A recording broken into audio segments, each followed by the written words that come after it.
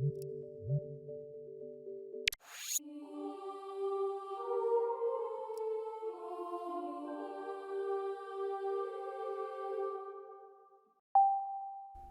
yeah, I missed that sound effect.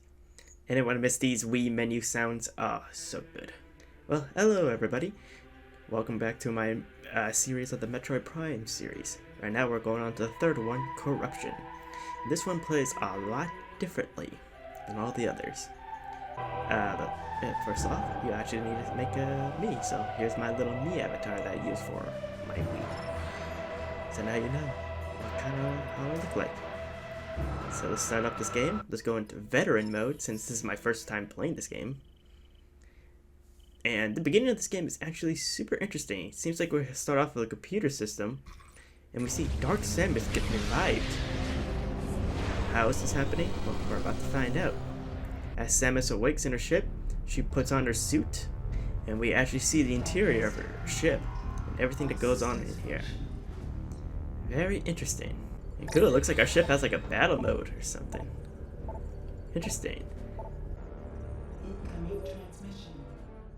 Unidentified vessel, please switch to a secure radio frequency and transmit your identity code. We are standing by. And it looks like they are waiting for a radio sequence of some kind. And wow, this is actually super immersive actually. It's actually really cool. Like I know Wii games tend to use motion controls really weirdly. This one actually feels pretty nice, in fact. As we enter the GFS Olympus, we land our ship. It's the beginning of Metroid Prime 3 has begun.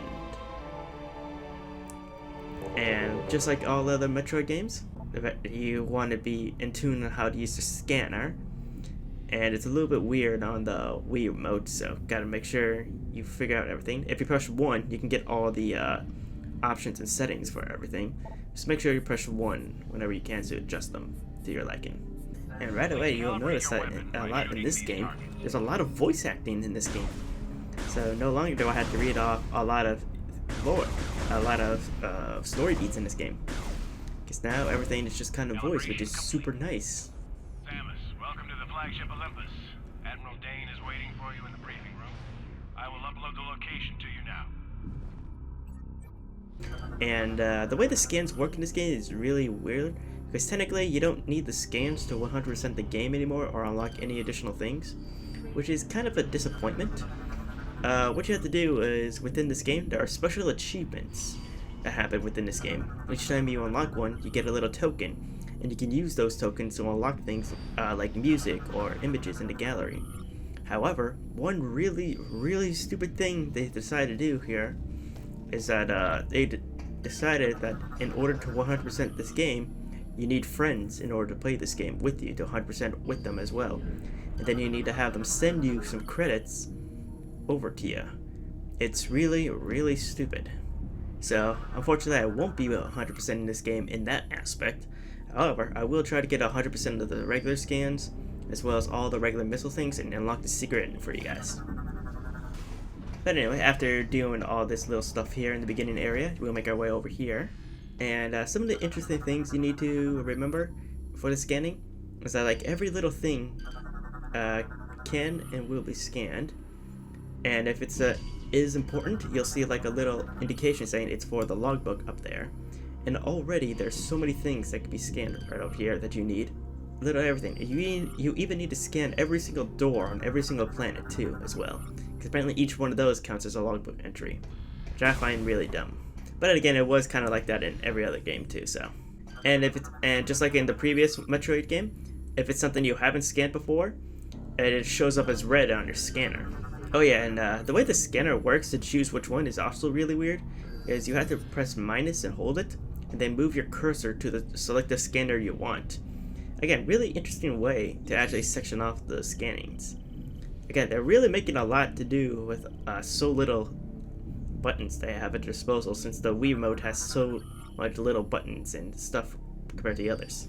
And they really make you very immersed in doing every button scan. And here we'll see an unfamiliar face. However, it does expand upon something that happened in the Metroid Prime Hunters game, where it does establish that there's so many other bounty hunters out there. Of course. And here we're meeting one of them. And it's so weird that like a lot of the mobile Metroid Prime games are actually very integral to the lore throughout the series too. And if you're wondering how you can play that game now, you can either find an old copy of it, or it's also on the Wii U Virtual eShop, so if you still have your Wii U, and you know a little something something around a bit, you can probably find a way to get it on there. Anyways, after that little thing, we can test it to make sure we have no viruses or anything contagious, so we board on the ship. After that, we make it up to this elevator up here to go follow where Gore went. And we make it over here to the main bay or command deck of this whole area, and we can start seeing so many different things out the window as well. And this game is actually kind of beautiful. And what's actually super cool is that you can actually talk to each individual person throughout this whole game. A lot of them do have repeated dialogues, which sucks, but it is still really cool. You can interact with every person in this game. And if you come over to the right side over here, you'll find yourself your very first save station. So feel free to save. And very important thing too, make sure you scan everything you can in this area as well, because there's only like 1 or 2 times you'll be able to go into this area throughout the entire game. So make sure you scan every important thing the first chance you get as well. You're good to go. Admiral Dane is waiting inside. Anyway, make it to the left side now over there, and we go into a meeting room with you as well as every other hunter that the government called. And we get a great lore dump here.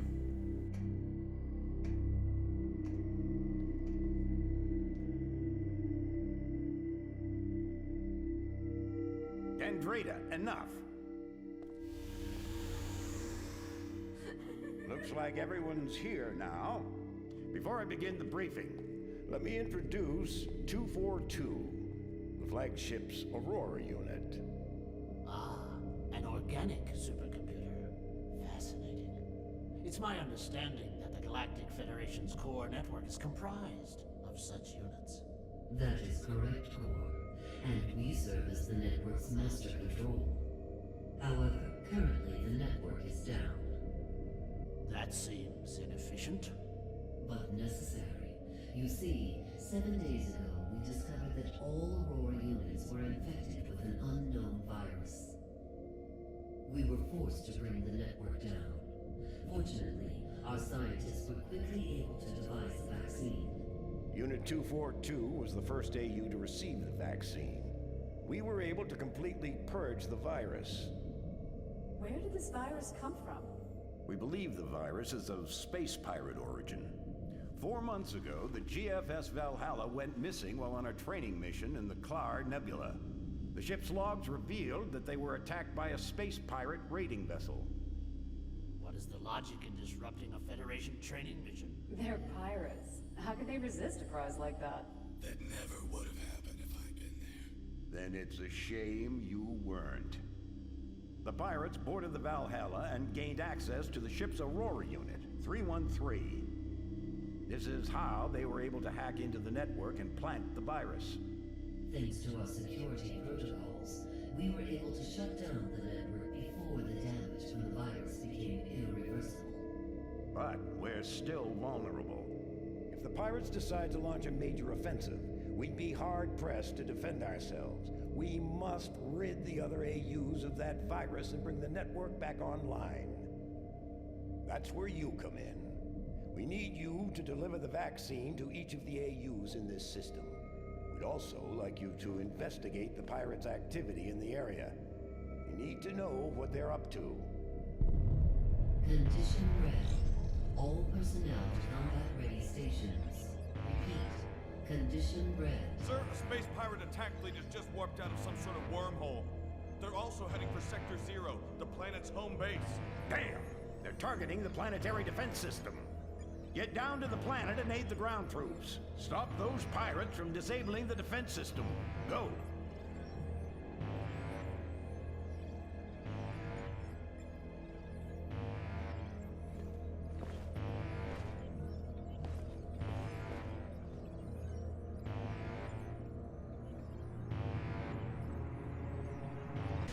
Again, I really enjoy all this voice acting and storyline stuff here. And before you get too far, make sure you scan this guy right here, because this is going to be like one of the only times you get to see him. And you see the space pirate attack right out there. It destroyed part of our ship that we're currently on. So we gotta go make sure we handle them. And I did point this out in another one of my videos, but the space pirates design in this game in particular are super weird in comparison to the other ones. And that's what caused me to look up to see all like the space pirates designs. And so many of them are so different, in fact. It seems like the running theory for that is like space pirates, wherever they are at in that point in that particular race's lives, actually change and develop with whatever substance are currently around them. And you'll see a little bit more about that later on. And you'll see it right here, they start crashing into this area over here on this thing. And you can see this thing is actually like alive, which is very disturbing. Like the ship that the battleship they went on is like an organic ship, which is super weird. Alright, and we make it into this area where they crash into another ship over here. One of our fellow people is hanging on for dear life. I unfortunately did not know this was like a time-based thing. I thought I had to scan one of these terminals to try to shut down the door. But no, he just flies out into space. I was unable to save him. If you wanted to save him, there was like a little red thing above the thing, if you saw for a brief second. But unfortunately I didn't save him. But that's no time delays, because if we come back to this room over here, you'll see space pirates trying to make off with this little thing over here. And this is actually kind of important as well. Just because this actually energizes huge sections of not only this ship, but other areas as well. And it actually does become an important collectible later on as well. So make sure you keep an eye out for those things. Alright, and without that, we go into these morphball tunnels over here. We see our fellow hunter up there, freezing some space pirates up there. As we make down to the tunnel, we get our first upgrade, the energy tank. Luckily, this one is within our pass that we have to go, so there should be no way you could have missed it. Then we enter into like this weird sewage area, where we open up this loading dock bay and we get expelled into space. Luckily, since we're in our suit, we could just grab onto the ship back in and enter to a new area over here. And we see other fellow hunters up there chasing down space pirates. It goes to know that even though we're all bounty hunters, we all have the same main objective and we're all working towards it, to stop the space pirates on the ship. Right, and you see that pile of debris, but we can't do anything about that yet. Anyway, if you come into this room over here, you'll find yourself your very first upgrade, the missile launcher. Yep, that's right, we finally get missiles right up here. Again, needed to blow away this stuff over here to activate this hand scanner. And you'll see a whole bunch of things over there that we need to shoot. Shoot them down. And we'll see these new sentry enemies. Now these are a Metroid Prime 3 exclusive just because of motion controls. And now with motion controls we can easily aim at each one individually when their shields are down. Again, pretty cool stuff. Anyway, to the left side of that door over there is a safe station. Use it if you need to. Then we continue onward.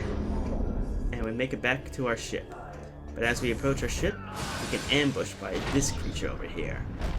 Now, as any good Metroid person would know, you need to scan this. See, it's a Berserk Lord. But throughout the whole game, I can tell there's like 2 or 3 times we actually see this thing. So if you don't want to scan it right now, you don't have to. But the way to defeat it, it'll eventually, you'll see those glowing red marks, obviously shoot those.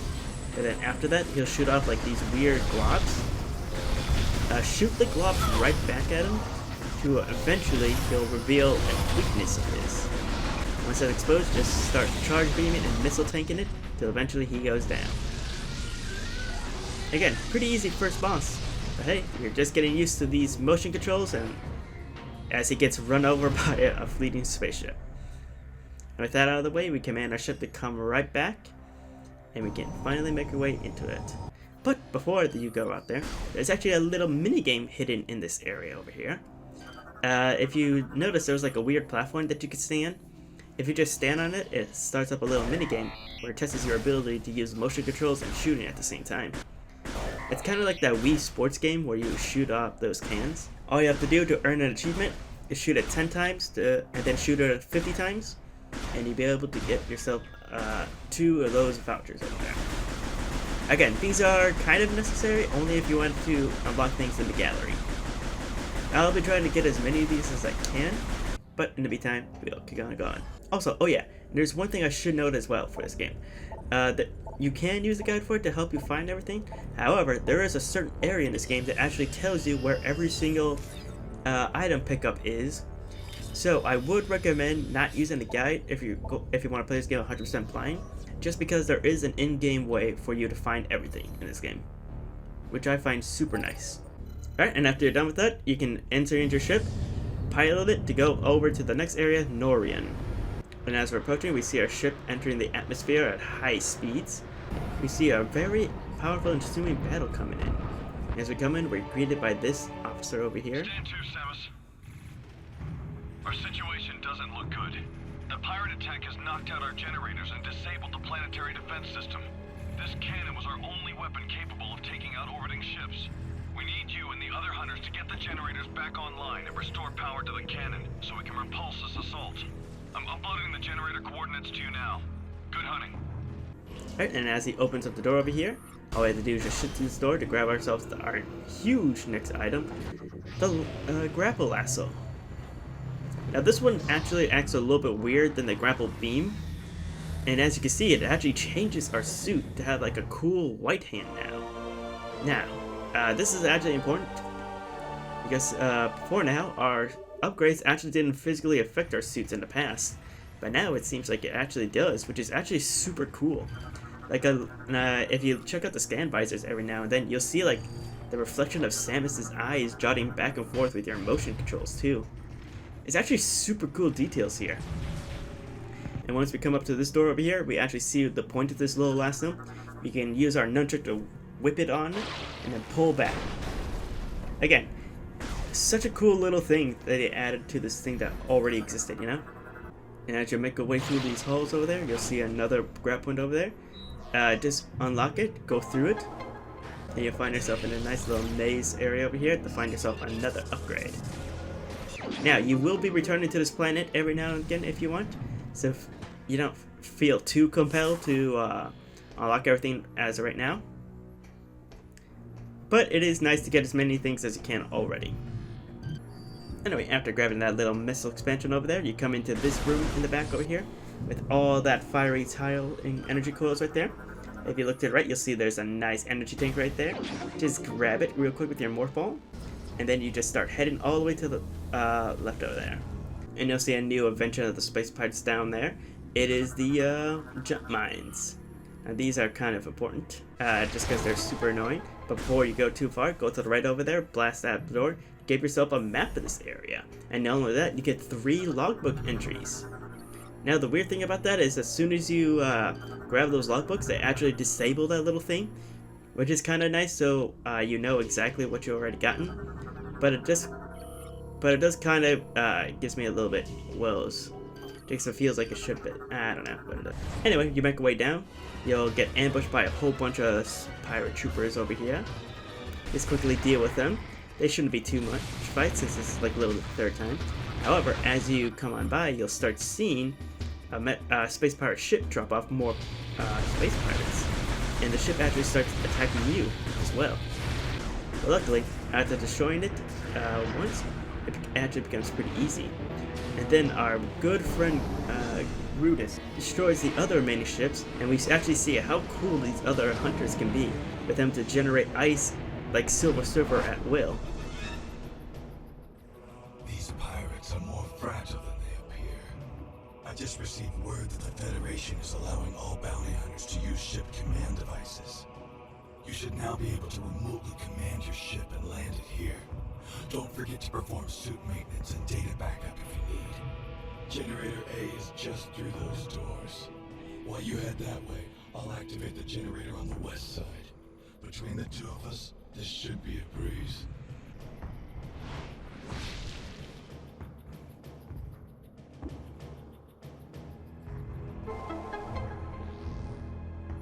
Anyways, due to his advice, we call in our ship right here with our new command visor, which we didn't even unlock. It's always just been here. And with that, we can do a nice full heal and save as before we make our way into the next area. And you'll start seeing some new interesting doors, which is why you always really want to scan these ones as soon as you can, because it feels like they use so little of these doors so often, you know? And we make it into our first little mini arena over here against these Jolly Roger drones. Now these guys are kind of annoying, or they're only annoying in this boss arena just because these ones are a lot faster than any other ones. Anyway, after dealing with that, the new area for us to explore opens up for us. So we just head on right over there. Alright, and after twisting our little thing over there and then hand scanning this, the generator is finally back online. But when that's online, we see something create a wormhole and jump out of it that's heading straight towards this planet.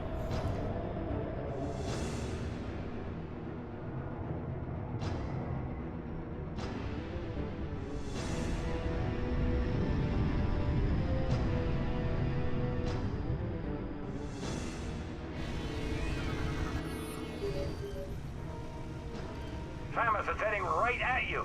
That's why the pirates disabled the defense system. They intend to smash this thing into Normandy. Samus is heading... Get that cannon back online, or everyone down there is as good as dead.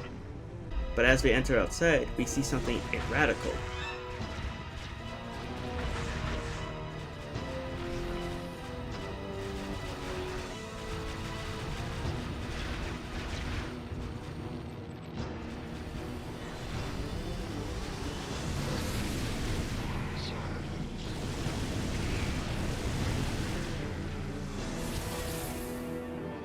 All clear.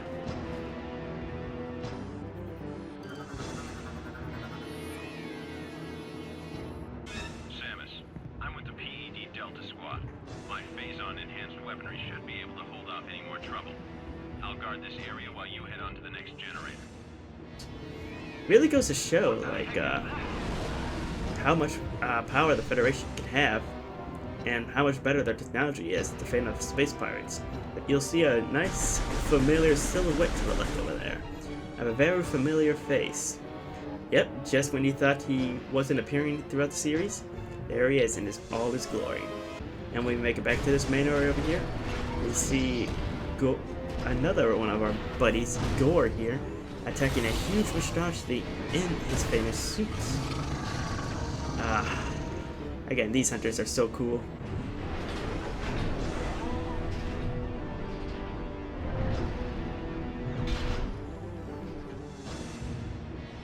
This one has finished bothering us. Go on ahead. I will stay here and protect the area.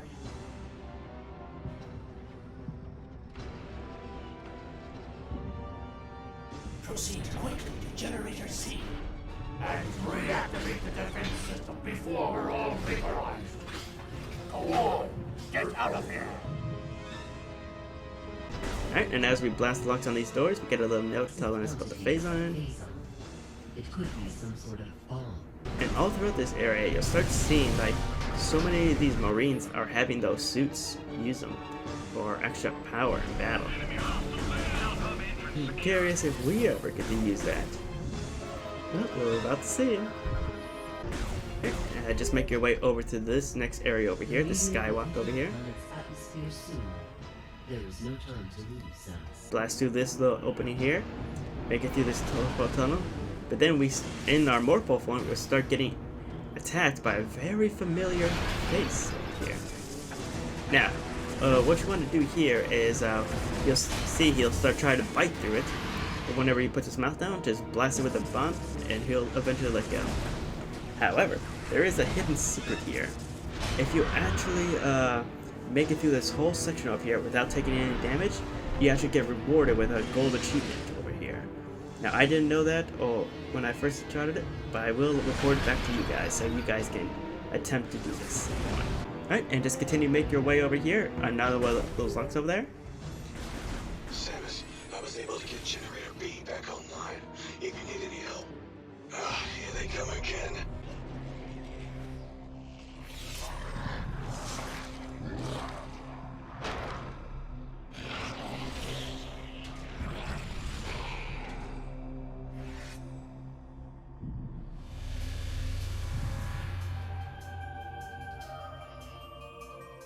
Space Pirate Gray is definitely not my style. Machines aren't my thing either, so I'll let you get this generator back online. Thanks, Sammy.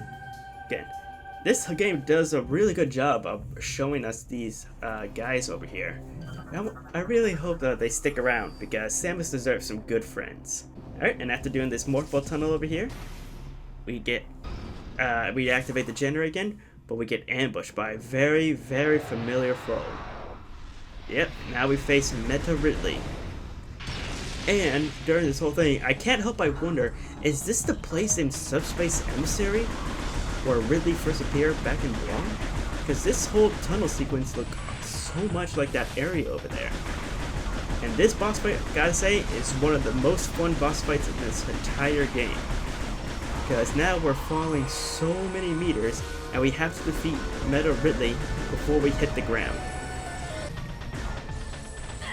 Luckily, if you remember Ridley's weaknesses, he shouldn't be a problem. Just whenever you see a glowing spot on him, just make sure you blast it, so that he not only deals damage, but you make sure you protect yourself as well. And like I said, this whole fight scene is super awesome, and it's super nerve-wracking because it's not only like a time-limited battle, but you can see yourself getting closer and closer, hitting the ground. And Samus does deliver the final blow in such a badass way. Spreading Ridley's mouth open, actually shoots fires right into its mouth, and we get saved by our fellow hunter comrade, the one who could fly, Mr. Rudis.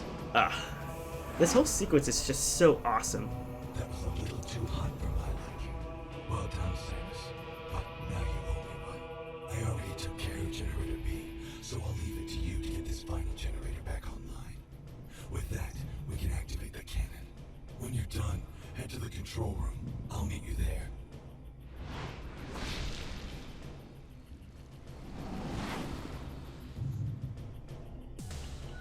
Again, really hope these guys stick around throughout the Metroid series, because if these guys stick around, we're gonna have some awesome storytelling potential. Samus, all efforts to stop the meteor have failed. Now that the defense system is back online, it remains our last chance to stop the meteor. You must get to the control tower and fire the defense cannon. We are uploading the location of the control tower to you now. Anyway, as we make it back out, we see the asteroid heading closer and closer, so we have very little time to make it back to that area over there. And as you make your way back, you start hearing a countdown, giving you some nice nerves and some remnants of other Metroid escape sequences. But luckily for us, one of our comrades actually did his job and actually got one of them ready for battle. Got the door, one of the generators done for us. So now we just head over to this door over here, activate it, and when you're on this elevator ride with your buddies, make sure you scan all of them, because this is going to be the only chance you could ever get these other two for their logbooks. If we don't make it to the top in time, we can kiss this planet goodbye. Hey, relax. We're the good guys. Justice will prevail and all that stuff. Right, Samus? Here, let's do this. And then we make our way all the way to the top up here to activate the blaster. But as we try, we get ambushed by a very familiar face, Dark Samus, who is very easily able to not only overcome us, but all the other hunters as well.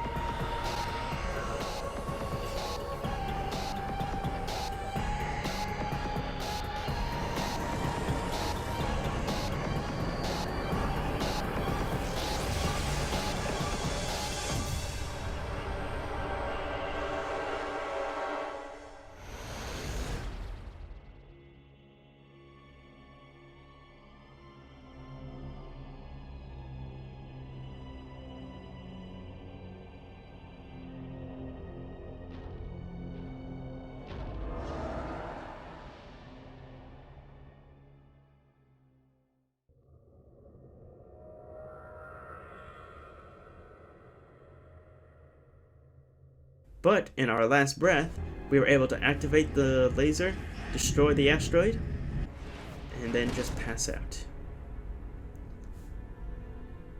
Then we wake up to 1 month later. She's coming too. Can you hear me, Samus? Vital signs are stable. Welcome back, Samus. You've been asleep for quite some time. A month, to be exact. We feared we'd lost you.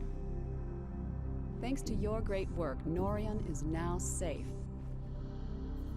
At the end of the battle, we found you and the other hunters all unconscious. Our medical examinations then yielded surprising results.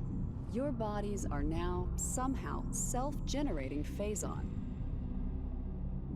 What's even stranger is that there are no negative effects to your health.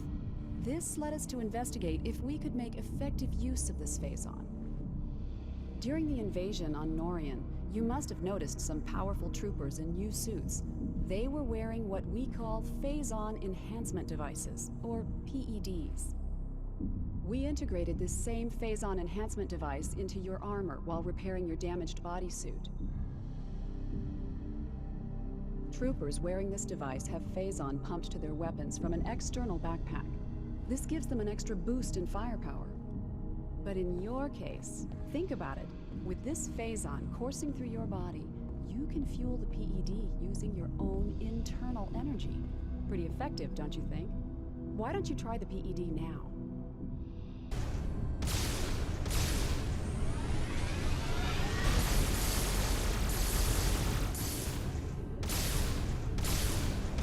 You must have noticed during this test that Hyper Mode possesses devastating power. Over the past month, we've learned the hard way just how powerful our enemies are. To deal with them, you'll need the firepower of the PED suit. Make good use of it. Now that you are familiar with the workings of the PED device, the Aurora Unit 242 would like to meet with you. There are many pressing matters to discuss. The AU chamber is located just off the command bridge. You'd better get going. Good luck. Oh, and one more thing. After 25 seconds, the safety feature automatically ends hyper mode. You'll have to keep paying attention.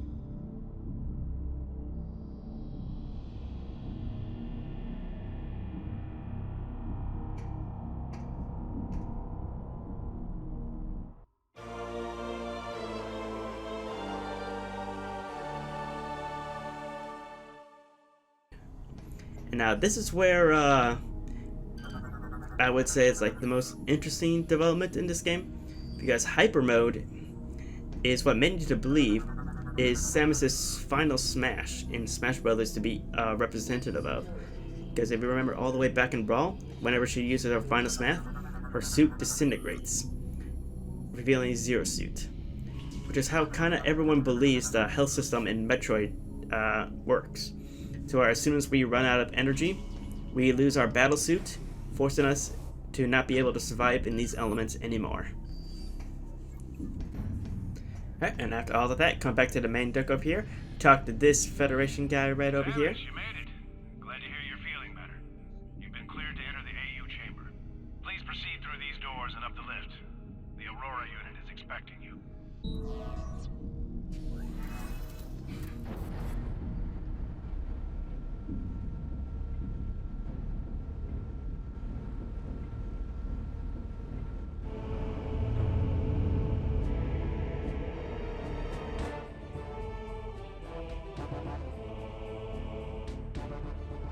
Welcome, Samus Aran. Let us begin. Time is most critical. During the attempted pirate invasion of Norion, it was confirmed that two nearby planets were similarly attacked. These planets are named Brio and Elysia. These Leviathans have impacted and embedded themselves deep into each planet, spreading a virulent phazon carried inside their bodies. The Leviathans must be destroyed. 2 weeks ago, we dispatched Runters to Brio, Gore to Elysia, while Gandreda was sent to locate the space pirate stronghold. Like you, they were outfitted with PED devices in order to confront this new threat. We lost contact with all of them 7 days ago, and fear the worst. In their absence, we need you to travel to these planets and finish their missions. The closest planet is Brio. This will be your first objective. Please be on the lookout for any clues that might help us understand what happened to Friendless and the other hunters. Good luck.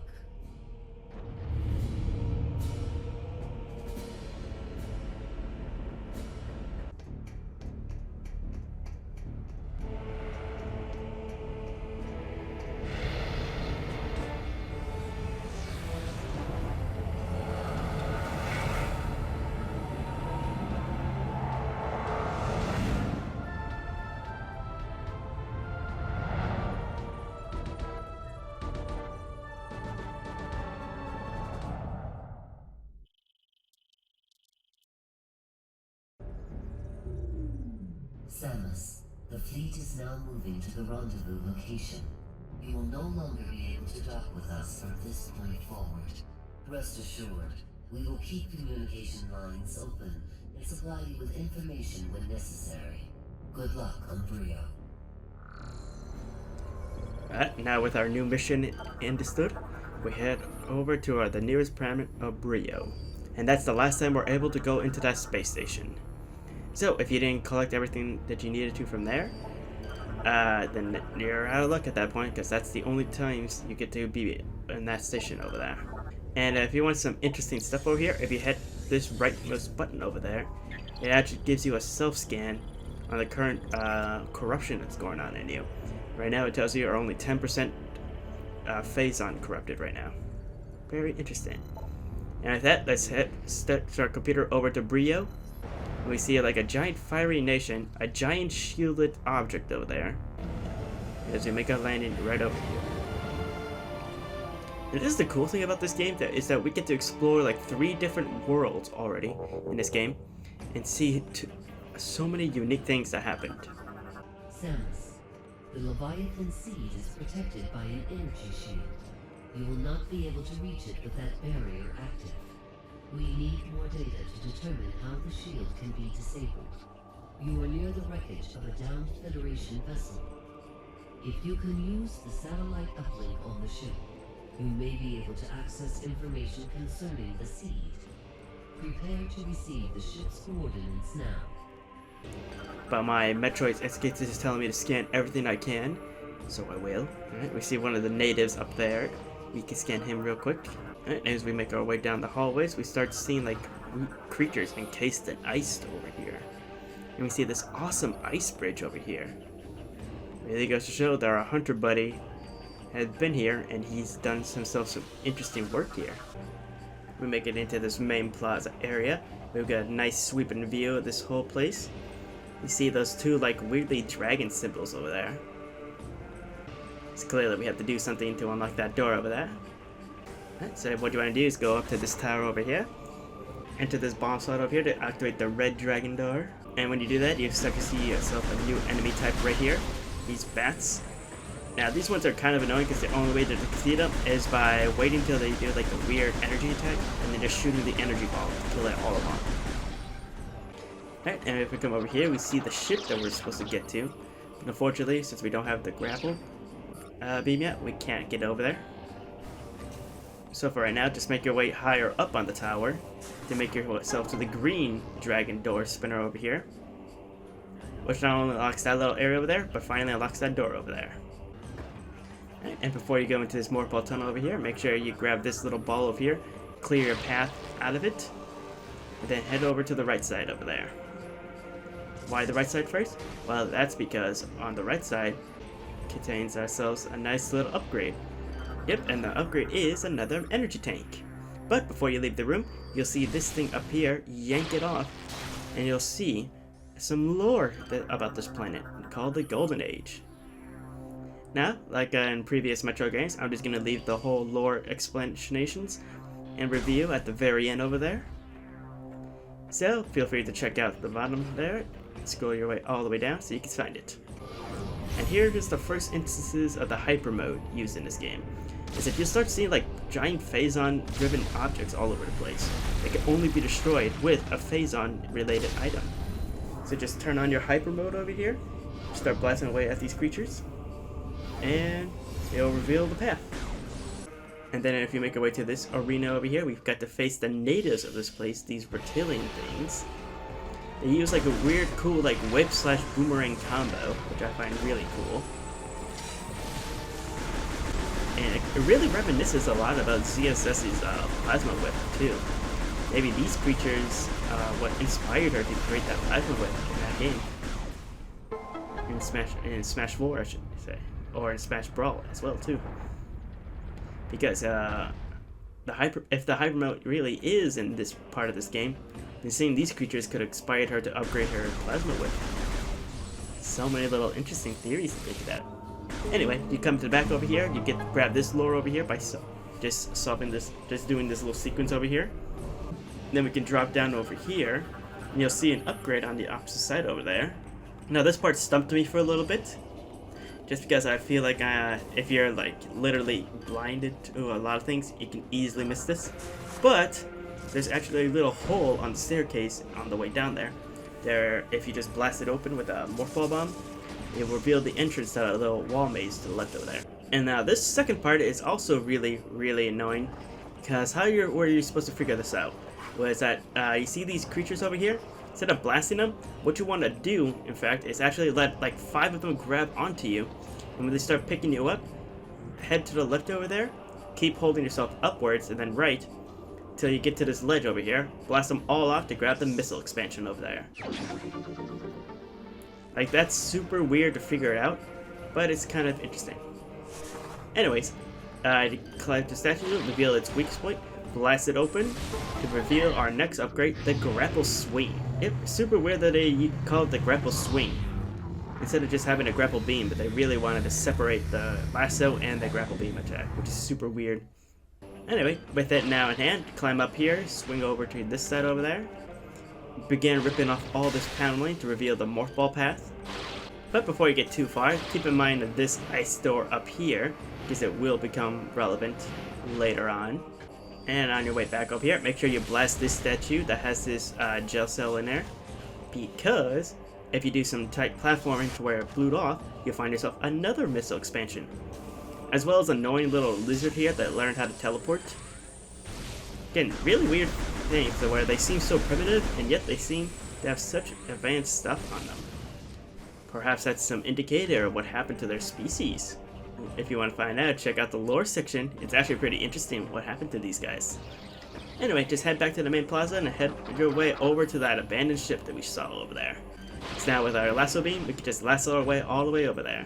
And of course, you'll see this little morph ball tunnel over here. Now this one is actually super interesting because there is a hidden object here, but you can't actually get it until you turn this station's power back on. So what you do, just move your way through it, scan this little thing here, because I feel like, if I remember correctly, this is like the only time we ever see this thing here. And with that, just unveil this panel over here. Use your lasso to connect all the connecting circuits to give this place some more power. And with that installed, you can start scanning all the other areas, and we can see like someone got crushed to death right over here. And then we just turn this little crank here to give ourselves the whole world map. Again, this is something I noticed that they do really well in this game. So a lot of times they don't just give you like a place to stand in to give us a map of the area. A lot of times they actually have like different things to actually shoot up into the sky to do like a surface map kind of thing. Kind of like how they did in Tears in the Kingdom. Samus, the satellite data has revealed 2 distinct energy signatures. They must be supplying power to the siege shield. If these targets are eliminated, the shield will be removed. We are uploading the location of each energy signature and nearby landing sites. Anyway, if you go to the back over here, you'll see there's a whole bunch of like fuel just leaking out there that we can't cross. So unfortunately, we have to go on back.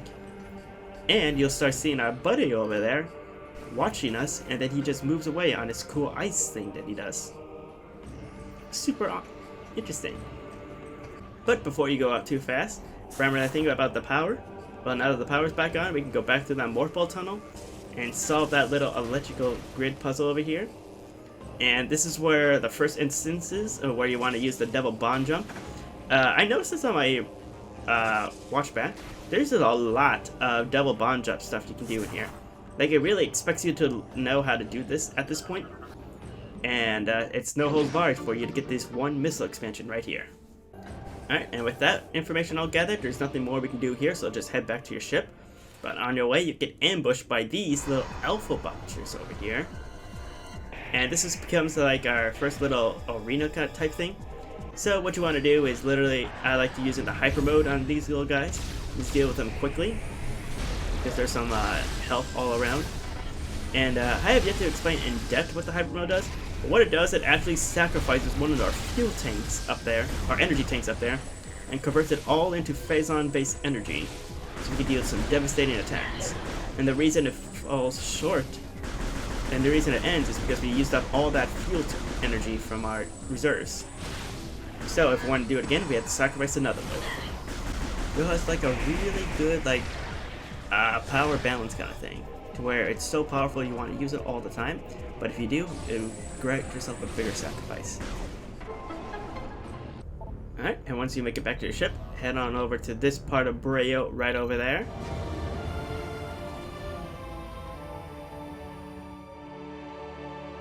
And once you arrive into this part of Brio, you start facing off hyper pirates.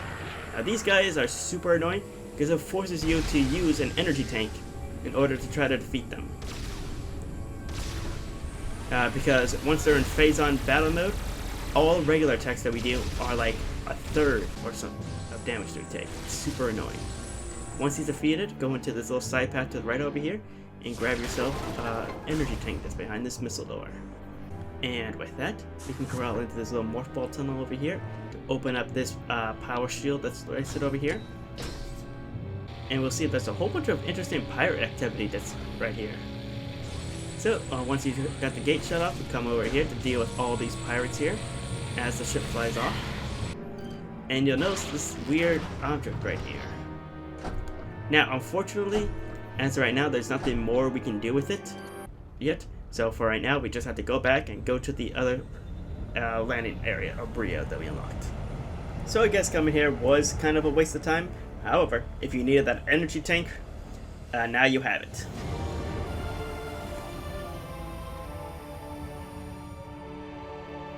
And now we make it to this side of Brio, where you see this one takes a different turn. This one seems like a fire land of sorts. And you'll see, if you turn around, you'll see the gunship of our fellow hunter right up there, and it's forever frozen in this area. Interesting how this area is continuously. It's so interesting how powerful his ice is, to where it can remain frozen in this fiery landscape. Anyway, the way to make forward is just to blast these little fuel things right there to propel the doors open. Really interesting way they designed the doors here. And deal with these stupid inhabitants here. So just come to the left side over here, power up this thing, so we can climb up to this area up here. And before you go into that morph ball tunnel, rip off this section right here to reveal some more lore. Alright, and once you enter the ice tunnel, you'll find these things again. And if you remember last time, there's also another hidden area around here.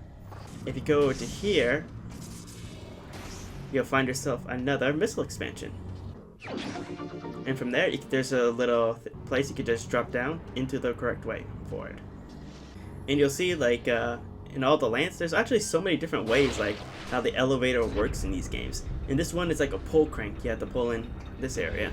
Whereas in the military base, it was a hand scanner, as well as a floor panel that activates it. Super interesting how interesting the designs they put in here. Alright, anyways, as we make our way forward, we use up our hyperdrive again on these vines, but on the last one, we notice that our suit starts getting corrupted and we're getting a phazon overload. Why is this happening? Well, I'll tell you, as soon as you waste everything, you'll see this whole area right here. It's a huge pool of phazon right there. And being exposed to all this phazon causes an overload in our suit. And if we don't deal with it, apparently it's a crash of some sort. I'll redo some of these parts to figure out what happens at this point. Samus, we just received very abnormal readings from your life support systems. Are you okay? As a precaution, we are downloading the diagnostic data from your suit to further analyze this situation. We will contact you again if we have any more information. But if we continue forward, we enter in this room over here. We see our hunter buddy up there, but he kind of gives us the cold shoulder. And as we try to approach him, we get locked into another battle arena against these creatures. Unfortunately, if you just scan them, they just tell you their weakness is ice. Since we don't have any ice, we just have to sacrifice so many bullets and missiles on these bozos. Now with that done, this opens up this thing, but more importantly, right in front of it is some more lore. Alright, and with that settled, just blast these two things on the side up here with their charge beam attack, then roll into a little morph ball to activate its front face, which is hiding the morph ball slot. And we do this a bunch of more times in this area to eventually get a rise all the way to the top. And one important thing to scan off in here is this little ledge right here, because this is actually the only time where we figure out that we can grab ledges in this game. So kind of bit of continuity from the Metroid Zero mission kind of thing, because there's only very few Metroid games where we're able to grab ledges like this. I think in Metroid Fusion too, like it was a power-up we have to learn too. Super weird. It could imply like only these surfaces right here is the only thing that tells us that we can grab ledges, which is super weird in a 3D environment. But we just grab it, do a interesting animation, and we continue on into this room over here. Now this room holds the most biggest of asshole of creatures to scan. That thing right there. Because it occasionally pops up, and even though it pops up, it doesn't stay in the air for that long, causing you to kind of miss it sometimes. But more importantly, there's a little hidden missile tank here. If you fire off that mouth of his and make everything flaming for a bit at the right time, it reveals this missile expansion in the roof. And once you get those two things done, just come into the next room to save, and we continue on into more of this fiery land. I will say, this land looks really cool. It's just a lot of this stuff kind of reminds me a lot more of honey than an actual like explosive substance. Kind of feels like we're just infiltrating a giant beehive sometimes. Alright, just push yourself way forward till eventually you make it into this area over here, where we'll find ourselves a giant fucking spaceship trying to destroy this area over here. That forces us to fight against so many more pirates. Now, when you're battling, I recommend just going straight into hyper mode to deal with everything, and you'll start and just try to stay in hyper mode for as much as you can, because eventually what happens in the middle of the fight, we get interrupted by our hunter buddy Rudus, who destroys the pirates, but immediately starts acting very strangely, and we see a glimpse of Dark Samus coming from him, which then tells us it's time we have to fight this guy. So clearly in the months that we were unconscious, so many weird things has happened to him. Now, in order to defeat him, you have to do as much damage to him as you can initially, to eventually he'll start getting staggered. Once he's staggered, you'll just have to rip off his armor plating and start shooting him as much as you can before he regenerates it. Now, it does become a bit annoying later on, so what I recommend, especially in this later half where I literally died because for some reason he kept throwing his energy thing back so soon. So I recommend getting into him like a third or fourth. They just go straight into hyper mode to deal the last bit of damage right away. But this kind of shows like how cool these hunters are and how unique and awesome their abilities are, as well as their homeworlds can be as well. So Rudus, now that he fly with ice, he's able to create these giant ice pillars at will and control ice at will pretty much as well. Like, it's super cool on how unique and awesome these guys are, but unfortunately once we defeat him, he kind of gets impaled by his own ice, which is really fucked up, killing him in the process too. And as he dies, we see Dark Samus drain him and then flies away. Bittersweet ending, but on the bright side, we at least get the upgrade to upgrade our own missiles into ice missiles. Bittersweet. At least we'll always have a piece of him with us. Rest in peace, buddy.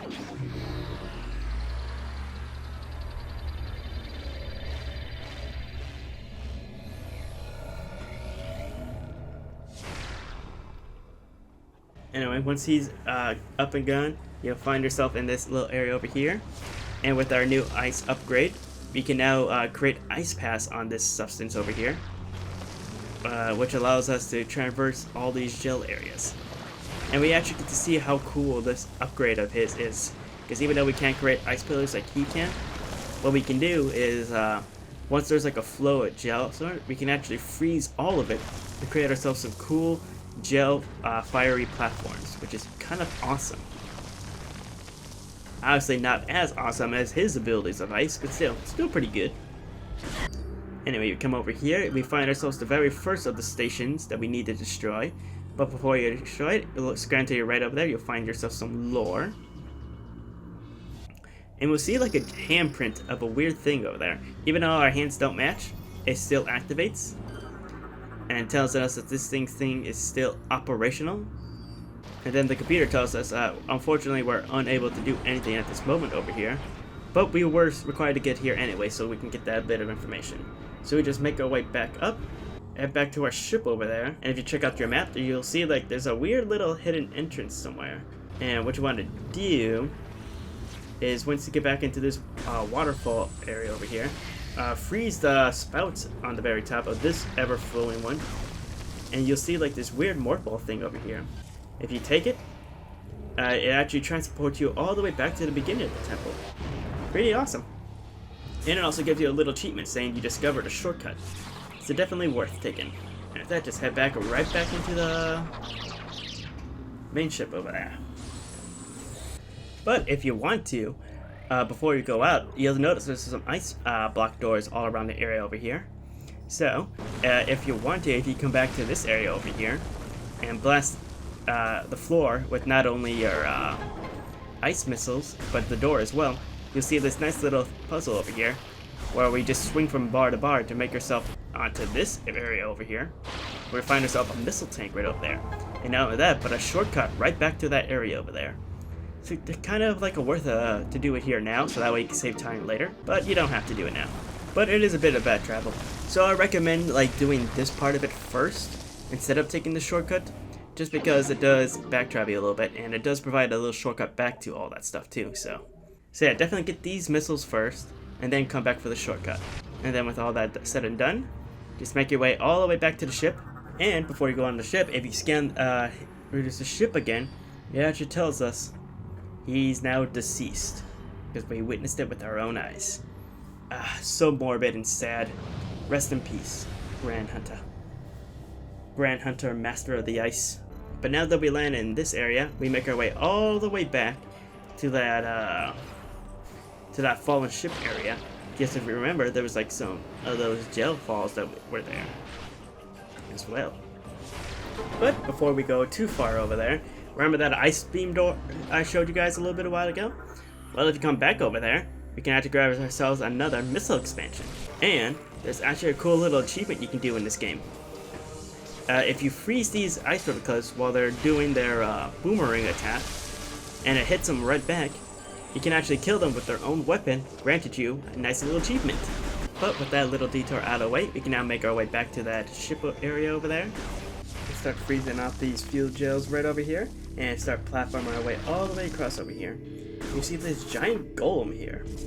All you have to do is just activate the morph ball in it, and he activates, dropping us all the way down here. Very curious on these things. Even with my lore readings, it's still very interesting about these things. And then we come over here and we see this war golem over here. And it's being attempted to be fueled by this fuel gel. So now, before anything, just deal with all these enemies over here to reveal this slot here. And you'll start seeing that we can actually... There's so many like weak points to this gel stuff over here.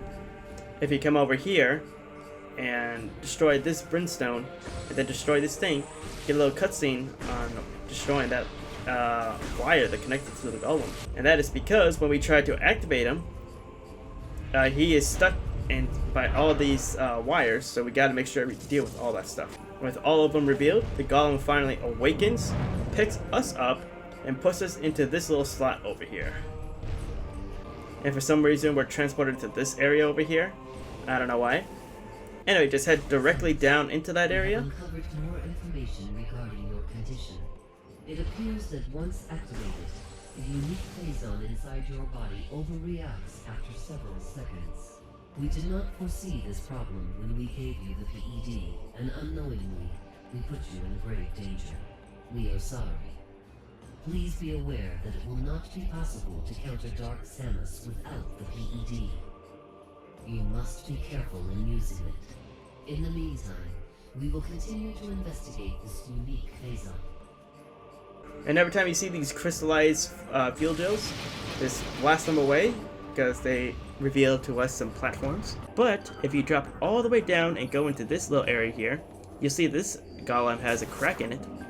And if you blast it away, you reveal yourself another energy tank. Kind of makes you think if there's an energy tank within all these golems. Or this one just so happened to land on it. So many questions. Anyway, just start platforming your way up. You'll start seeing this rope all around the area. Just find where the rope is connecting to. That way you can extinguish it. And watch how that giant pillar falls to give us another lasso point. And once you crawl all around this area over here, we start seeing some federal agent stuff all around. And that is because we just stumbled upon one of their gunship areas that the Federation built on this area. What's the Federation have to do with this planet? Well, this area right here is systematically designed to give us ship upgrades. But before we can activate it, we get ambushed by these assholes again. Just deal with them rather quickly now that we have ice missiles. And that's what I find kind of annoying in this game, is that ice missiles don't freeze your enemies instantly like the ice beam did. This one, it takes them quite a bit of damage, and then you can do some ice beam shenanigans to kill these guys. Then you gotta activate this little area over here to restore power to this whole area. You'll see these air ducts right over here. Go to the lightly brighted one. You'll end up in this room over here. And make sure you grab this. It is an energy cell. Like I said, you saw these back on the base over there, and these are actually super important later on. So make sure you collect all of them. And then just pull out that little platform right over there. Start making your way to this terminal over here. Once you do, it unveils the sky tanks right over there, allowing your ship to actually pass on through over here. And keep a reminder on this door over here. We can't get through it right now until we get like a heat-based weapon, but definitely keep that in mind. And with that all out of the way, you just gotta lower down these platforms again. Go into the command vision and call your ship to land right here. Once it does, just tap the button to give your ship the next upgrade. And with that, our ship can now fire missiles at stuff now. Now this does become arbitrary because I never know the right time to actually use this in battle. But what it does is like whenever there's something that can be bombable by your ship, it pulls up a little icon in the command vision. But it's just so hard to know whether you can do this like mid or battle arena or not, because it does give you ammo for this weapon that you could just collect freely. So it kind of implies you could do it like at any instances when there's an open roof, but other times it kind of feels like you can't. Anyway, now we just make it all the way back to that area that we found all the way up over there, and we see that the space pirates have turned the boss arena into their own private little area again. What they're doing, you might ask? Well, they're trying to block off any kind of signals being received here, trying to force us not to be able to use our ship around here. And this is actually a tricky situation, just because this is an infinite spawning enemy portion of this. What you want to do is quickly clear out all the space pirates here.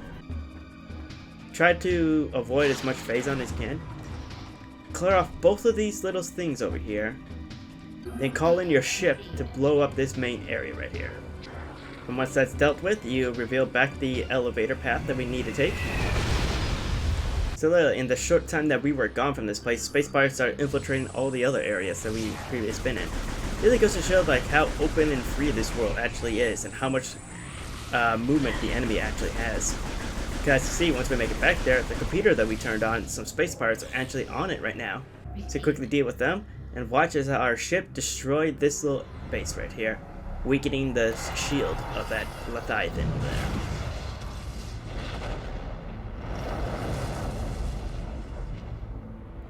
And with that said and done, now we can make our way to the next one. But on your way back to your ship over there, once you go back into this base again, it's affected by even more space pirates. But this time, even with a more advanced race of them now, Now they have like a green shield that can block them from so many things. Just try to blow it up with missiles as fast as you can to defeat them. And make your way all the way back to your ship over there. Now you're probably wondering where to go next. Well, remember that giant wall and that energy shield that we talked about all those a little bit ago? Well, now that we have our ship upgrade, we can now make our way back over there to blow up that wall. But be prepared to face some interesting baddies here, because there's like a lot of different pirate troopers here.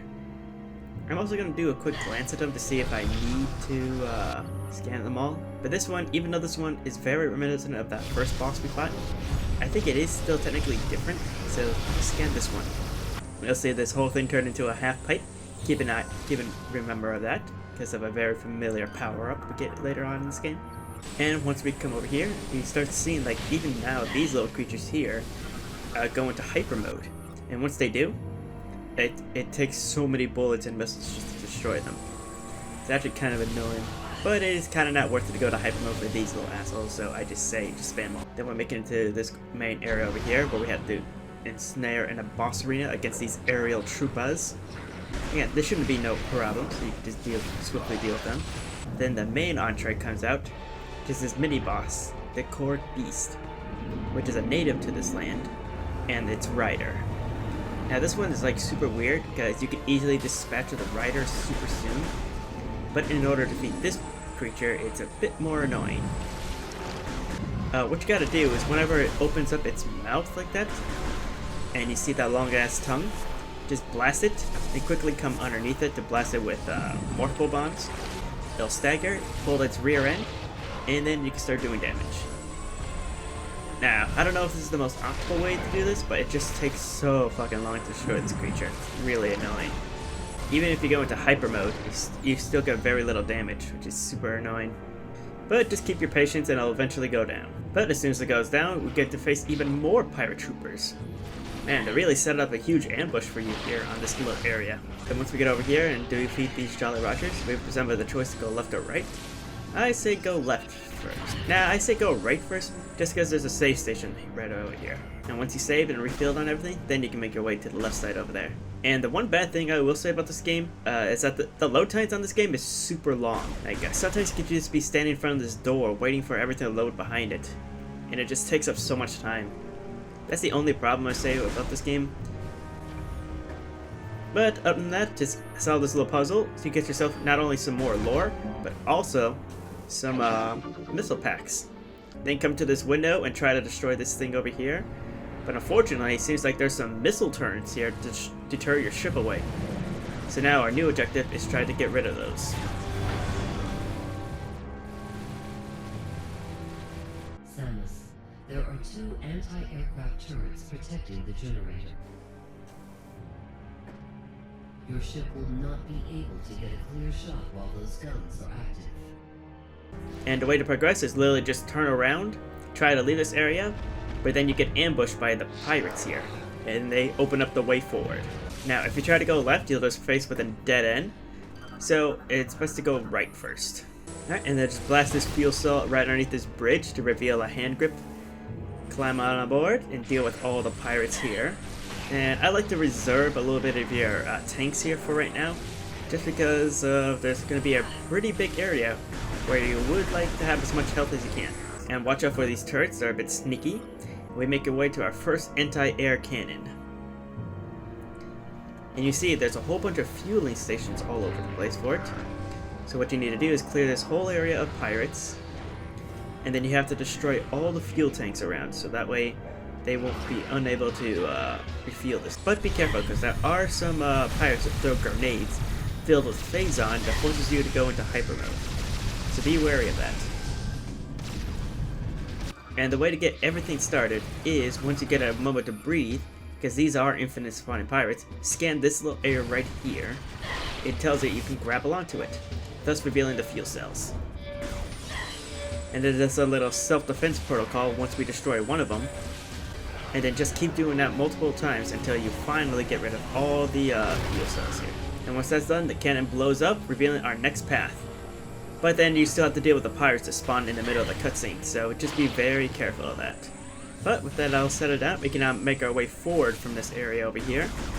You'll start seeing these strange mushrooms all over the place, which is an important logbook scan apparently. Alright, first things first, we can go up to this wall over here. If you notice, there's a little pull cord on the roof up here. Now what that does is, once we pull it down, we can access this morphball tunnel over here from this side. Launch ourselves up to give us a ship missile expansion. That's right, seems like our ship even gets more missiles now. For what purpose? It doesn't really return to me, especially with this rewatch.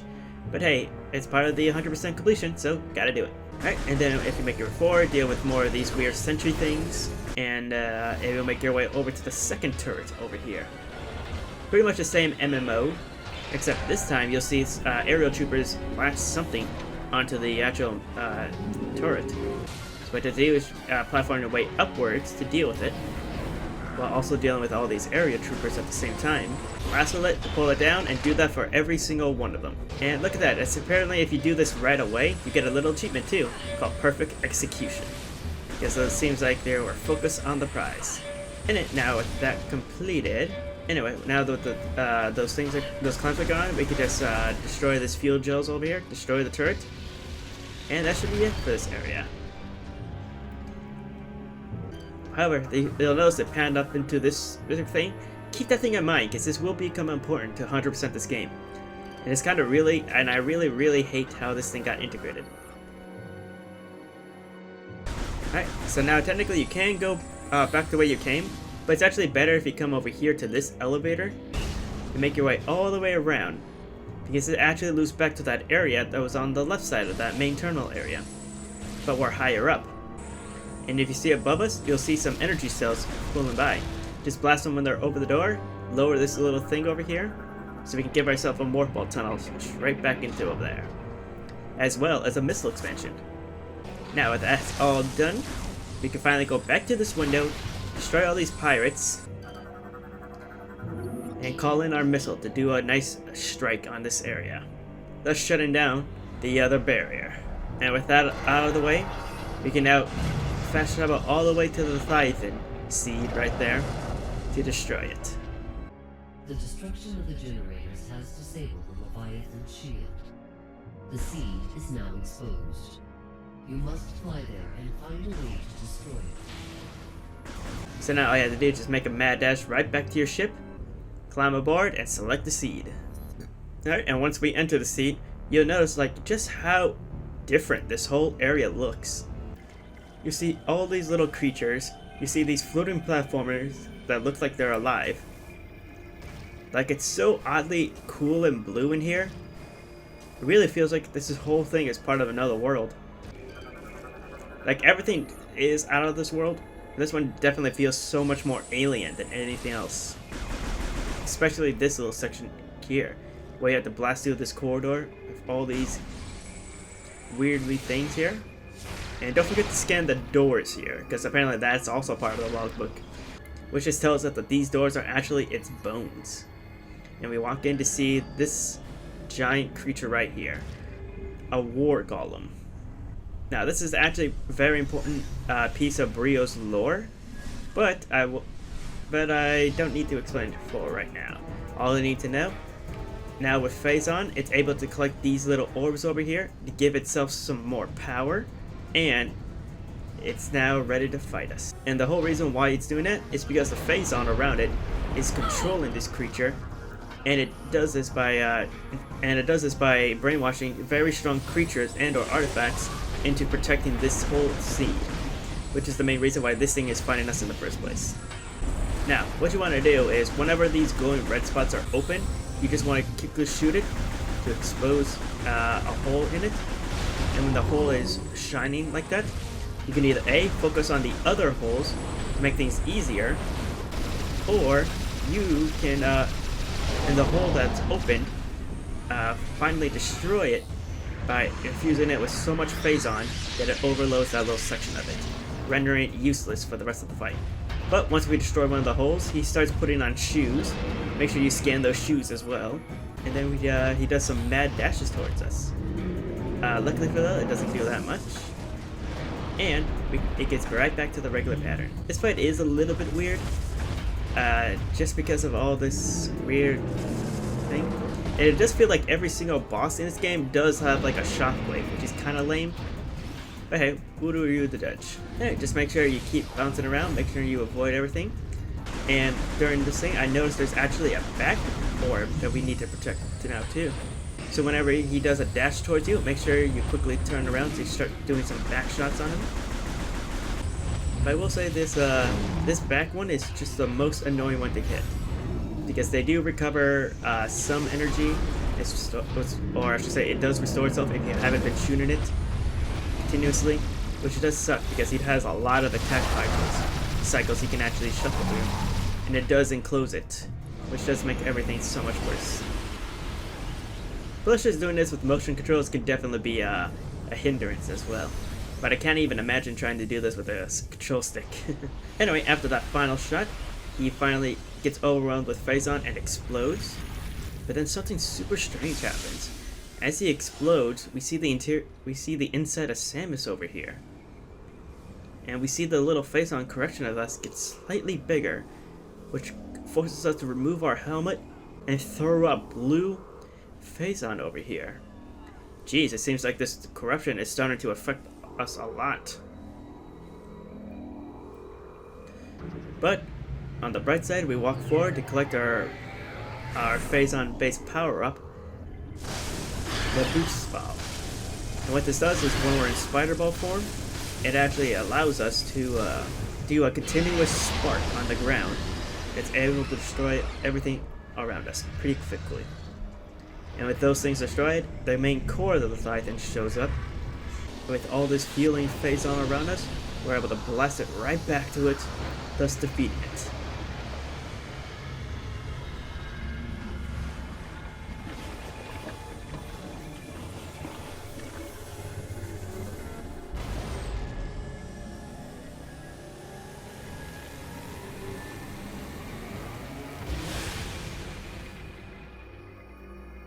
And with that mission done, we get a call from the Aurora unit telling us to go to our next location. From further Phazon corruption.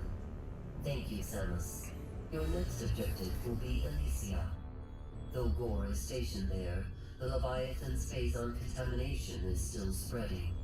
The impact point is hidden deep within the storm clouds of this planet. You will not be able to reach its location. Instead, you may land near an automated research facility floating high above the surface, where GF Aurora Unit 217 is stationed.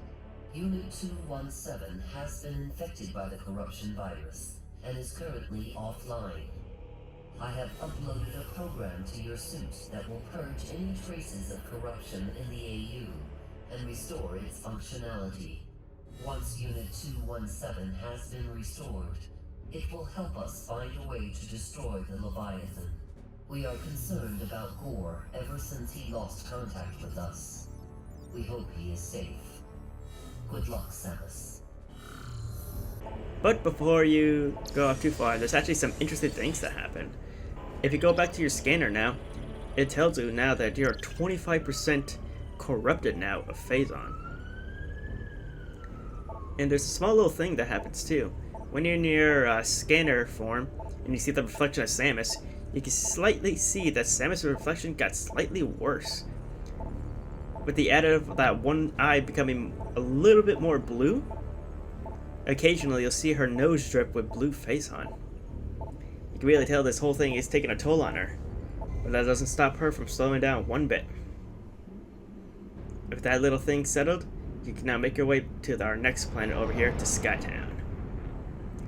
And you see that the front of this Skytown has a very strikingly similarities to another species that used to be here. But before you miss it, just make sure you scan this little drone right up here, then start heading your way in.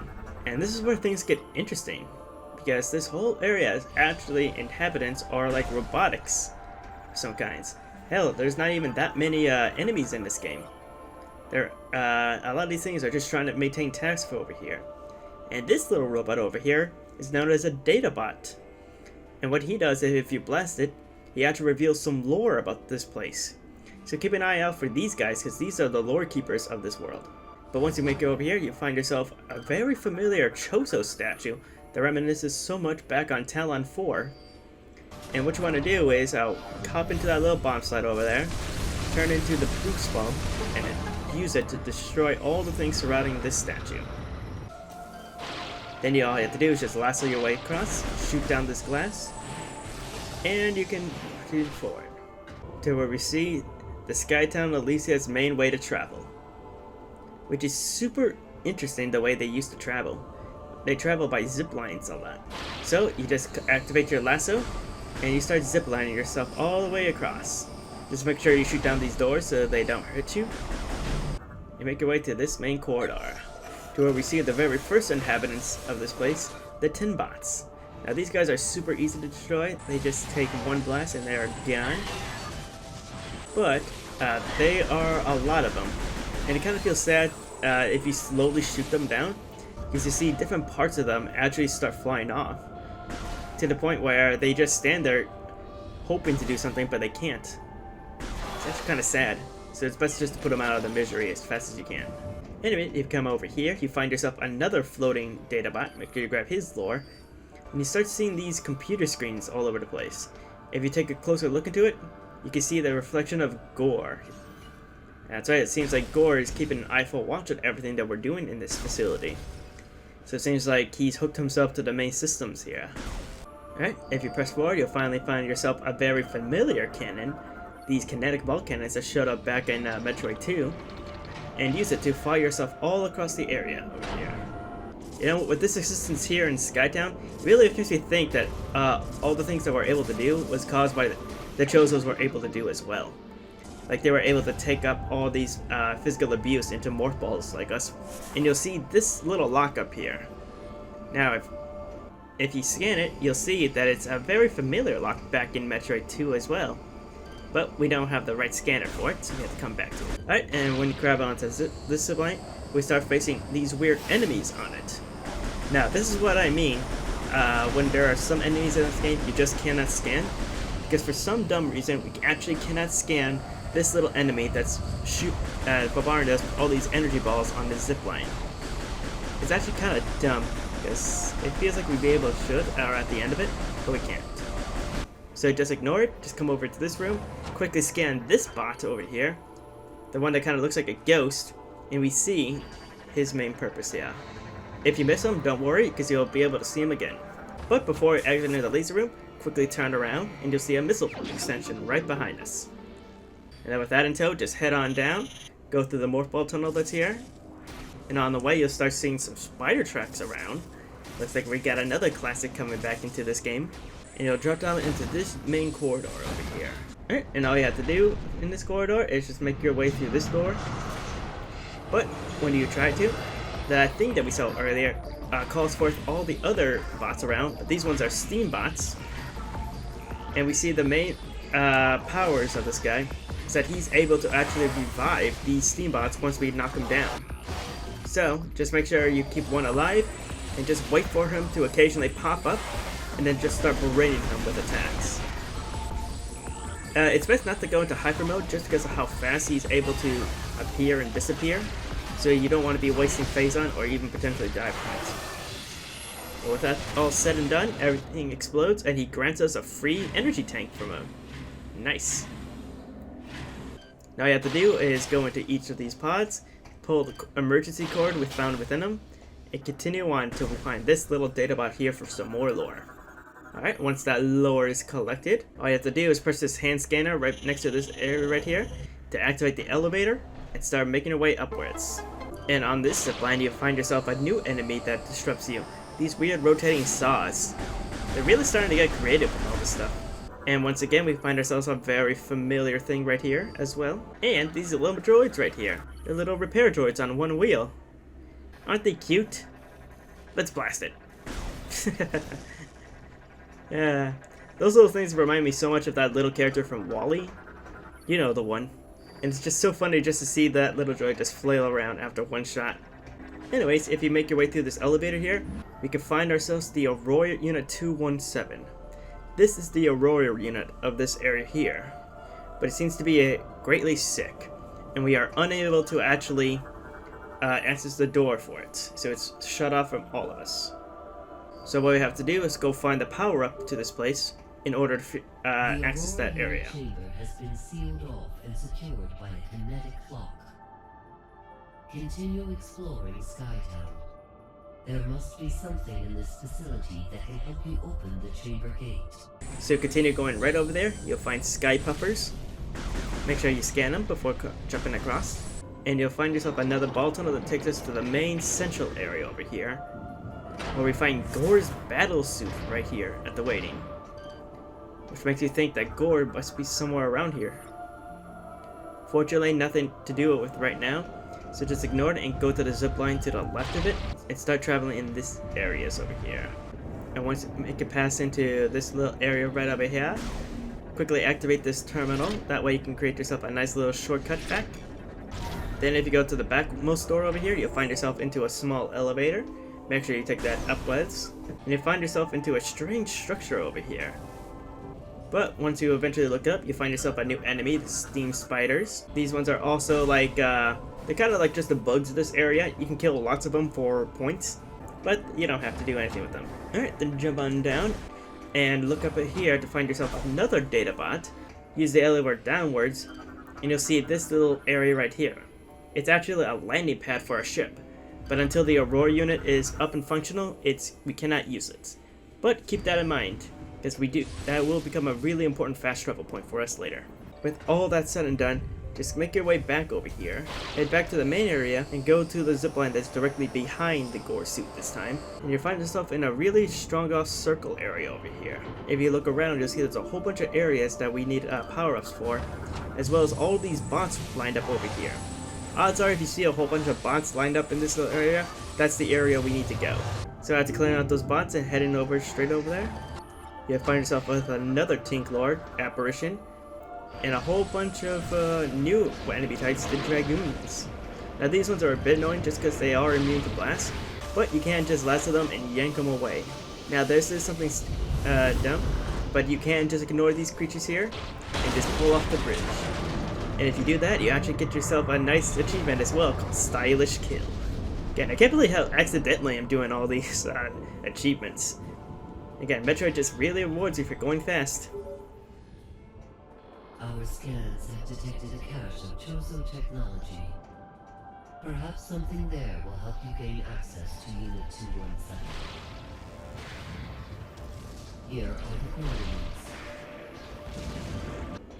But, that is why we're saying, because there is actually a missile expansion located in that pillar right over there that I did miss, that I had to come back for. So just so you guys don't miss out on your first run, I'll show you where it is exactly. But after you get that, you see this cool little area over here. Now, what you want to do is just quickly fire off the shot over here. You'll see a green ledge come on above it, and you'll start seeing a whole bunch of obstacles inside of here. And you'll destroy all those obstacles below us, which allows us just to go back to Lasso. But on the way there, you'll start seeing some Shriek Bats over there. Now, I know you're tempted to try to scan these since this is the first time you saw them, but trust me, there will be more others, so just ignore them or shoot them for right now, and there will be another chance for them. Anyway, now if you just start your morph ball jumping right over here, you'll find yourself on like a weird crane system right over here. Alright, just use the hand scanner to put the crane in this area. And that's literally the only time you need to do that crane, so you never have to do that again. Go through this very obvious door with that glowing face up of it. And I noticed a lot of my previews, but they actually love reusing this kind of room so many times. Like there's so many rooms in this area that has just like a weird hand scanner for an elevator for one floor down. It's kind of annoying, rewatching a lot of it. But before you get too far, there's actually a Lord bot right here, so make sure to grab that. And we'll see ourselves our next power that we should get. But as soon as we try to get it, we enter into this boss fight against this guy. Now this guy is a little bit annoying, but he's kind of simple once you get down. All you have to do is just blast all those guys right above it, which forces them to shut down for a little bit. And that's when you can get some nice licks in. It does seem like there should be like a morph ball or a bomb thing right here, but no, it just means he's weakened, and once that opening is revealed, you can either spam missiles or go into hyper mode to deal some massive damage to him. For this guy, it's very easy, very big of a pushover. And once he's defeated, we get ourselves our brand new ability. Well, not brand new, our returning ability, the Boost Ball. But this time in this game, it does have an added feature. So now whenever there's like these little things over here, we can use our boost ball to actually power up these structures. It goes to show that this boost ball ability isn't just for traversing difficult lands, but was also used to power up very specific sections of this place. That's the kind of interesting things that we could find in Metroid games. A new purpose for our already existing power-ups. And with that all out of the way, we can make our way all the way back to that Aurora unit to power up its door that was there.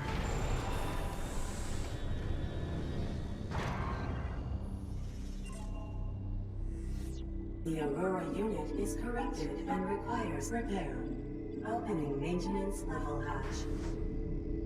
Now this is where something interesting happens, to where all these steam bots come in through these little portals. Now it seems like it is an infinite spawning kind of thing, or it feels like that, but no, all you have to do is just quickly destroy them all, thus revealing this little thing right here. All you have to do is literally upload this over here.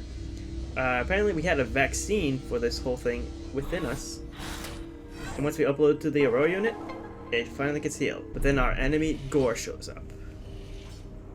This turbulence is insignificant. I'll show you what I mean. Up there!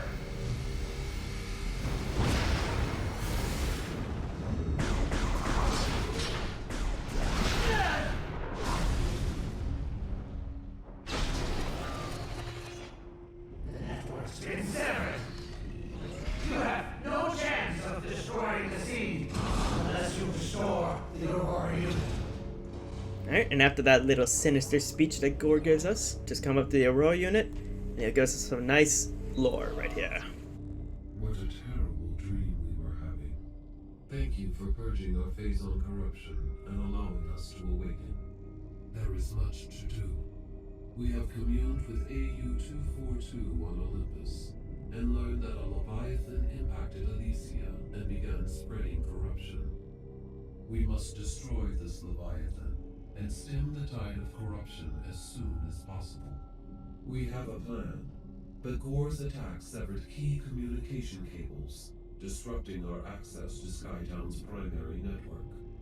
This prevents us from controlling Skytown and executing our plan to destroy the Leviathan. Gore's plasma cannon should be able to fuse together the severed cables. We must ask you to hunt him down. Gore may have changed, Samus. Be prepared to deal with that. Good luck. But after all that, the main thing you want to do right now is actually head all the way back to your ship. Ship status alert. And be prepared. Unknown entity approaching. Commencing hull lockdown. But along the way, you'll find yourself into this little connect tunnel right over here. If you use it before you're heading off to your ship, you can grab yourself a nice energy tank before you face Gore. And there's actually a fun little achievement you can do once you see like all these bots lined up like this.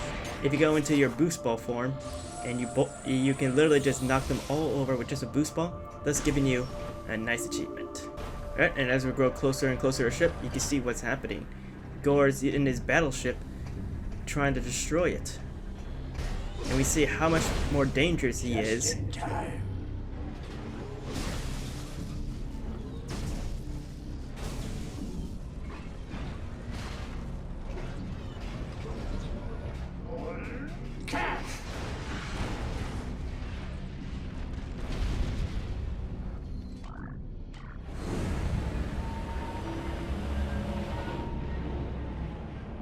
Don't you feel the power?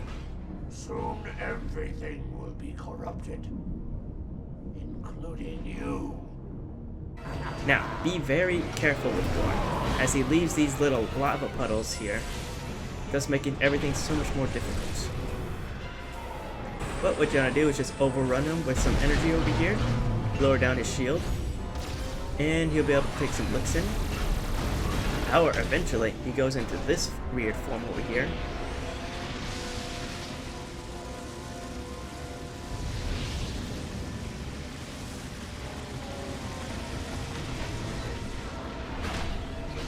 Where you'll see a familiar little blooper right underneath him. If you remember back in Metroid 2, you know when that little blooper shows up, turn it into a morph ball, and just boost ball your way through it. be wary, because he also goes into hyper mode.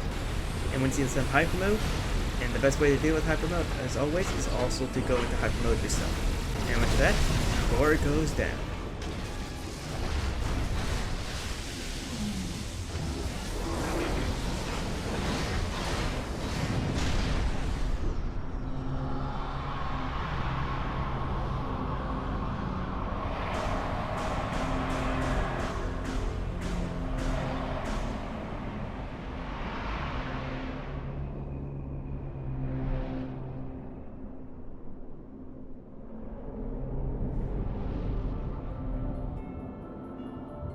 But once again, we get another special gift from it, our plasma beam. May Gore never rest. What a lad. And knowing what I know after reading his lore, it's super sad. But at least now we get his plasma beam. So now we have both ice missiles and now melting lava at our disposal. And with that, these little metal areas right here become no issue for us. But before you get too far into this here, if you melt this little area right here, you'll find yourself a missile expansion. But now with Gore gone, you can see so many areas now are more hyper-aggressive towards us. And with our plasma beam, we now do something devastating. We actually, instead of blasting away these creatures, we watch them melt into goo. Jeez, isn't that just really sad? These creatures, they never stood a chance against us. So along the way, make sure you get rid of all these little areas over here and get rid of all the metal around it. That way you can give yourself some nice fast travels a little bit later. Like this one over here where it reveals a cannon. So keep that in mind so you don't have to do zip lines everywhere. And with that, you can go back to the Aurora unit who tells us the added benefits of the plasma beam. Now that you have Gore's plasma weapon, our cables can be repaired. The damaged cables are located in the area below, which allows us to actually solder these circuits over here.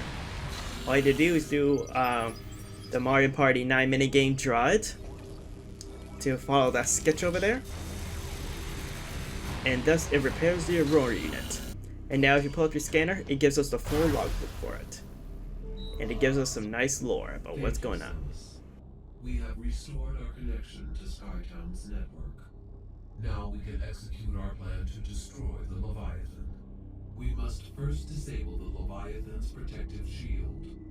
Unfortunately, the generator for this shield is hidden beneath the dense clouds of Elysia, and so is impossible to reach directly. As an alternative to destroying the generator, we have calculated that a massive thermonuclear explosion would likely destroy the shield itself. This facility possesses the components to create such a device. We would like you to build this device and drop it on the Leviathan's shield. Unfortunately, the components are too large for you to lift unaided. You will need assistance to move and assemble them. There is a Federation landing site far to the east of Skytown. You will be able to find something to help you there. We will upload the current map data of this area to your suit. This should help you get started. Good luck, Samus.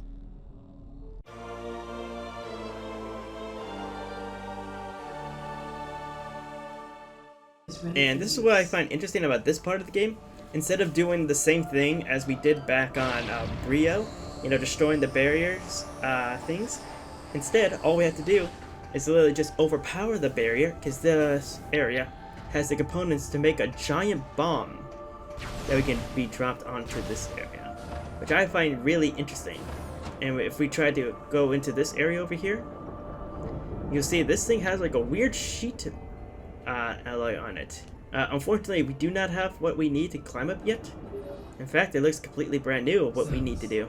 Perhaps what you require to access the Federation landing site in the east is not on this planet. The item you need may reside on a world you have previously visited. But first, if you come back into this little shaft over here, you'll remember this metal sheet over here.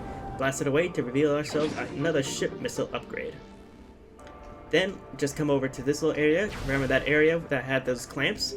Well, now, we can actually release those clamps. Security locks have been engaged on this landing site. This was surely a result of Gore's recent activities. I will unlock this area, allowing you to command your ship to land. And and have our ship land right here to pick us up. Again, a great little fast travel for us. And with our ship now repaired from that little incident, we can fly off right back into Brio. And the area you need to go for it is in the fiery docks over there. Now, with this new plasma beam, we're now able to unfreeze all of his ice that he left around here. So with that ice out of the way, we're now able to use a morph ball tunnel right up here. And after following that morph ball track over there, you'll see yourself, you'll make yourself a ramp over here. Now make sure you power up your boost ball to make it through that ramp to get to this area. We will see this nice door over here. Right, you know you're heading the right way when you see this little thing right here for some more lore called the Prophecy. Alright, and with that out of the way, you can make your way back into this area, but on a higher plane, where you'll see a missile expansion just sitting right over there. And that was the whole point of those ice blocks blocking that area. But with that little detour out of the way, you make your way over to the left side over here. And you remember that ice blocking that one head over there? Well, all you have to do is just unfreeze it, and you're able to go through that head. And what you find is something very interesting. You'll find a golem here that seems to be part of a ceremony of some kind. All you have to do is activate it, and you'll see there's a giant thing above us, frozen in ice. All you have to do is just plasma beam it a little bit, then activate the golem, where he rings this giant gong. And that gong reveals a little spinner. To spin the room so where this hole is nice and leveled, activate the golem once again, and it reveals to us the next area we needed to go into, which is a portal, I should say. So we head straight into it, go through a nebulous zone over here, and we make our way into this ice zone. Again, very different from what we are used to in Brio.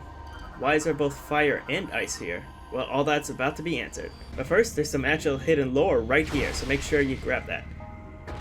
And you'll see that very familiar sheet up against that wall over there. Seems like we're about to figure out how we're able to use that sheet to our benefit. But for right now, just quickly blast this floor over here. Reveal to us a little hidden path. Don't worry about the other side, you'll eventually make your way over here.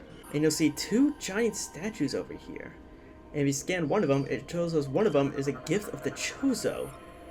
What's the Chozo have to do with this place? Well, if you look into the hands of one of the golems, there's actually our next upgrade, the screw attack.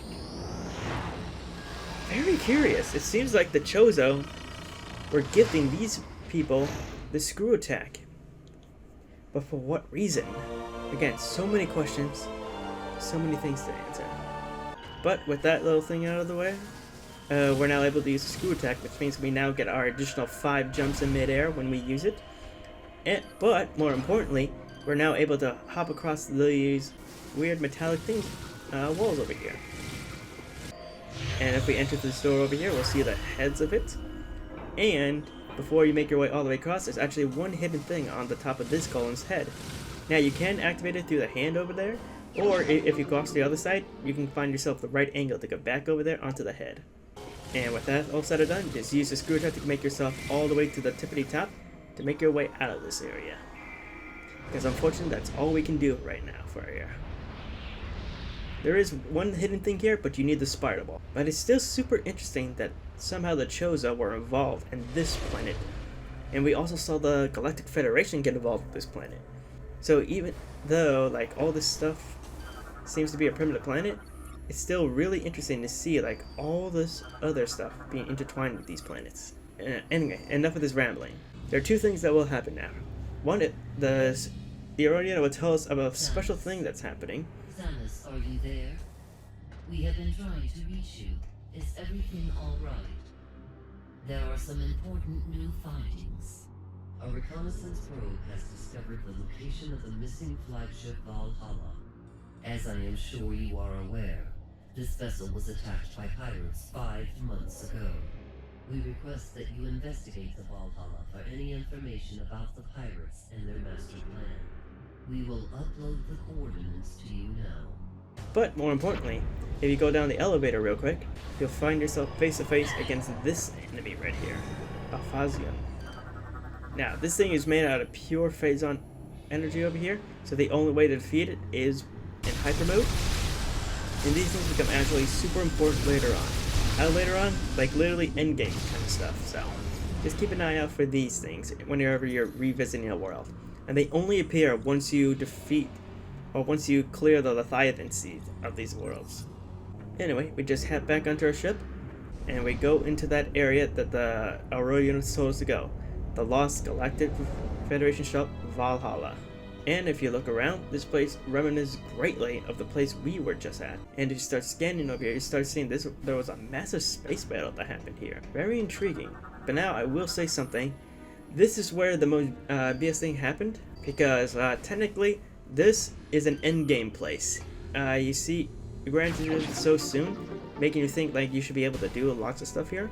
But no, all this is just endgame state. And it's blocked off by these things. That one that's littered right here, this energy cell. Literally, in order to make progress, you start seeing these computers up here that tells you the location of every energy cell in the game. And you need every single one of them in order to 100% this place. Now, it is really important to come here at this point, because there are only certain creatures that show up here at this point. And there's a lot of storytelling that's been happening here too, such as these soldiers being frozen right in front of here. And you'll see a whole bunch of gelatin and like little saplings all over the place too. Make sure you scan these saplings, because these ones are pretty much like a one-time kind of deal. So make sure you scan them as soon as you can. And if you go to make a left turn over there, you'll see an elevator that you must use one of those things on. And do not make the mistake I did the first time I tried this. Once it's put in, you cannot take it out. That's the most BS thing about this, is that once it's in, you cannot take it out. And you'll see yourself a nice morph bolt tunnel right over there. Just solve that morph bolt tunnel over there to grab yourself a brand new missile expansion as well. And as you're leaving, make sure you go back into this main row over here, and you start to receive a new species of Phazon, the Phazon Ing. Ing, you say? And right you are to be concerned, because these guys are exact enemy types of the Ing back on Ether, back in Metroid 2, I should say. Now all we can do is literally just head back to our ship and go to another place. Again, it's really disappointing that they introduced this place so early on, because it kind of feels so insignificant of what we did here naturally. So all you have to do is just return back to your ship and head off right back into our main missions, which should be going back into Skytown at this point, using our screw attack and that little green wall over there. Alright, and with that area all done, now we can listen to what the Aurora unit said. Head to the east side of Elysia over there to find something to help us bring in those heavy objects to make a bomb. That's another cool thing they do in this game, is that there's so many just like new areas in this game that are connected to this world, but are so far away, but are still very prevalent to the story of here. It really goes to show, like, even though this game takes place in one central planet, or area I should say, it kind of traverses a lot of the planet instead of just, one little area, which I really enjoy. Alright, and after blasting away all these pirates in this main area over here, you'll see that this thing is protecting something. But unfortunately, we are unable to do it because we don't have that Seeker missile upgrade yet. So for right now, just make your way to over here and start blasting through the doors. And you'll eventually find this area over here.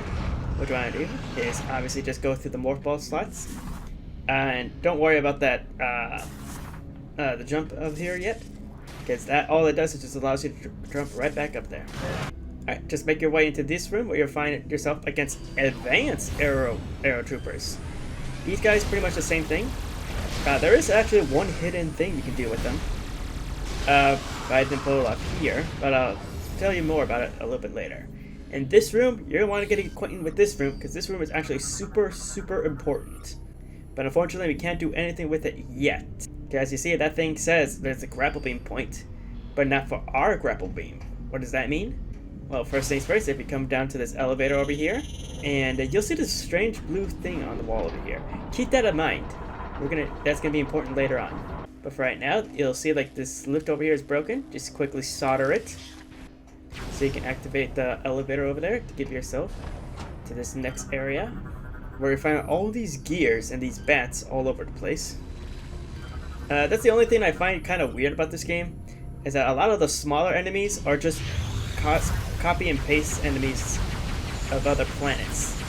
Like, it's cool to see all the different actual, like, main antagonists or species of these planets, but it just feels like a lot of them are so repeats because every single planet has a puffer, every single planet has one of these kinds of bats, every planet has a shriekback of some kind. The pirates in these drones I can understand, but these creatures, they should have some more variety. It kind of makes this whole place feel small, or the whole universe kind of small in a way. Anyway, you just come right into this room, just shoot off these cords over there to open up your path through. And now with our little screw attack, we can now make this jump pretty easily. But before we get too far, quickly head back to the other room, because I forgot a little data bot that's located right over here. Sneaky little devil him. And after doing all that, just screw your attack yourself right over through this pit. I really do like how they're using the screw attack a lot more in this area. Goes to show like it really was a form of transportation. And if you continue forward, you'll find yourself another one of these landing pads. So now we can fast travel to this area if we ever needed to for our ship. And if you just take the elevator upwards real quick, you'll find yourself another data bot. And as soon as you do that, quickly press the button again. That way you can grab yourself another ship upgrade. This time we give our ship the grapple beam. This one just does feel a little bit less ceremonious, just because it's just literally just here. Like there was no reconfiguring wires, there was no restoring power to anything. It kind of just was here, so it was a little bit disappointing. Samus, now that you have the ship grapple, you should be able to assemble the Theronian bomb. We will upload the coordinates to all 3 bomb components to you now. But anyway, with all those things done, and now we have the grapple beam onto our ship, we can finally start assembling the bomb. But first things first, what you want to do is travel back into this room over here, and you'll notice that the pathway there is infested by pirates now. Seems like they really don't want you to make it back there. Hell, they even destroyed this giant gear system in the way we came here before. But luckily, by them destroying it, we grab ourselves another missile expansion. So what you want to do is quickly scan this little thing, and it tells you this is a viable thing to grab, but not by us. What you want to do is use your command visor, scan it for your ship, and then you'll see it just lifts it up into the air. We see a damaged circuitry is here.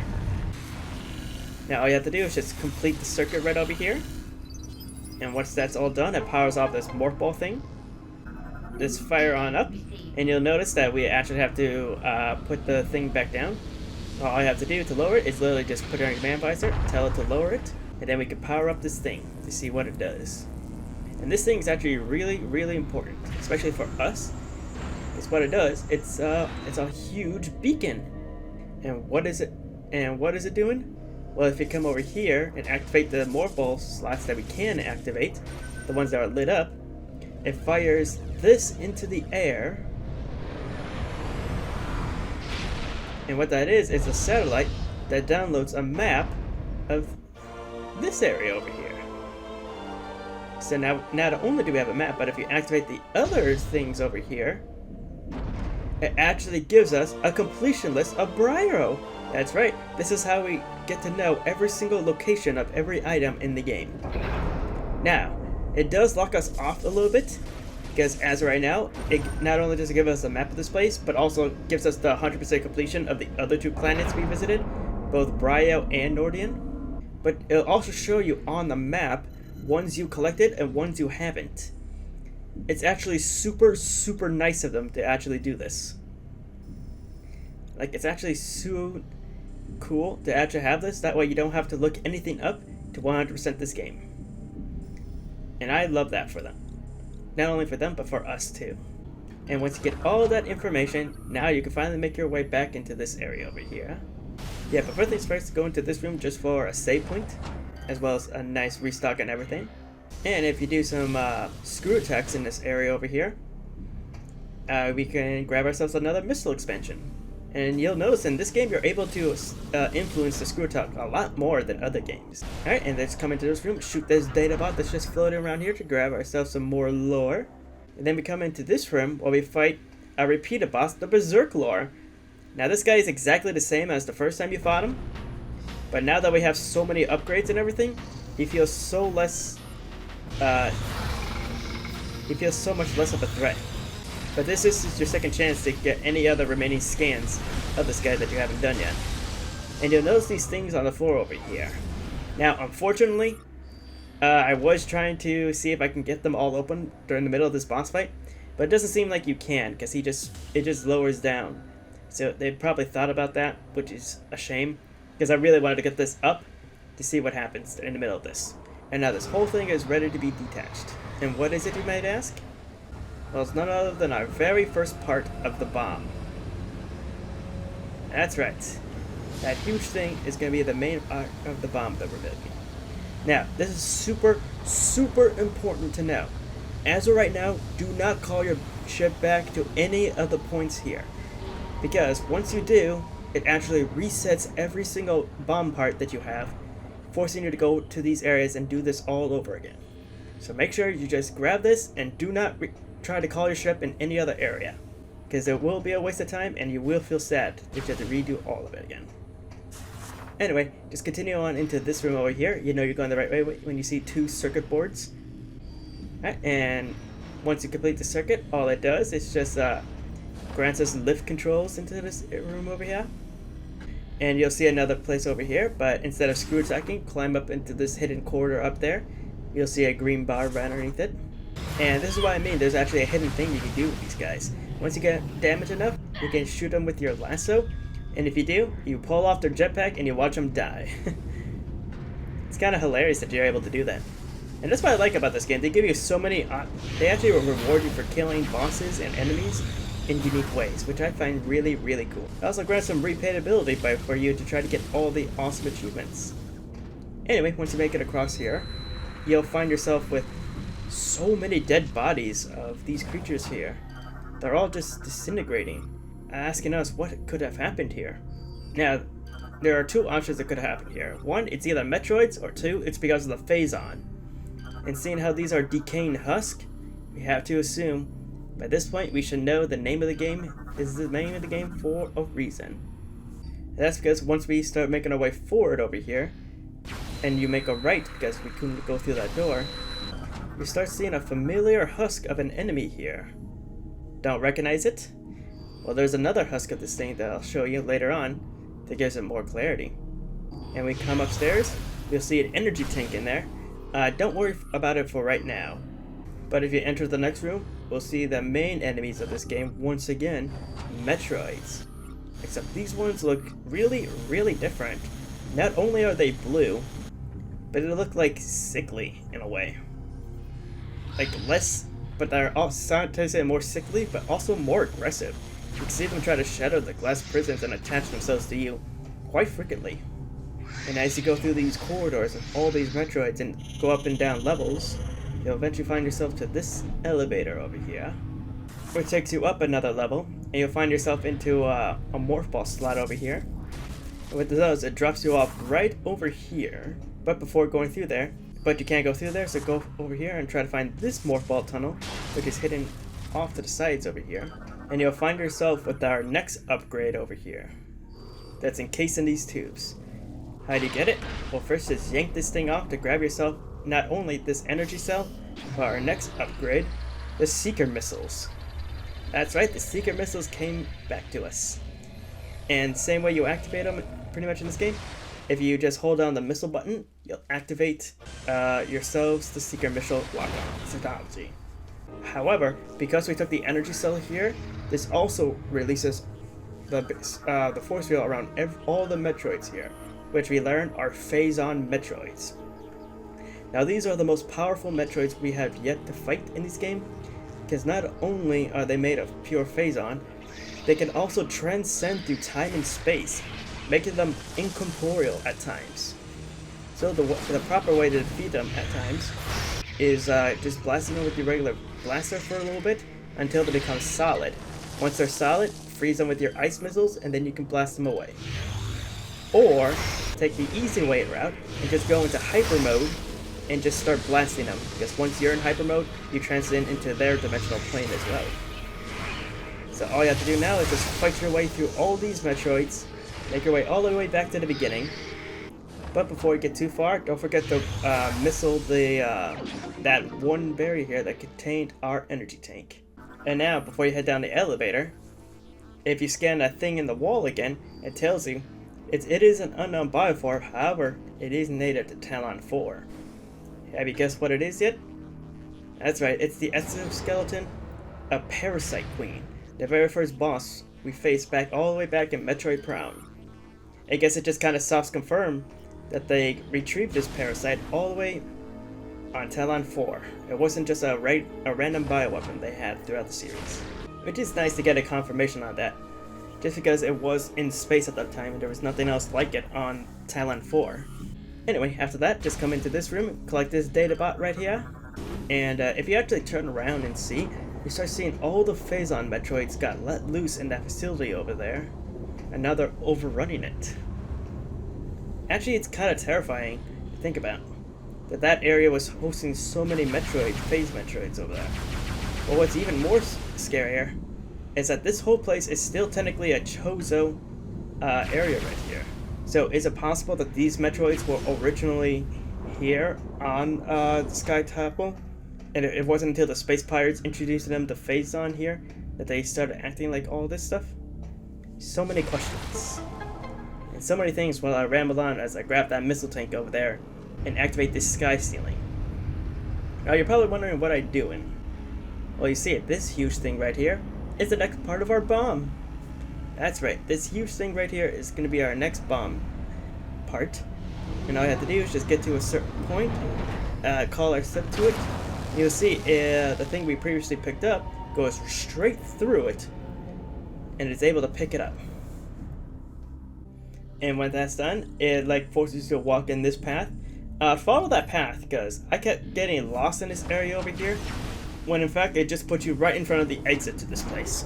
Because the one horrible thing I will say about this game is that the map itself is kind of ass in this game, just because there's so many multi-layers to a lot of these buildings that it's so easy to get lost on which level you're on. And trying to rotate and finagle with this map here definitely doesn't help either. But like I said, just try to get out of here, make your way back to the original area over here. And remember, do not call your ship. I know it's tempting to call your ship just to speedrun all the way over here, but do not call your ship. You have to do everything by foot at this point. And you make your way to this area over here to collect our final bomb part. And this one you have to be led for last, because in order to get this one, you actually have to detach it with seeker missiles. So it's just completely optimal all around, just to make sure this one gets on last. And it is in order of operations too, kind of thing too. Well, technically you can't get the other one without seeker missiles either. So I guess there is like a set order to this. I wonder if you can get this one first and then come back for the other one. It would be a lot less optimal, but I am curious if you can do that. Let me know in the comments if you can, or if it doesn't work. And don't forget to use these cannons now that we have seeker missiles, because it actually gives you a really fast place to get to these areas over here. And now, with all 3 parts collected, the computer tells us just to drop it off here at the spire, which is right over here. So quickly just transfer to the spire, drop off the bomb, and go all the way back to the Aurora unit to tell you the plan in action.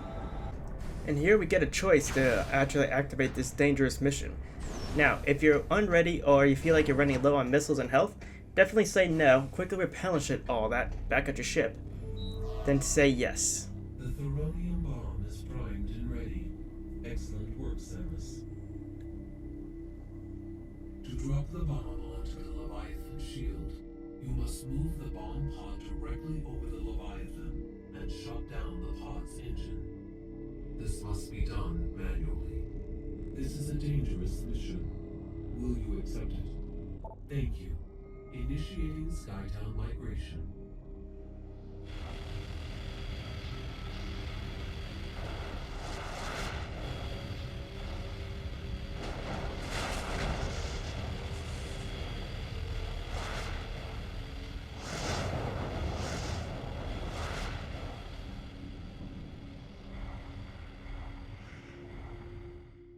We will move the Skytown facility as close as possible to the Leviathan shield, and then deploy the bomb pod. Do you understand what you are supposed to do, Samus? After shutting off the engines, use the escape capsule to return here. Skytown migration complete. You must now proceed to the bomb pod. We will release the cables once you're in position. We regret this mission places you in mortal danger, but there are no other options. Good luck. And when you're able to free walk again, it actually blocks you off from going the other way in safe. So you only get one shot at this. I did not know this, so right now I'm going in completely scared and very worried.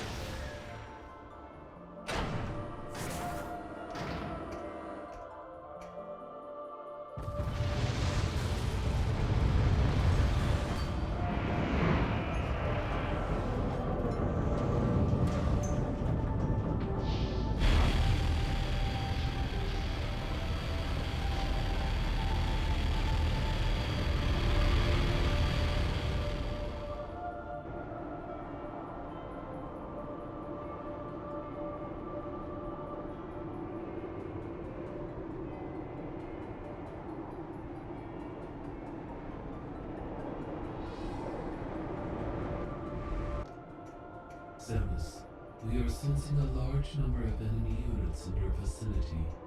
The pirates must have detected your movement toward the seed. If the spire is destroyed before reaching the impact site, all hope for Elysia is lost. You must defend the spire at all costs. Use everything in your power to ensure its safe passage. Good luck, Samus. Now you must defend this whole area from pirate attacks. And this is why I started getting really scared. Because you see, they start battling you with ships. And not just any ship, but they're really advanced ships.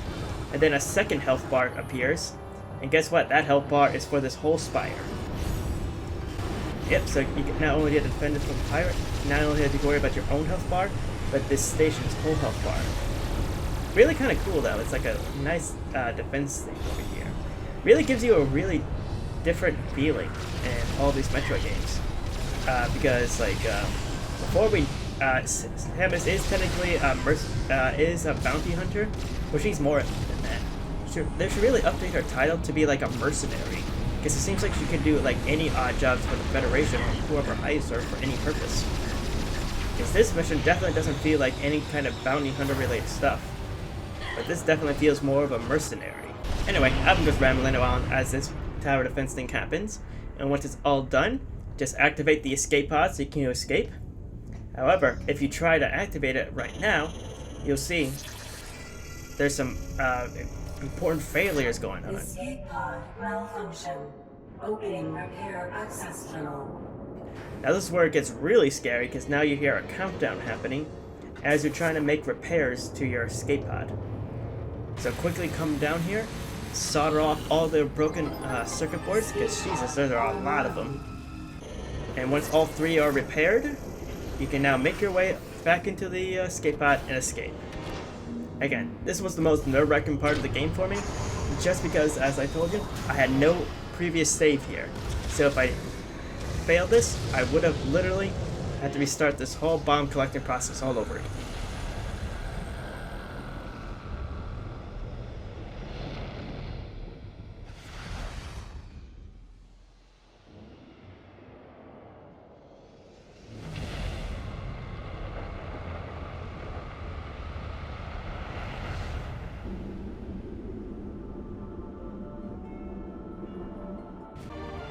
But luckily, I first tried it, the shield of the seed is gone, and we land in this area over here. The plan worked. The bomb's impact resulted in the destruction of the Leviathan's shield, and the seed is now exposed. Fly there and destroy it. We are able to infiltrate the Leviathan seed. Again, that was such a different feeling from the other planet. It's actually super cool how different a lot of these planets feel in terms of the missions there, as well as our goals in each one.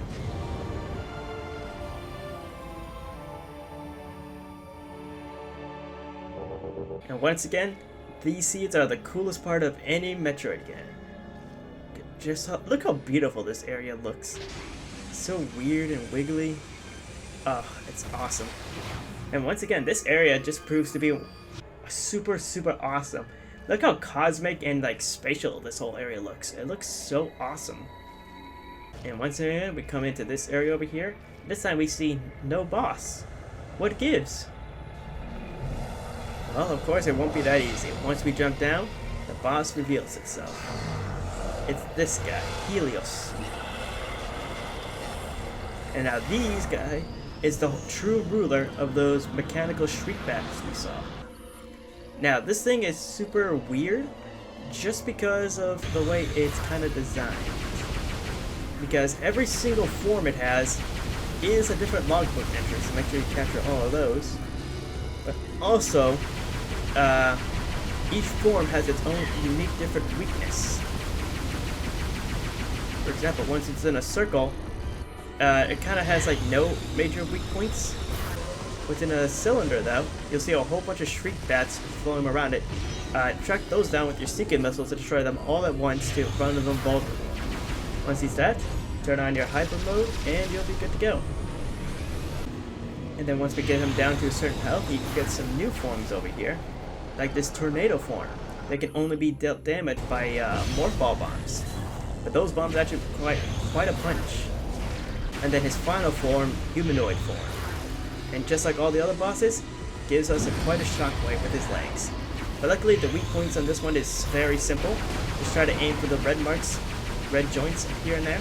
And all you have to do is just do that a few more times, and he's all good. Yeah, pretty interesting boss, but nothing too spectacular.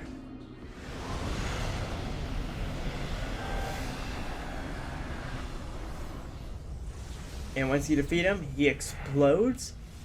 And just like before, when he explodes, he releases a vast amount of phazon all around us, thus giving us even more powers, as well as a brand new upgrade. Here we get the hyper missiles. Once in our hyper form, we can release missile variants of our we can use missiles, but in hyper beam form. That's right, and use it to blow up these crystals all around to reveal the core. And just like before, we charge up a huge blast that we release a huge amount of phazon directly into it.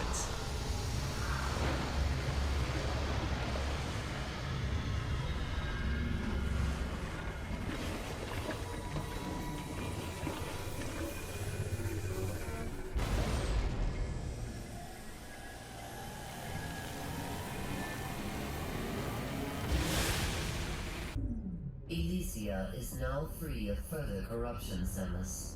Both Leviathans have been removed from Federation space. You have once again performed admirably. However, the threat is not over.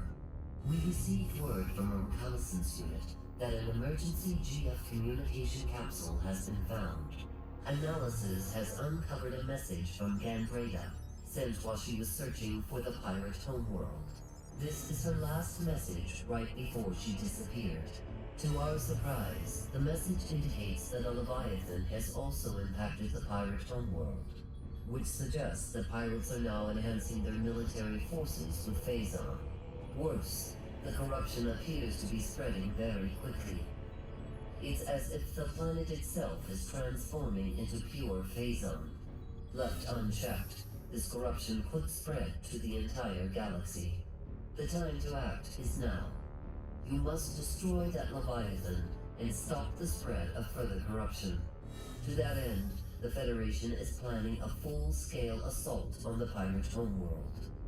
The attack will commence as soon as our preparations are complete. We have marked the location of the pirate homeworld on your map. And Samus, be on the lookout for Gandreda. Anyways, before we go on, let's do a self check. You'll see we're now 50% corrupted by phazon, which is terrifying.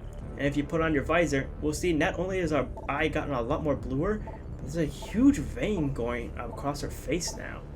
Again, that's actually really terrifying. Because if you go throughout the whole game, you'll see it appear so often that it actually kind of terrifies you. But like a real soldier, she continues on to go into the pirate's homeworld.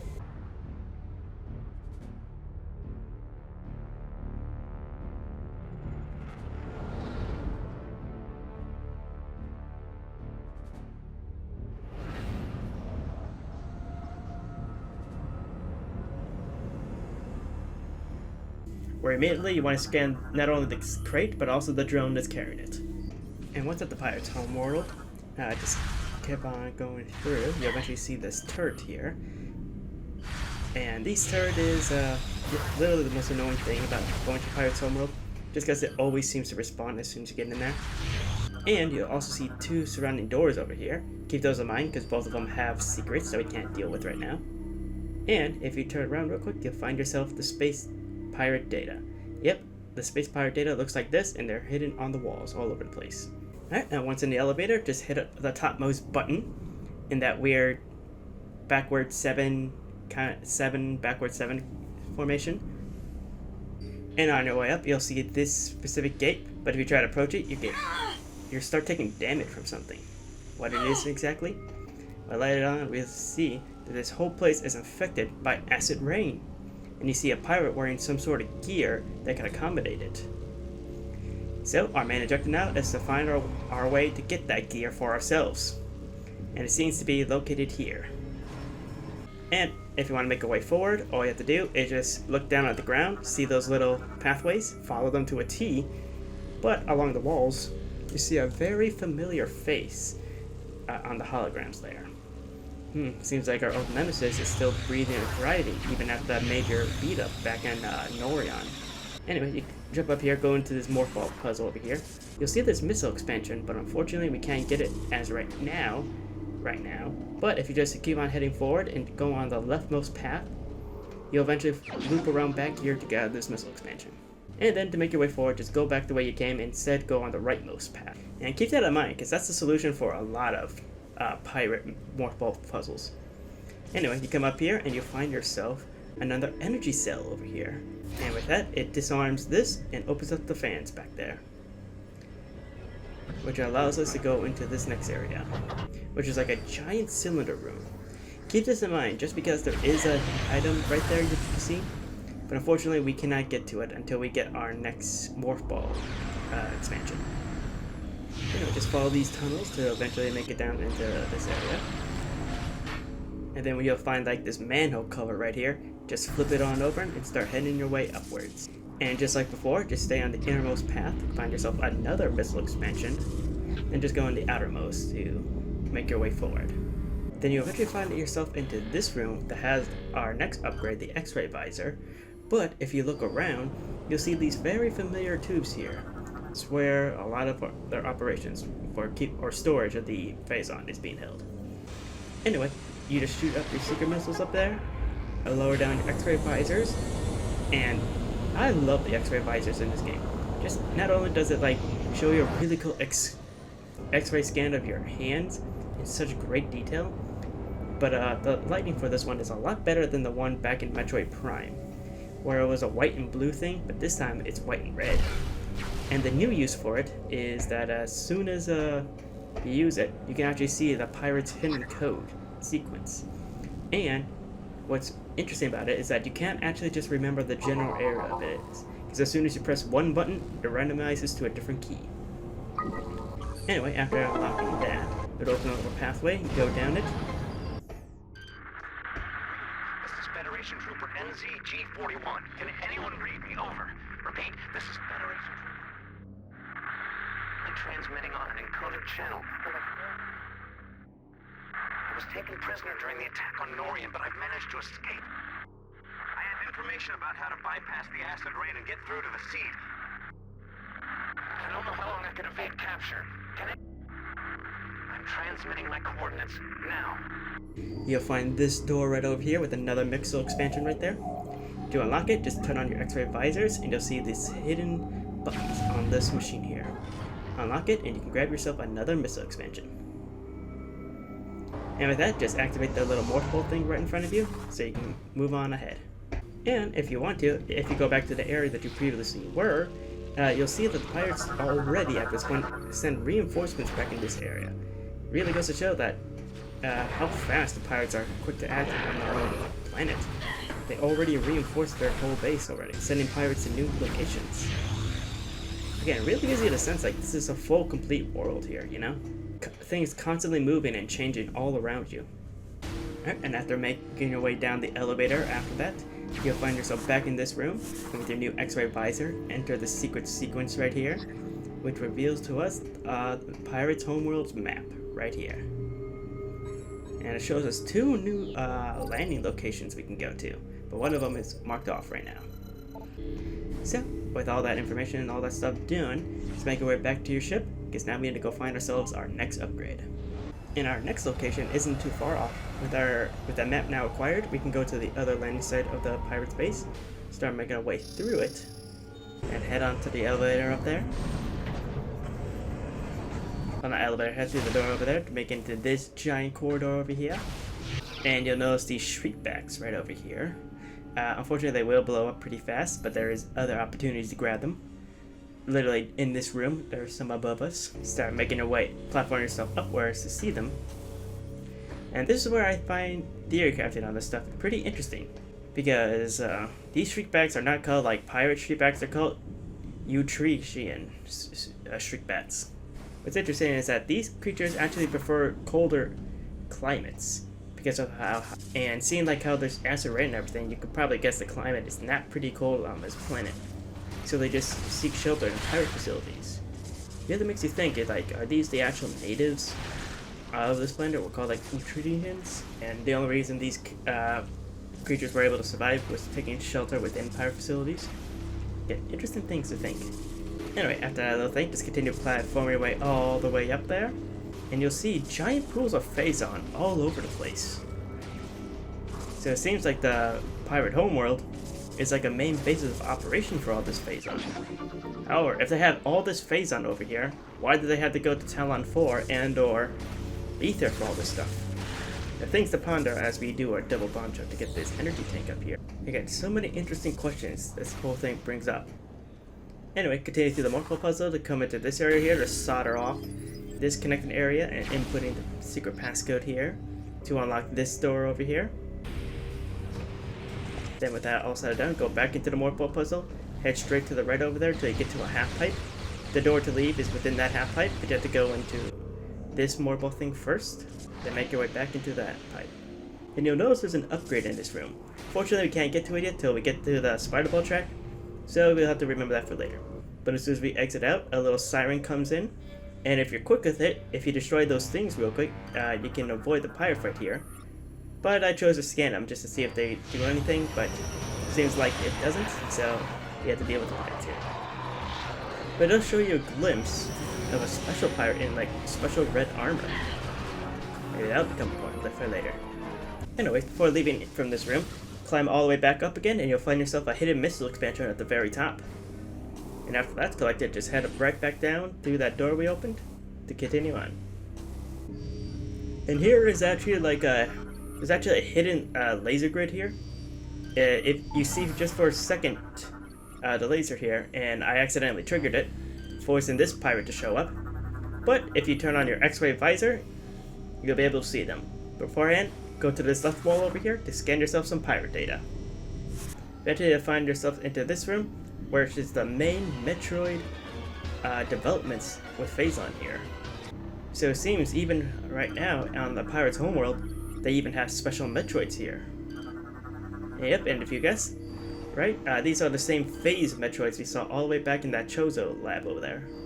So again, you could make the statement that the pirates were using the Chozodian lab over there to engineer some other phase Metroids here.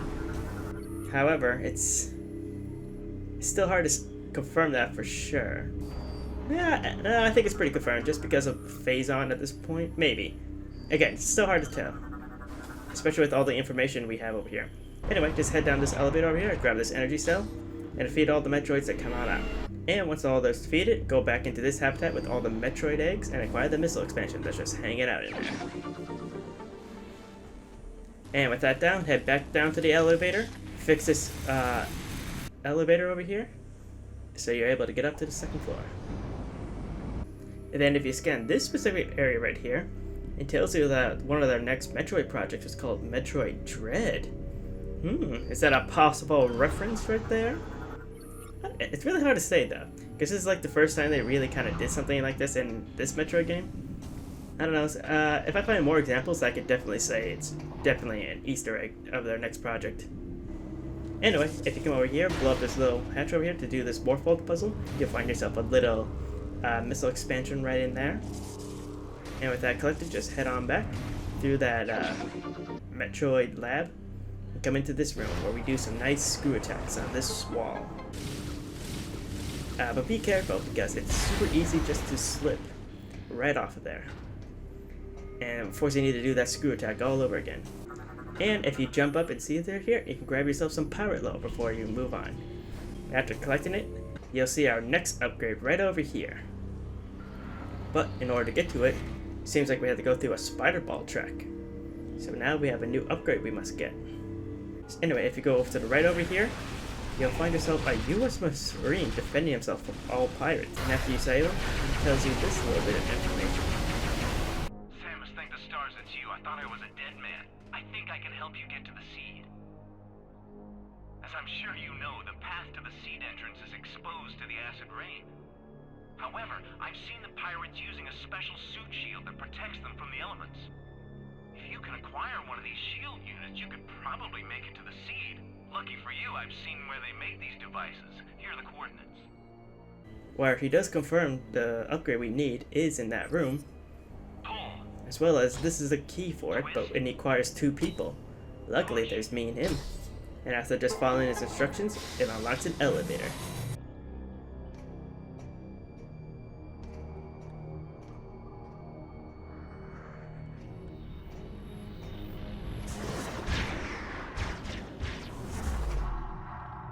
And yep, just as we thought, this Marine right here is actually Gondrea.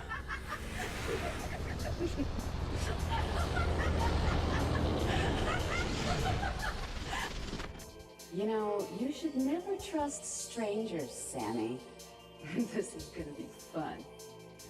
And this is actually one of my more favorite fights, just because of how many other enemies she turns into and how powerful they can get. Though they don't copy, even though her attacks aren't completely the same, you see they're more electrical based attacks, but the same structure and bulk of those creatures, as well as their weaknesses, are exactly the same. And each form she takes is another thing we can scan. And after a little bit, she turns down the walls, and she starts terraforming us to our past hunters that we worked with. Starting off with Rudis and his mastery with the ice. Again, it's so cool to see him again, and even if it is just a fake. And after a while, he turns into Gore here in his battle suit mode. But like him, same weakness, is hit the little ball underneath him. And eventually she turns into this acrobatic form, which is super hard to lead shots with. But once you eventually get her down a little bit more, it reveals to us something that we thought all the way back in the beginning of the game. Remember, back in the beginning of the game, she was able to disguise as us before we even entered into the room. And in this fight, it does confirm that she not only can she do this at will, but she already copied all of our abilities as well, and even powered them up. Copying us both the boost ball and our power beam. And that power beam is surprisingly similar to the beam back in Brawl as our final smash. Could this mean by Smash 4 and maybe even Ultimate that she or her species could be the one in that Samus slot and not us actually? Well, honestly, it probably could, which could explain why there's both Samus and ZSS taking up the same material plane. Given how after this battle she just completely dies, and as to my knowledge we haven't seen any other members of her species, I am gonna have to say no, unless there's a huge reveal later on. Anyway, after her defeat, same MO, she just kind of collapses there as another Dark Samus takes her form. However, during her dying animation, she transforms into all the hunters in pain and suffering, and she gives us a little pretext on the route that we're taking too, where she copies us in our current suit, suffering as she's being absorbed by Dark Samus. Real subtle storytelling. Anyway, with that done, she leaves behind our grapple voltage. We get it, and our grapple hook is now upgraded. Now with that, we can send electricity to and from that grapple beam now. We can now absorb power from this stuff, and healing us in the process, as well as receiving power into those transmitters to power things up. Actually super cool, but again, a shame that a fellow colleague has to die in order to give us this. And after coming through this door over here, you find this little schematic, and with it we can actually summon a train of this whole place. And we use it to ride it throughout the entire pirate home world. And right away it drops us off over here, where we get some nice other pirate lore right in front of us. Hidden Chozo artifacts on Skytown. Perhaps these could assist you in accessing the rest of the pirate base. And we can see our ship right through here. Now that we have this, now we can go grab our next upgrade. But again, give your solemn salute for the last of the hunters that we had to kill, Gondrea. But with that, let's head right back into Skytown over there.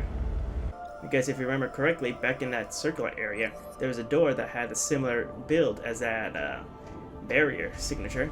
So we had to go all the way back over there to power or depower it. Alright, and once we touch down back in Sky Tower, I like to go into this part of it over here. Just because, from what I've seen, there is one thing we can do here that would definitely become more important for us in the long run. And you see that ball of energy right there? These balls of energy are going to be found throughout the entire lands after you defeat the Leviathan seeds. And what they are, I think they're composed of pure phazon known as phazoids. Now, if you continue to travel throughout the lands, while with these things all around, if you destroy them, there's a chance you might find a special red one. Now the red one is important because it provides you with an extra gold credit.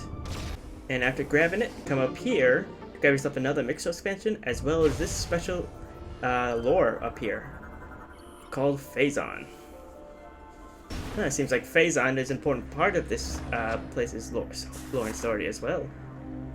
And we continue to make our way right over here, where you find this interesting little track right here.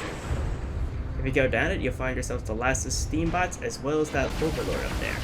And now with the X-ray visor, we can track his movements when he goes up and over.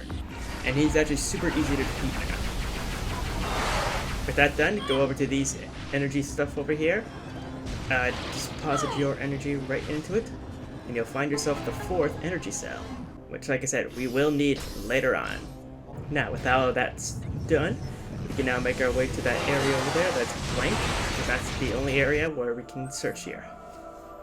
And you know you're heading the right way once you see this barrier right here. What you want to do is just deposit your energy on it to allow access for it. Unit 217's scan of Skytown has yielded some interesting results. There is a pod emitting mysterious energy readings. You should concentrate your search for possible choices. We will transmit the...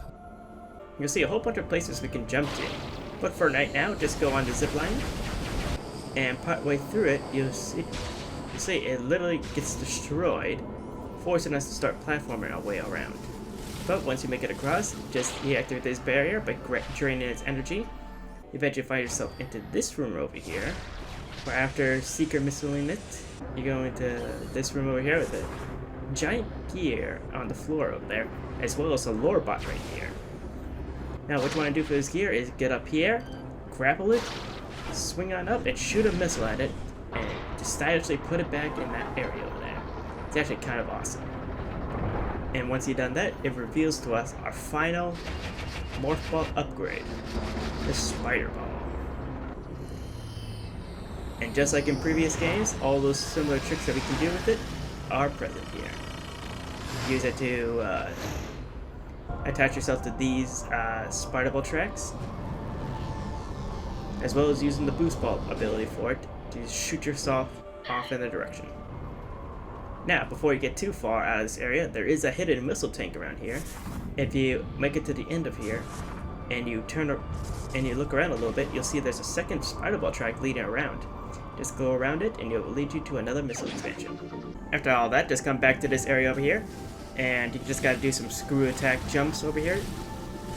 And with our brand new spider ball, we can go on these railings right above the zip line. And if you time everything correctly, you should be able to get through. And Samus, this is Admiral Dane. I've ordered the Federation fleet to walk to the pirate homeworld and begin the invasion. I think it's time we took the fight to them. We'll contact you when we're ready to commence our assault. double bond jump yourself right here in order to give yourself another energy tank. That's what I notice a lot about this game too, is that they love making you double bond jump a lot. Where if you haven't learned how to double bond jump at this point, you're pretty much screwed. Because so many energy tanks require it. Anyway, now that we have collected that, there is one more area we can go to right now.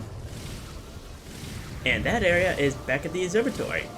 Now we can unlock every single one of those stations over there to get ourselves the full amount of lore. And not just lore, but also every single secret location. So let's start heading our way over there.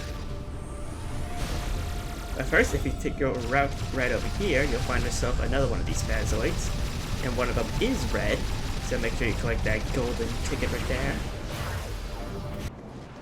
Alright, and once that's done, continue forward.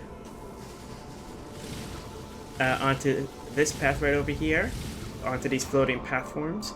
Because if you look high above, there's another spider truck thing right here. And if you make it to the end, you'll find yourself a ship expansion missiles. Again, it's one of the more useless power-ups, but hey. But this one actually also leads to us to a lore bot that's hidden right here. So not completely waste your time. And with that, just continue your way forward to these floating platforms, and you'll eventually find yourself here. After delivering yourself some nice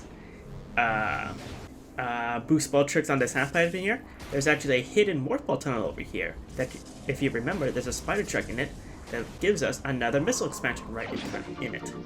So make sure you collect that as well. And with that collected, just go right back into the elevator right before the morph ball tunnel, and you find yourself all the way in this roundabout way.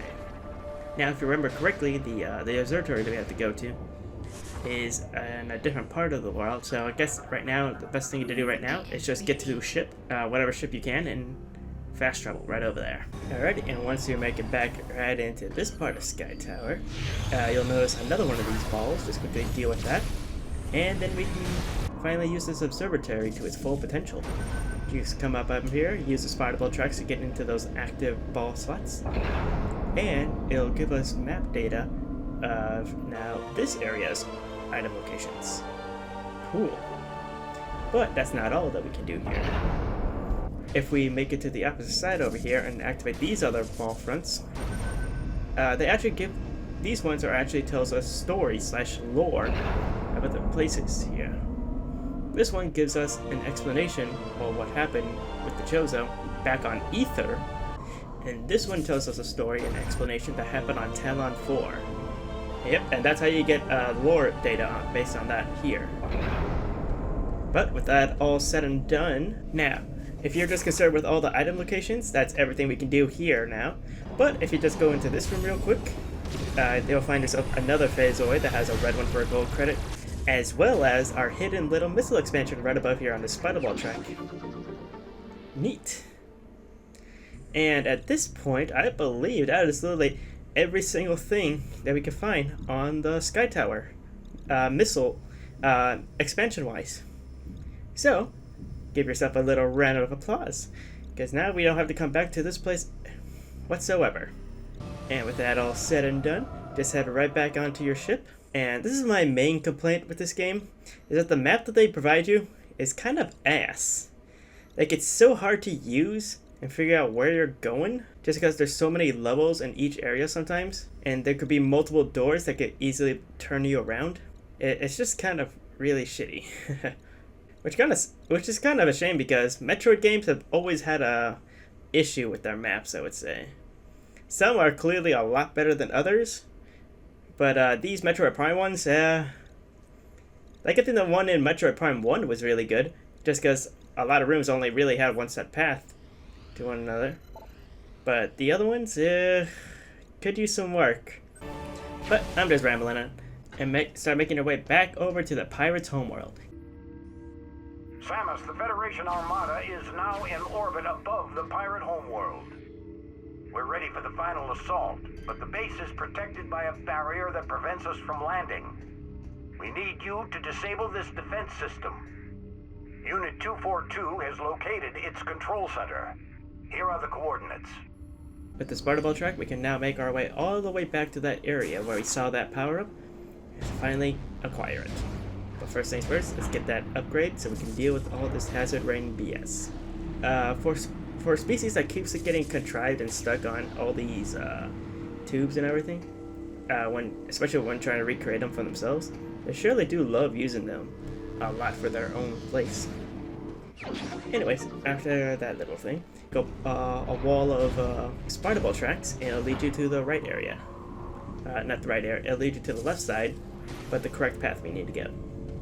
Right, and then activate the hand scanner to give us our hazard suit. Which, all it does is pretty much just give us like giant shoulder pads. And from now on, our suit is now impervious to acid rain, and fun fact, as well as those fiery gel swamps back on Breo. Keep that in mind, because it will come in handy. Anyway, after acquiring it, we do get ambushed, but these guys are very easy. Just kill them quickly, activate the hand scanner, but then another pirate boss rush coming in. This one a little bit more difficult, but again, nothing you can't handle at this point. And when that's all said and done, we start making our way back to the command center right over there, where we first saw the acid rain. And actually, we're going to go through a unique route for there. Because as you see on the map, there's like a bit of blue area we haven't gone through yet. So you know what? Let's go there for fun right now. And before getting too far, you'll notice these crystals right over here next to these phazon stuff. And we should already know how to do that. Just put on your hyper mode and use your missile variants to destroy these crystals. Yep, and that's how we get in access to the secret blue area. But before going in there, make sure you grab this pirate data, and then we march right on in. And here, all we have to do is just go on these little morph ball slots. It'll blow us up to the hidden morph ball slot on the roof, or on the ceiling, I should say. Do that twice, and on the third time, it reveals to us an optional boss. It's not entirely secret, just because we do see these guys a lot throughout this game. But this one's completely optional, and only if you want to do everything and collect all the lore little bits. And what we find is a Metroid hatcher. Now, I need to do some lore drop on this one, because I'm not sure if this is organic or if this is completely, how should I say, scientifically acquired. But the main thing about this one is that it has these tentacles on the bottom. We just gotta shoot them. They'll go into a weird little ball form, but in that form, it can start taking damage enough to stun it, yank off, and then yank off one of its tentacles. You just do that 4 times, and it'll eventually go down. Just be careful, just because he does spawn in a lot of Metroids if you leave it out for too long. But once it goes down, it unlocks, not only gives us a gold credit, but it unlocks this little hatch right over here. And with it, we can finally go on the ceiling. And you'll find on the ceiling, there's a hidden Sparta Ball track right up there. Just quickly go through that hidden Sparta Ball track up there, and it'll lead you down towards another energy tank, thus giving you a nice full heal after facing that boss. And then just go through the ceiling path like normal, so you can activate this switch, so you can make your way towards the next train station that's here. And this train station leads all the way back to the headquarters over there. But if you feel like saving, there's a little stage station to the right of the train station, so definitely feel free to use that whenever. So that way you can save fighting that boss. Alright, and once we make it back to the main central hub of Pirate World, we can finally go back to that command center over there and access that door right out there. But before you get too far ahead, there's actually some more lore that we can find around this area. If you go right back up there and go through the area of acid rain that's not protected, you'll find yourself another pirate data log right on the wall up there. And then once you go into this room over here after getting that logbook, before you step into this giant battle arena over here, just scan this wall real quick for some more lore. and you'll trigger another pirate's security system, where we get ambushed by even more pirates once again. But this time, midway through the fight, crawlers start coming out of these tubes over here, and eventually a specific crawler will come out of this specific tube, which is just low enough for us to climb right in, and launching us to another area of the pirate homeworld. Where's that area? Well, it's none other than the station we were trying to get to. Oh, it's right back into this area, right after we got our X-ray visor. But it's on the other side now this time. And once again, we can't do anything with this wall yet, but we can use this newly accessed spider ball track to go right up here and find yourselves another train station. This one leads to an entirely new section of the pirate homeworld. Where does it lead us? Well, it leads us to the main pirate's source of Phazon, the Phazon Mines. And immediately upon arriving, you get, again, Cauldron Squad against some more pirates. I don't know if you can prevent that, but it does get kind of annoying each time. Because, you know, pirates in any game, I should say, haven't really been that big of a threat. Especially this late in the game. Anyway, just come around here, activate this terminal over here to activate a mining drill. Use it on both sides over there to reveal another missile expansion, as well as making a half pipe for yourself to get to the next area. Right, and after doing some research on this room over here, apparently there is a soft lock potential in this room. So pretty much when you start doing this puzzle, make sure you do it to completion. Now spider ball your track over here to release these clamps. However, if you leave one of the clamps unlocked, but then leave this room, it'll reset this room back to its previous state, where the elevator is not like that, but fully reset, but the clamps did not reset, causing an instant soft lock here. So be wary of that. Anyway, as soon as you drop down, there's some more lore right over here, and you'll fight this giant drone right here. Now, unfortunately, we cannot destroy this right now, but it's not that big of a deal. Just ignore it and make your way all the way to the top there. Alright, and when you press forward, you'll start seeing these giant green beams in this room, as well as a new enemy type. And if you press forward here, it says, wow, this beams can cut right through Phazon. Very interesting. Perhaps this is something that we could use. Anyway, after that little observation, make sure you grab this pirate lore data right up here. Then continue on to the next room, where we see our next upgrade is right over there. The Nova Beam. Yep, and I really love this area because it kind of shows us that even though these things are like encased and stuff like that, pirates are still using it to power up their systems. Like literally this encased Nova Beam is charging up all their Nova green lasers so they can cut right through Phazon. It's actually kind of awesome. And when you go down into this elevator over here, we see it in action. But then we get stuck in this fighting arena. Now this could be considered a boss fight, but it's more interesting than that. See, occasionally this it opens up and this whole powerful laser tries to suck you in. However, the proper way to defeat this is that whenever you gotta make sure you leave some pirates alive when this vortex thing is happening, because you'll see the pirates start to hang on to it. But what you need to do is shoot pirates right into it, and it'll damage the system, allowing you to see 4 access points. Just shoot all 4 of them eventually, and that's how you beat this boss.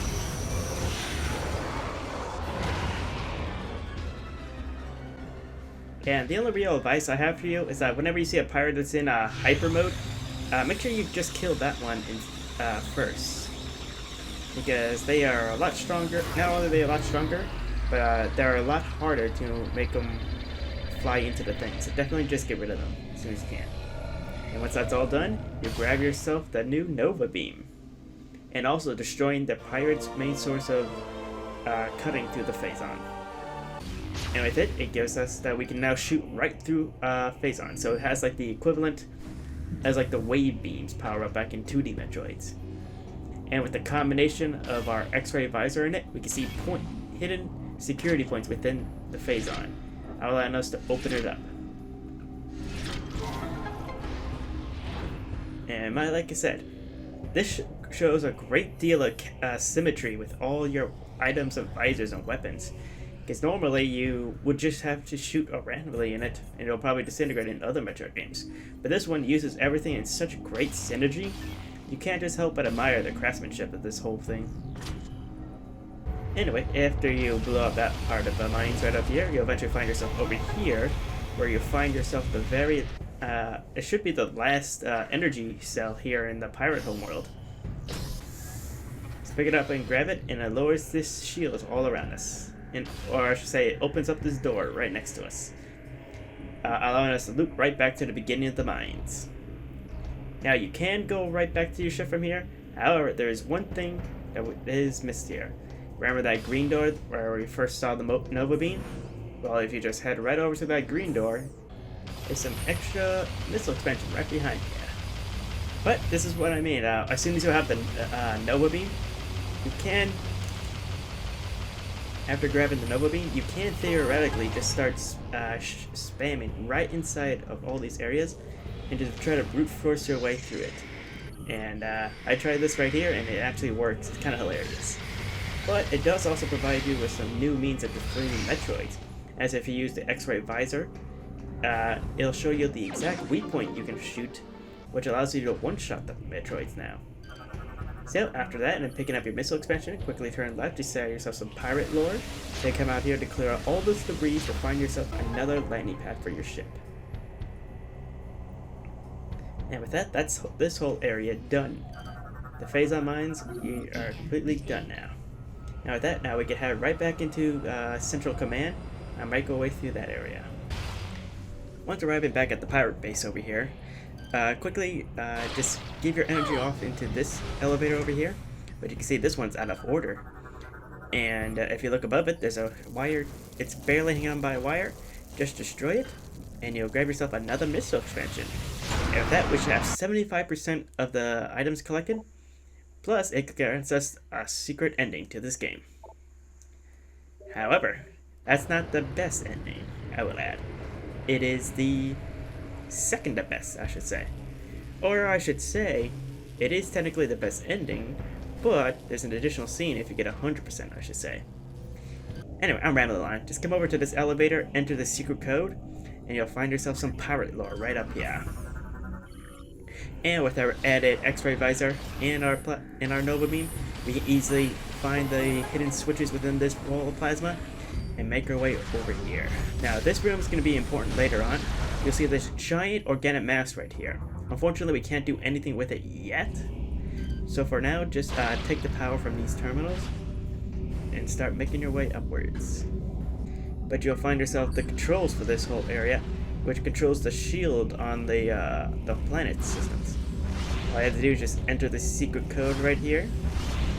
It'll start off a timer sequence revealing phase-on liquids that we can shoot. Now, the proper way to do this is dropping all the way down and going all the way up to shoot each individual thing inside of it. However, you'll see I kind of did like the top one, then the bottom, then the middle one. Literally one of the most unoptimal ways to do it. But yeah, once you shoot all those things down, you'll open up a slot at the very top again, activate it, and we have just deactivated the pirates' home base's shielding around their planet. And after that, the Galactic Federation is clear to come on in and start their invasion.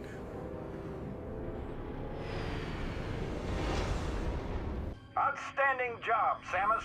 I knew the Federation could count on you. I've given the order to begin the invasion. I'm headed down there with the troops. Meet me at these coordinates. And now it seems like he wants us to meet up over here. What else can be in store for us? Well, let's go over there and find out. Alright, and once you make it back into this room, you'll see some Marines drop by, as well as the Colonel. And he'll give us some nice information about what's going on. Outstanding work, Samus. I don't say this often, but I sure am impressed. That said, you've still got work to do. Up ahead is the pirate cargo line that leads to the sea. There is a large security door located at the end. 4 demolition troopers are needed to open the final door, so you need to make sure enough of them make it safely through this area. You are the only one who can destroy the seed. We'll help along the way. Once we get there, it's up to you to finish the job. We're right behind you, Samus. Do some damage.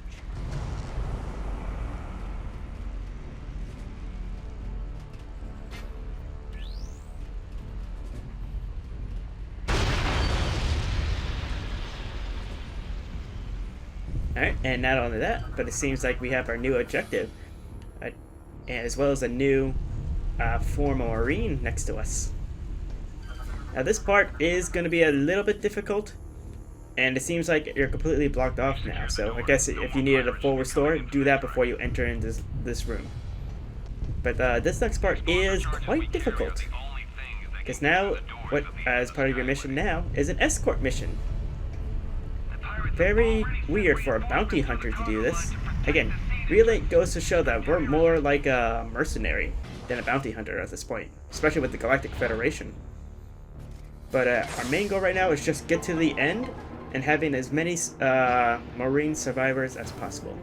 Now naturally, you do get a special reward, or a golden credit I should say, if you manage to make it all the way to the end with no Marines dying on you.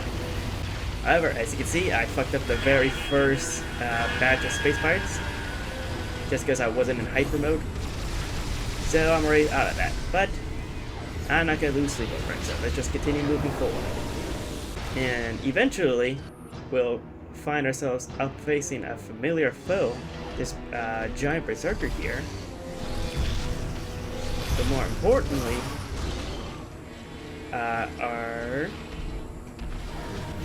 if you have missed any kind of pirate whatsoever, this whole sequence right here gives you every single form of pirate here. So if you ever missed one, now is your chance to try to scan one.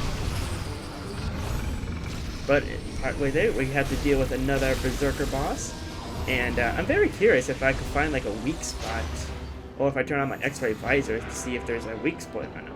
Because I know if you do that with other enemies here, it reveals a weak spot, and even on pirates as well too. But after defeating him and these pirates, we have made it to the end, and since we had more than 2 Marines survive on us, we're able to blow up this door, and this part of their mission is accomplished. But RMP the 5 that I lost.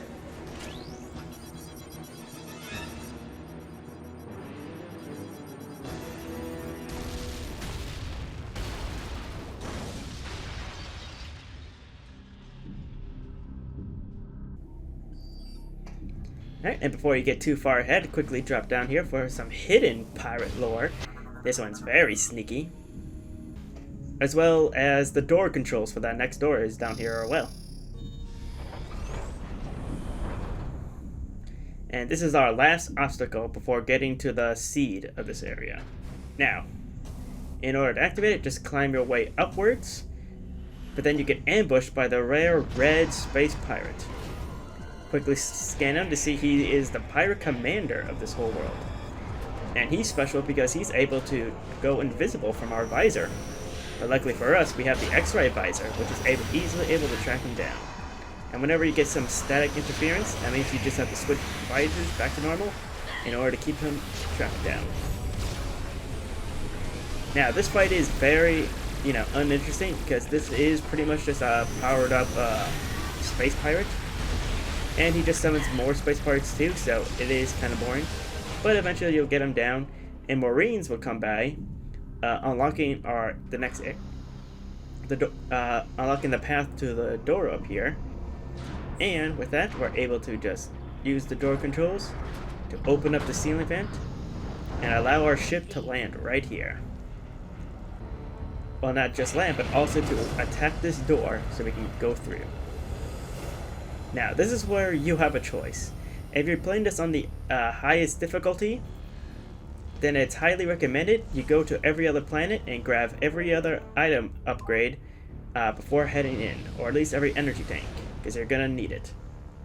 Because what's up next? Well, it's not other than going to the Leviathan seed. So for me, I'm gonna choose to show you where every item upgrade is, so that way you guys can be better prepared for this upcoming fight.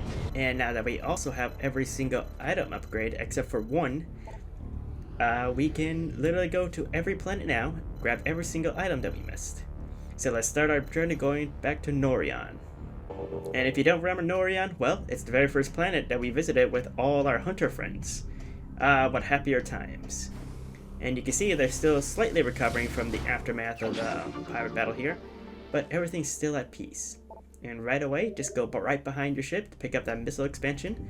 You could have got this when you got the grapple beam, but since I have the screw attack, you can literally just go right through it. Welcome back, Samus. We're in the middle of major repairs due to the pirate attack, so excuse the mess. Alright, and if you check the map, not only can we see every item upgrade that we missed already, but we'll see there's a whole area we have not gotten to yet. Curious. Good day, Samus. You may want to rethink heading into this section of the facility. The area beyond this door is overrun with spent phazon from the initial pirate invasion. The locking mechanism was damaged and is currently inoperable. It is scheduled for repairs, but considering what's on the other side, I'm not surprised the welding engineers haven't gotten around to fixing it yet. And first things first, obviously we want to do some repairs right over here. And I do like how every Marine here pretty much has some unique dialogue as well. And this guy here, he tells us that the engineer was supposed to do this, but hasn't yet. And after we weld it, he actually changes his dialogue, saying, "Be careful, because there's an outbreak of phazon on this side." The area beyond this door is overrun with spent phazon from the initial pirate invasion. And where there's an outbreak of phazon in a Galactic Federation post. Really gets you think, like, wow, maybe the government doesn't have a complete lock on all this phazon yet, huh? Anyway, while I'm rambling, just boost ball your way into this missile expansion right over here. And you'll see there's a ton of dead Marines all over the place.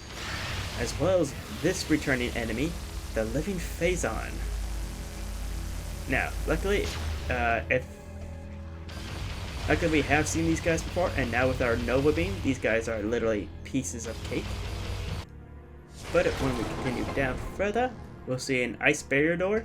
Blast it open to find yourself some more Galactic Federation lore right here. And once we head further down, you'll find a familiar looking area. And you'll see a whole bunch of phazon like mushrooms blocking a door over there. As well as these little hoppers here. Now, these ones is a bit weird. All you have to do is just kill all the hoppers, and that thing will just disintegrate. So just quickly kill all the hoppers. I think there's like 3 waves that you have to deal with. So just be wary about that. And once they are defeated, a landing pad is now cleared for landing here. Now, you're going to want to call your ship in right away, because your ship can be used as a platform to get to the other side up there. And what's there? Well, it's none other than another Galactic Federation lore right here. As well as this door over here. Now, you're going to want to scan this door right away, just because this is like one of the only forms of this door right here. And once it's gone, it's gone. So make sure you scan it before anything else.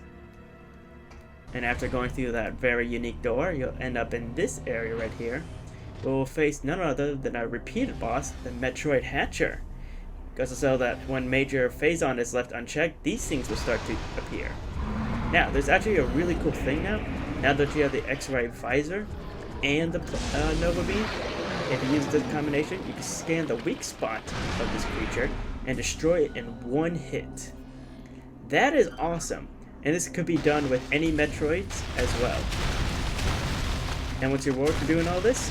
Well, if you go to this more purple thing right up here, you'll grab yourself another energy cell. Again, not important to us right now, but it is important for later half. And with that collected over there, you can see that's like one of the only things that's in this area. And I feel like there's something interesting behind this door. I just can't get a good view. God, I wish I knew how to do out-of-bounds camera stuff. Oh well. After dealing with all that side, I would just recommend just flying to the other side of this planet. And hey, look, I got this special cutscene.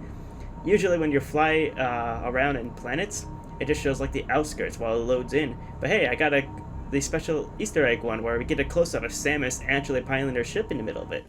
Nice! Anyway, just come back right to the beginning. And you can even talk to that guy again, and this time all he says is just, "Good day." Looks like he has no more quarries with us since we killed every Phazon over there. Neat! Anyway, just moved on to this door over here. Grab yourself a missile expansion that's just right in there. Continue heading down, but at a certain point, you know you've gone too far because there's a guide that says this area is off limits. Luckily, I don't believe there's anything in there that we needed to get, so just work your way around to this area. Alright, and once you make it to this area, you should be able to find a spider track somewhere, and it'll grant you to this missile expansion that's hidden right above the landing platform. And with that done, that should be everything on Norion.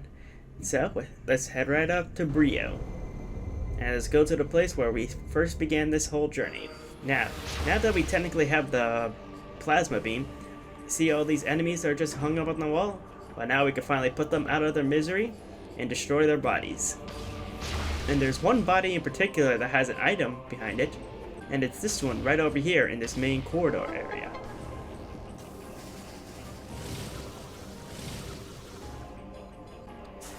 Because there's a little morphball tunnel right behind him that leads to a missile expansion that's right above the entrance into this place. And with that clear, we can take a quick look at the map. You can see there's just a bunch of items that are just floating in like the ether. Well, that is because there's a lot of hidden rooms in this map. I guess they really didn't want to spoil, as well as didn't want you to know how to actually get there. But first things first, what you want to do is go all the way back to this golem right over here. And if you use your X-ray vision, it'll actually reveal there's a hidden mechanic right underneath his head.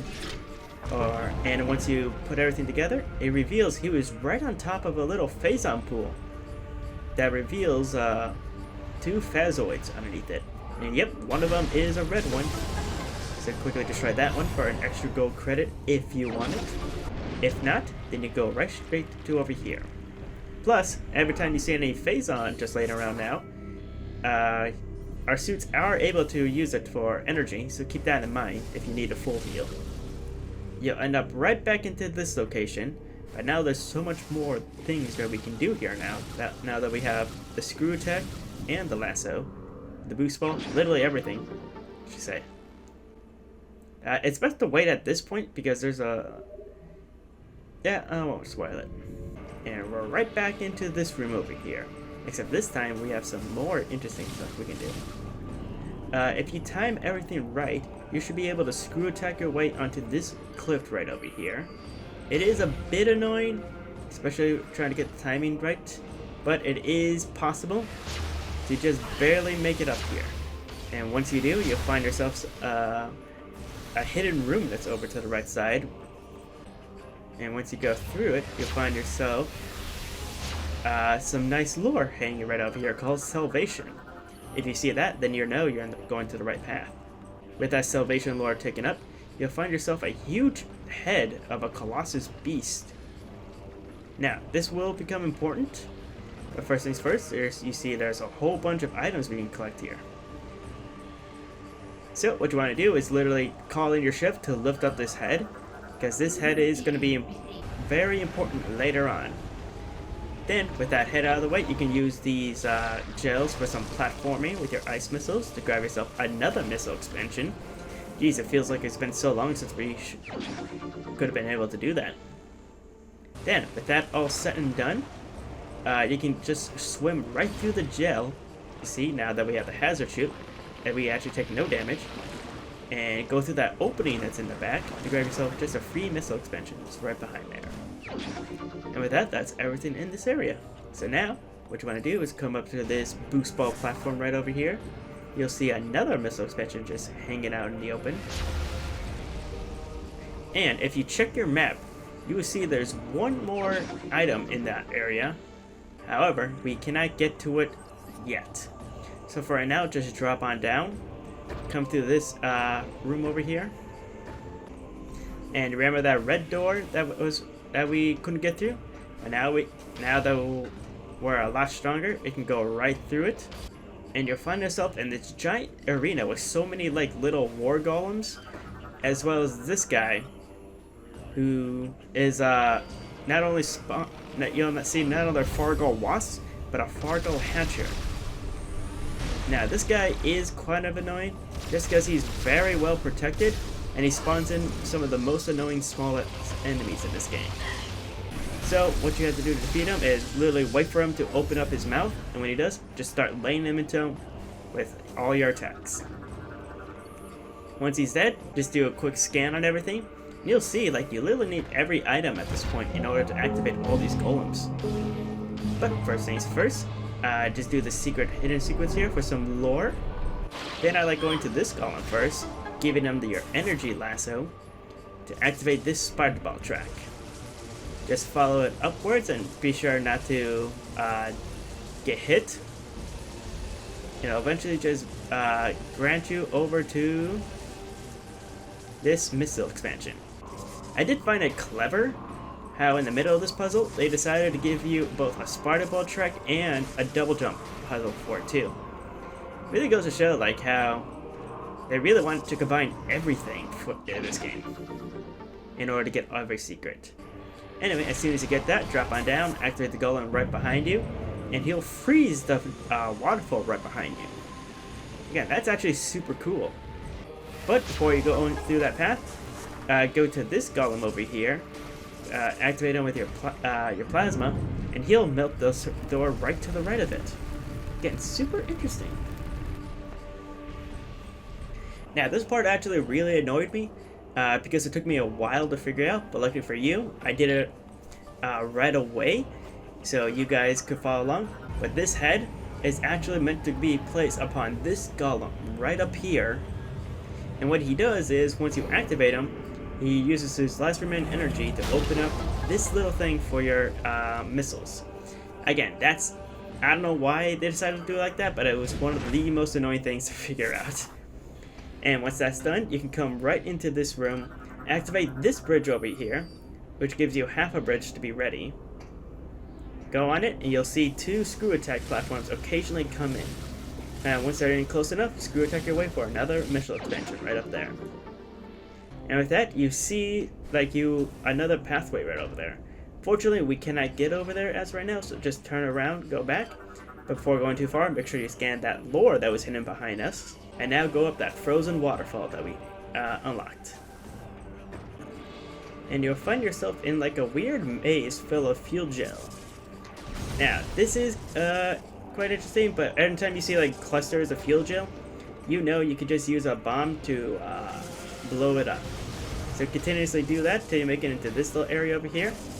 Do yourself another double bomb jump puzzle to grab yourself another free missile expansion. Like I said, they love doing double bomb jump stuff in this game. And then you come right over here, and before getting too far out of the maze, quickly turn around for some last lore. And with that, you've made a full circle right back over here, and now it also gave you a quick shortcut right back into those areas. Now, as you can see, there's one item still left right over here. And again, this one also took me a really stupidly long thing to figure out, but there's actually a hidden commands thing right here. So we need to go find something to be placed into this area over here. What is it? Well, guess what? It's not located in this area. As right now, you need to travel all the way back to your ship and go back into this part of the area.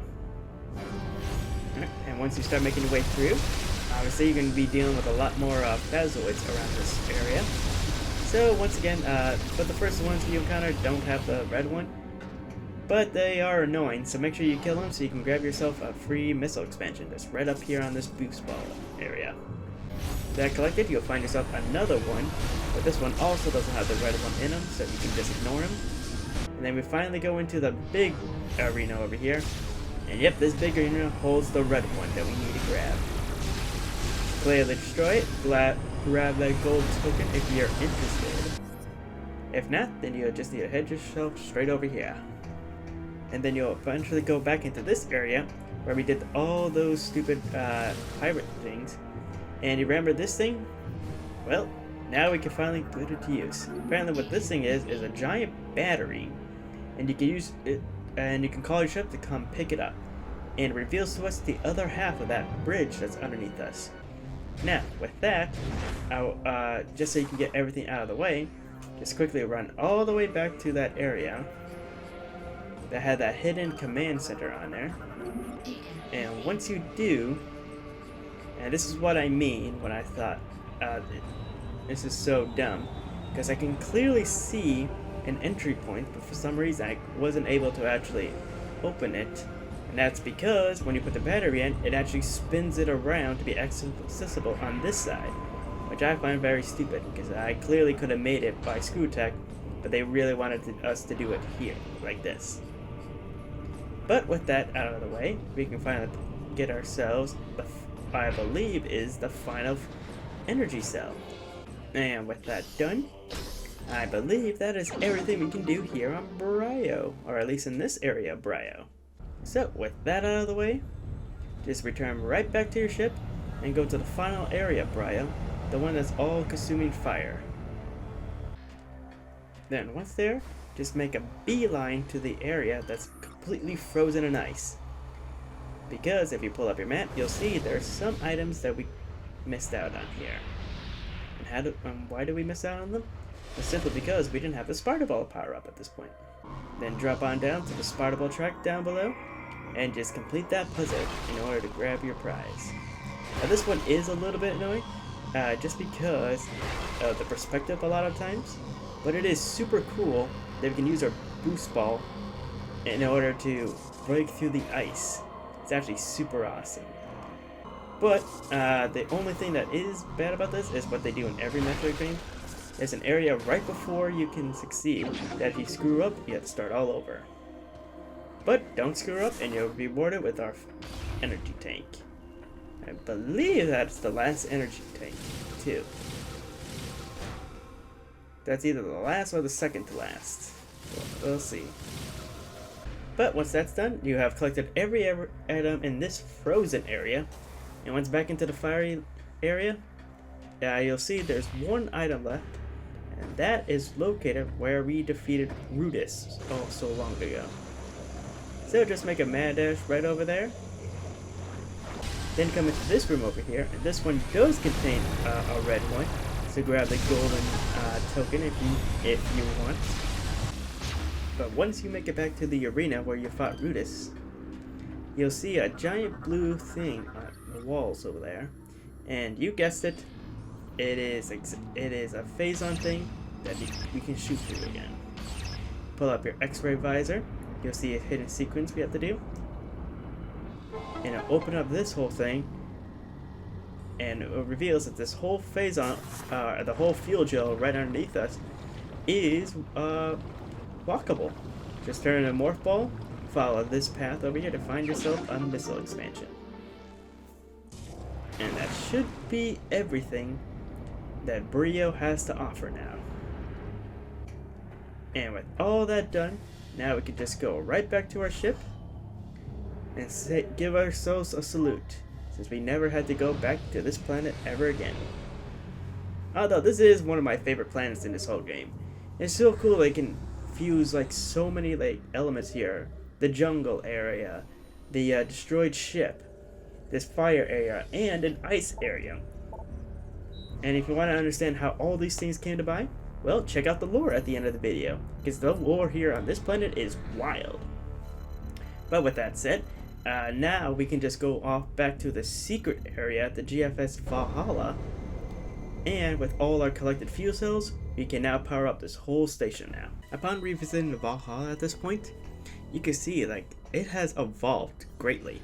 Because not only do we have some brand new enemies like these phazon shriekbats that weren't here last time, but we see this whole place got infested by phazon Metroids as well. Seems like those little Metroid babies that were here finally grown up. Or at least some of them did. Alright, and our first place up is to go to this right room over here. And if you're ever wondering where to find all these energy cells, there's just these terminals all around. They're located all over the place, but luckily since I was able to find. Luckily, the Chozo statue or the Chozo map was able to pinpoint all of them. It becomes super unnecessary to get to these at this point. Now, with that out of the way, there's also something else fun we can do here. As you can see, as soon as we put these energy cells in, we get attacked by Ing. And one really cool thing that can happen is you can use these actually to lasso on and replenish your health. So if you ever start running low on health, just remember you can do this little trick to replenish your health. And then from there, there's some nice lore on this wall. Go up to the right side to find yourself. I'm pretty sure this is the last missile expansion. So, well done, 250. And once we're back in this room, I can give you a great example now on how that X-ray visor and this Nova beam work together. Like I said, all you have to do is just focus on a Metroid, it'll show you its weak point, and it'll zoom in into its weak spot. And luckily, since zoom in is right in the middle of your screen, you can just point in the middle of your screen instead of where it is, and it'll destroy it. Again, that is really nice that they do that. Considering, you know, motion controls are a giant pain. Anyway, with that all set and done, there shouldn't be anything left on the right side of the room, so there's no need to go over there. But I like to be double sure, so. And of course, as soon as you do that, the enemies that we just killed respawn, so yeah, definitely don't do that. Make your way to the elevator at the far end over there. And you'll head right back on up to that room that we saw last time. That it sucks you into space. And even here, this place got completely infested by Metroids. But that doesn't matter, since now that we have secret missiles, we can blow up this part of the door and go back into this room right here. We will see some more places to put in our energy cells. And to get there, we just have to blow up this door with our missile and deal with that thing real quick. And deal with these things, I should say, real quick. And man, seeing how sporadic these data monitors for the energy cells are, they really intended for you to go in and out of these places quite frequently. But I like saving it all the way to the end. And you just rip this thing off, you put in one battery, you go to the other side, rip it off, and put it in the second one. Thus lifting this thing up, and you'll see a nice expansion hidden right in there. And it'll get sucked away through a tube. Just follow the entrance to it by the hole near the ground, and you'll find yourself another ship expansion this time. And I think that should be all the ship expansions. And then when you follow through the Buffalo Tunnel, you'll see this is the exit of it, is where this space pirate was trying to escape when it was here. Again, it kind of comes full circle. Anyway, now with that all set and done, go back to the elevator, head back on up, and instead of going through that door again, go directly to the right of it, and put in your battery into that door over there. And what's through this door? Well, first off, there's some more Ing here, or Phazon Ing I should say, so feel free to energize from them. As well as two doors. You'll see a green one and a regular one. Scan the green one for some lore, because this is like one of the only times we get to see it. And go to the one on the right, you see so many dead Marines here guarding something, and for good notice because they were guarding our very last energy tank. Yep, this is where the last one is. And with that, we have all the energy tanks in the game. So feel proud about this. With that sound done, go through the green door, make your way all the way to the far end, and what do we find? Just like what we found back in Norion, another Metroid. Yeah. Just deal with them with the same way as before, and I checked every single one of his states. It does not seem like there's any special lore within one of his states, so feel free to just insta-kill him. And once that's done, just go up to this little elevator right over here. Use a nice platformer to get over here. And be careful because you'll also get ambushed by some more Metroids, but you see one of them is carrying a dead Marine body on it. Again, the most gruesome that the Metroids are portrayed in this game.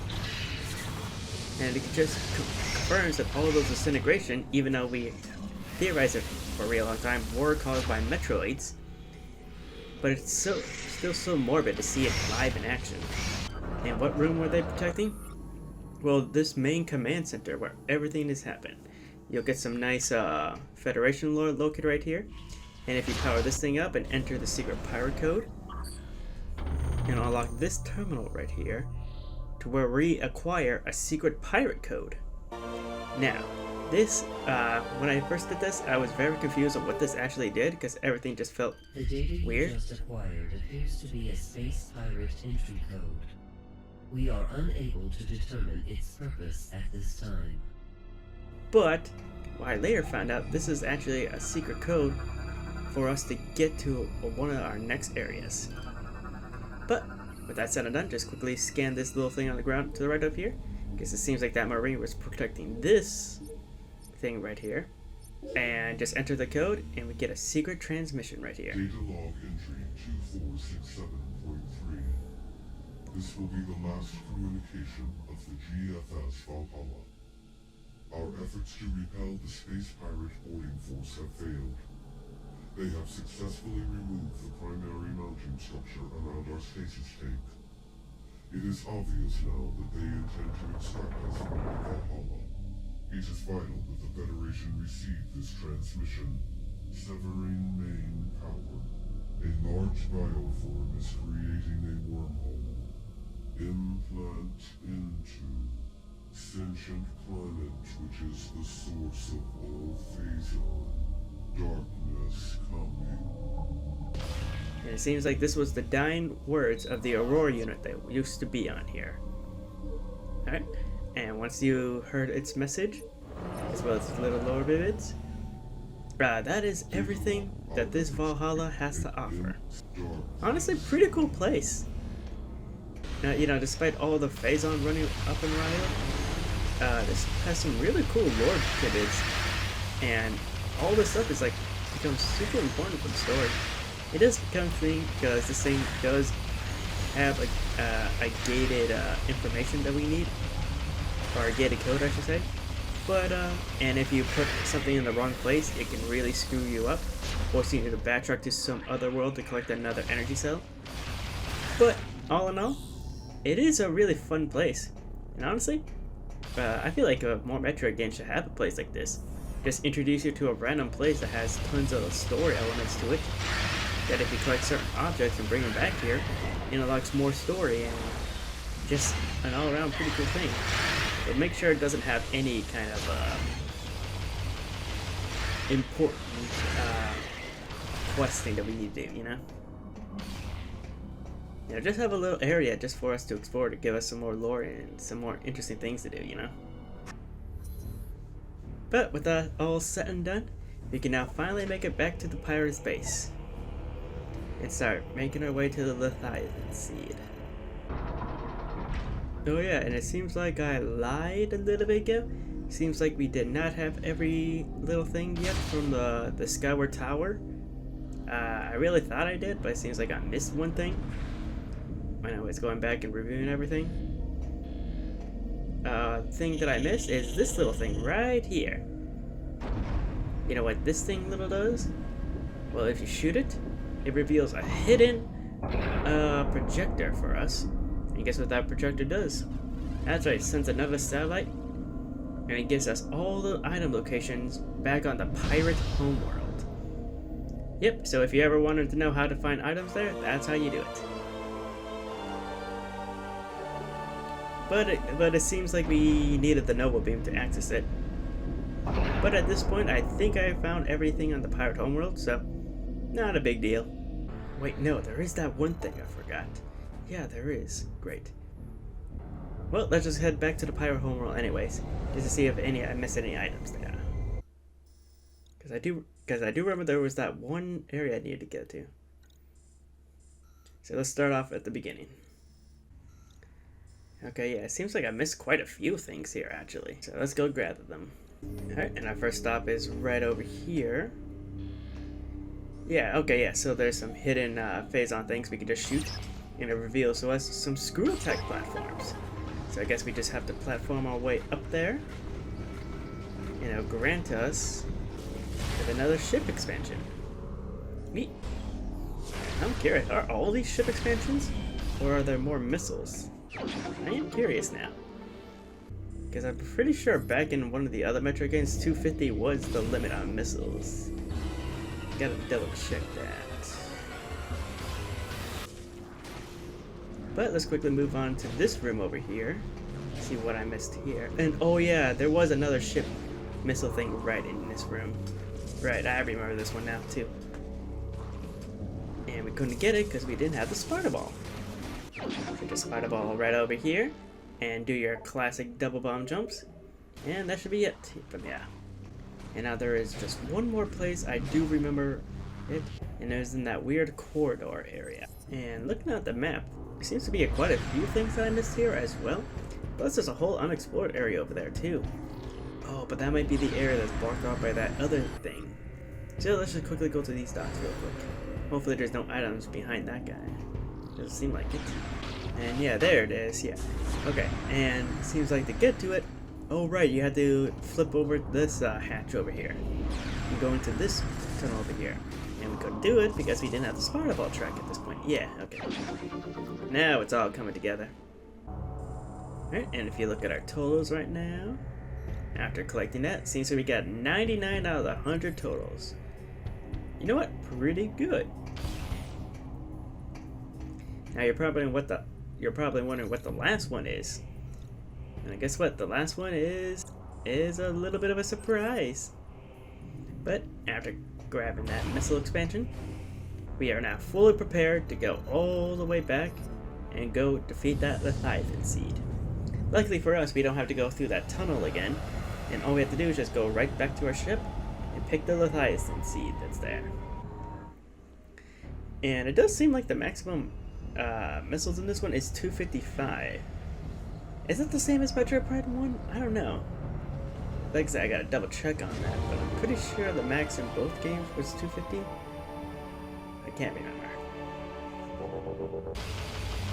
Anyway, once back onto our ship, just choose a Leviathan seed and marvel at the greatness that is this awesome blue area right there. Because I tell you, each time we go into a Leviathan seed, it always feels this excitement. Just because I love being in this awesome blue alien world. Alright, and once you go through this corridor again, you'll find some new enemies targeting us, these tentacles. Likely you just have to do an X-ray vision and you'll find its weak point. And once we get to the main boss arena, once again it looks completely empty, but once we step forward, we find ourselves face to face against a familiar rival.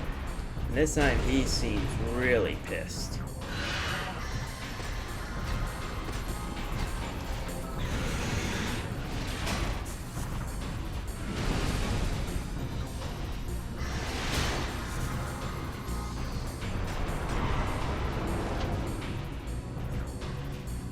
Alright, and after dropping a quick scan, we see now that this one is called Omega Ridley. And it seems like he was able to heal after our fight with Phazon. But it also made him super agile and super angry. But luckily for us, it seems like he's not completely healed from our last fight. So shooting him in the mouth is also a good way to stagger him. And once he's staggered, quickly pull off his chest plate and begin blasting his heart.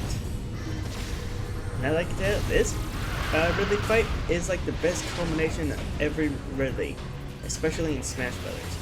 Not only does he have the classic pyro balls, but he also does a really strong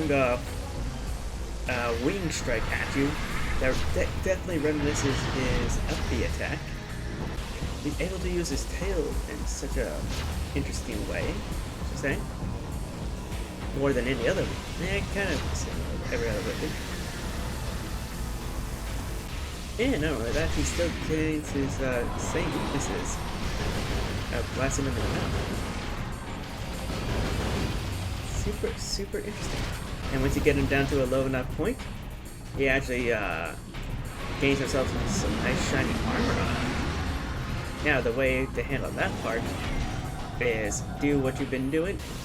Just shoot him in the mouth, and when he staggers, turn on your X-ray vision, and you'll find the weak point of that armor real easily. But he does gain these really cool electrical attacks. It seems like the Phazon has greatly powered up some abilities of his that we didn't know. But that won't stop him from charging at us and using his claws to try to tear us apart. Really goes to show that really is connected to everything in every game, huh? But after a bit, we finally destroy Ridley, hopefully once and for all.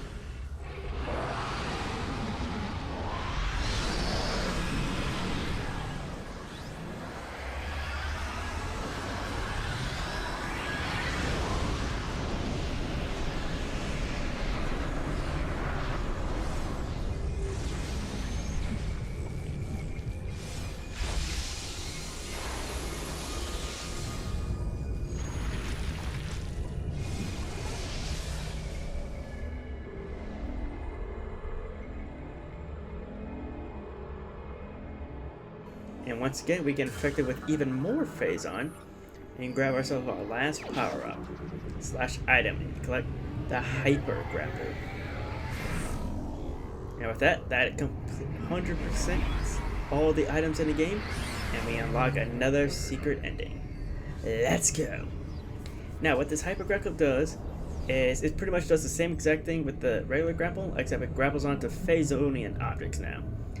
And we can and just like the before, we could use it just to give us money. And after doing that, we used all the spinning Phazon straight back into its core, thus destroying this final seed right here.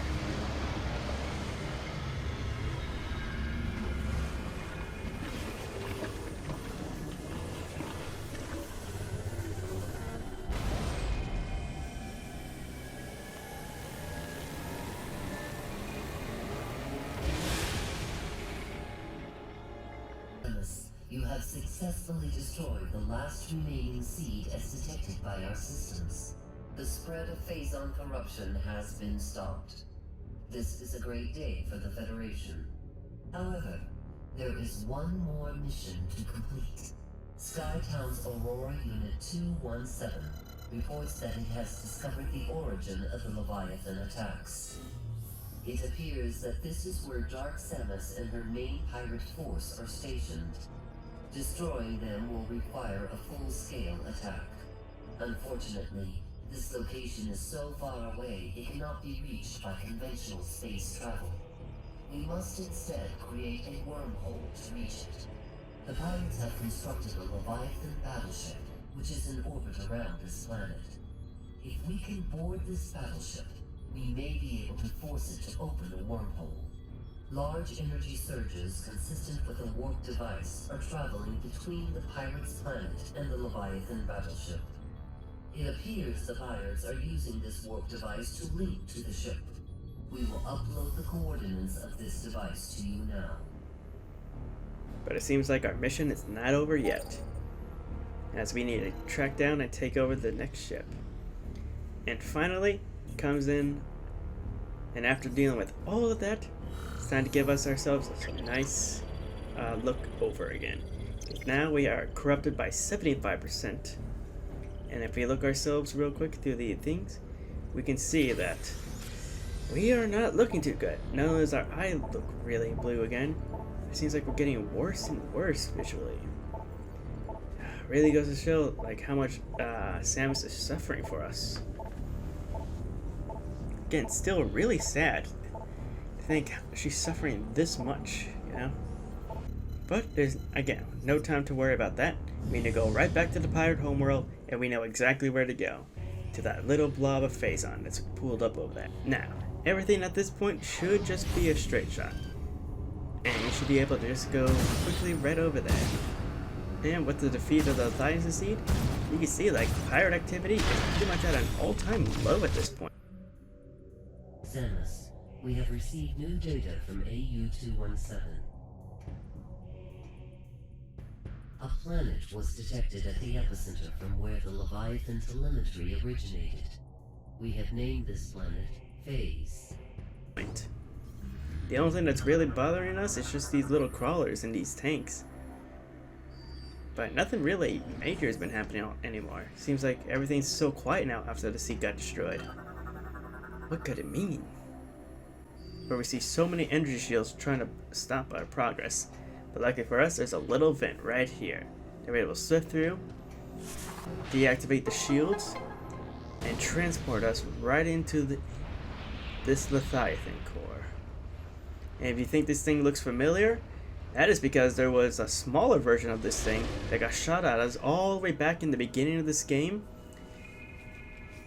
that had like the same structure and feel to it.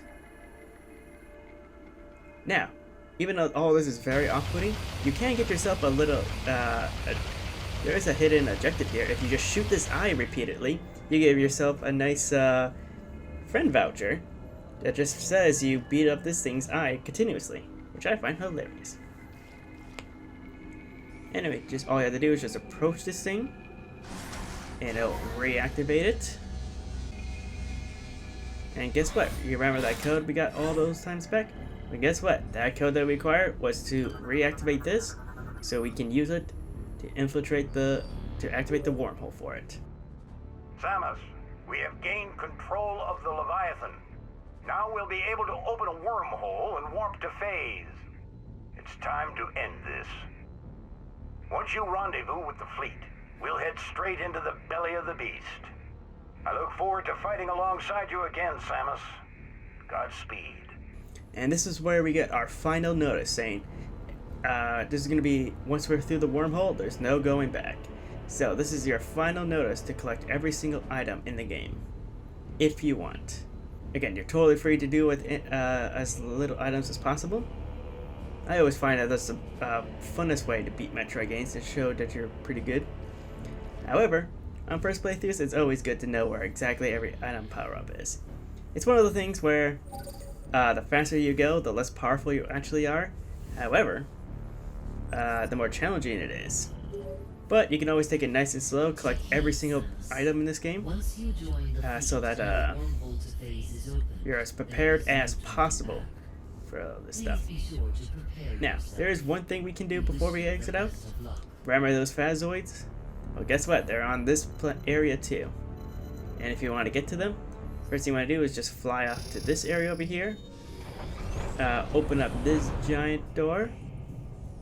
You'll find one right here. Fortunately, it doesn't seem to have a red one in it, so you can't ignore it, but I choose to destroy it just because it is really annoying.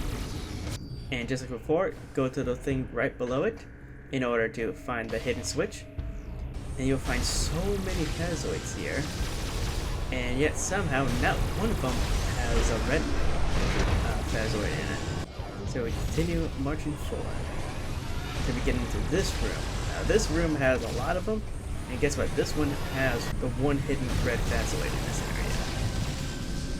So if you're hunting down the credits, definitely grab this one. Then once that one is destroyed, head right back to your ship, because there are some other pirate locations that we need to go to if you want to continue this golden credit hunt. And the next one is literally located back in the mines. But on your way up to the mines, you can actually start talking to Federation. There's still pirates taking refuge in this area. Any that you can dispose of would be appreciated. One of those large harvester units was spotted in this section. Some of the pilots were trying to take it out with a bombing run just for kicks. Sounds like fun to me. And once you make it back into this area over here, where we fought that drone over there, guess what?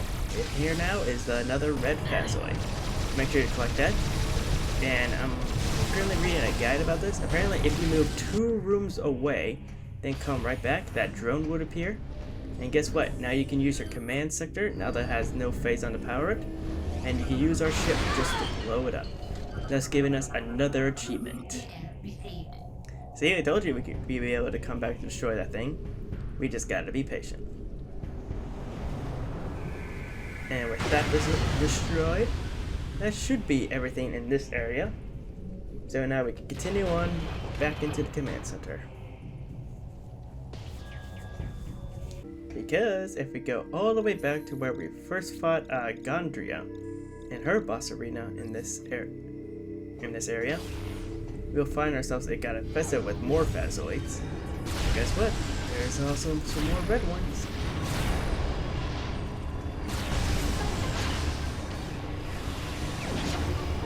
And I like that little visual. That as soon as I got the red one, I just dipped out of there, and you can see all the small little balls just chase after you. But they never managed to catch up. Anyway, with that one collected, there's, I believe, only one more left, and it's located back in the Metroid hatchery. So just head your way down there, destroy the Metroid, and go to the room that's literally to the left of the hatchery, and go into that secret area. And it seems like the last one is located right here where we first fought a Metroid hatcher. Yep, and it's taking its place is another red Phazoid. So I quickly defeat it, and that should be every single Phazoid ever in this entire game. And at this point, you should be able to have every single entry in the game except for 3 Phazonian things and 2 research things. If you go into the game with that mindset, then yes, we have found everything in this game and scanned everything in this game. And if you wanted a quick brief to see what that is, well, I'm going to show you real quickly of everything that I collected. And luckily they put everything in order, and whatever is missing is within alphabetical order. So you can either check it on here, or you can check on that Metroid website, because they did a pretty good list on where to find these as well. Now, with that all out of the way, we can finally make our final assault. So just head straight back into your ship, get on board, and say you're ready to get to the final area. And once you selected it, an awesome cutscene will start to play that we'll let play out.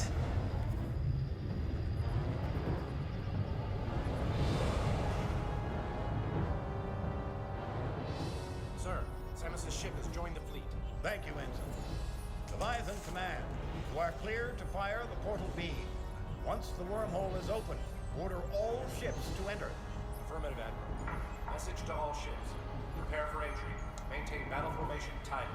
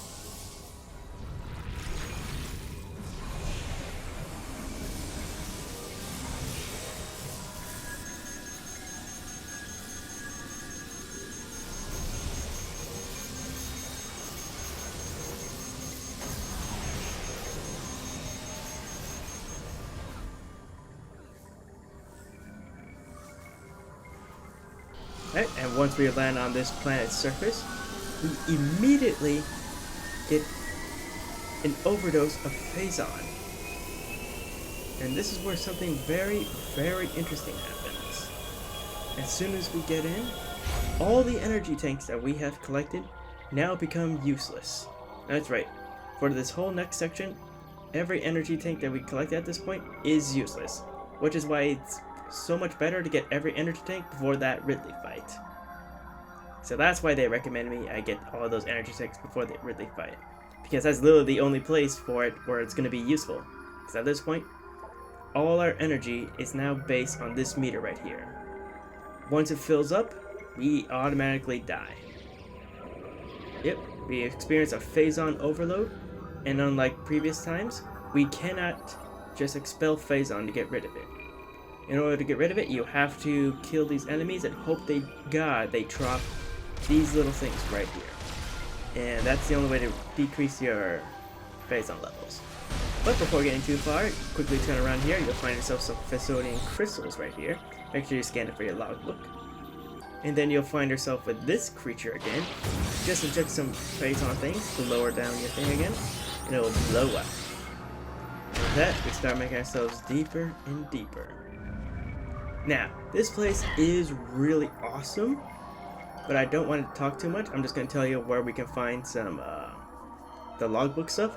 First things first, once we reach down, definitely scan this door, because once again, that's also part of the logbook. And a fun little tip, if you're if your thing is running high, then definitely inject your energy back into these things again. That's a fun little way to make sure you keep your energy supply down, as well as kill some enemies. Alright, and after some swift platforming, we'll end up right over here, where we'll go through a giant morph ball area over here. And in order to make progress, you just gotta kill off all these sprouts right here. Remember, you can hold down A to do an electric shot in your boost ball. And that's what I love about this area. It kind of incorporates everything into all your power-ups in hyper mode into one area. And really cool when the game lets you use every item that you collect in order to make progress. And yeah, there's a puffer here, make sure you get it. And I found this out a little bit later, but once you get into these areas where you start fighting Metroids, try to get through the area as fast as you can, because these Metroids are infinite spawning. So, make sure you just go through these areas as fast as you can, because you'll never be able to fend off all the Metroids all at once. The Metroids are forever spawning, so make sure you just ignore it. And finally, we make it into this giant sprout area. Let's quickly destroy all those things right there, and I'll open up another shaft down below, where you'll repeat this process against so many other enemies. It's insane. But as soon as you drop down the first floor, quickly take out your visor, and you'll find yourself some special grass here, the Thessalian Tego grass. That's also important for the logbook, so make sure you scan that before destroying everything else. And once I'm done, just continue dropping down further and further. There's nothing else notable to scan, so just keep on moving forward, ignoring everything. Then you get up against this enemy right here.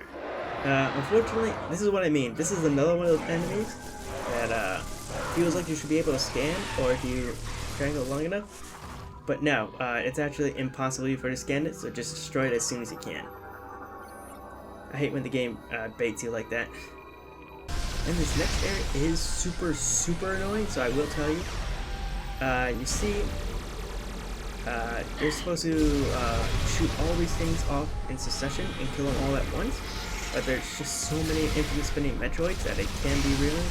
So as soon as you kill it, just make sure you get them all done in one shot. That way you can move on. And then you're just stuck in constant battles against here until these things explode. And this is like one of your only chances to get rid of all of your excess energy, so make sure you do that. And this is also something really cool that happens. As soon as you drop down, you can encounter this creature right here. It doesn't seem like he's important for the logbook, but I scanned up anyways just to be sure. And just start spamming missiles as soon as you get down there. Guys, he got super close to that damage.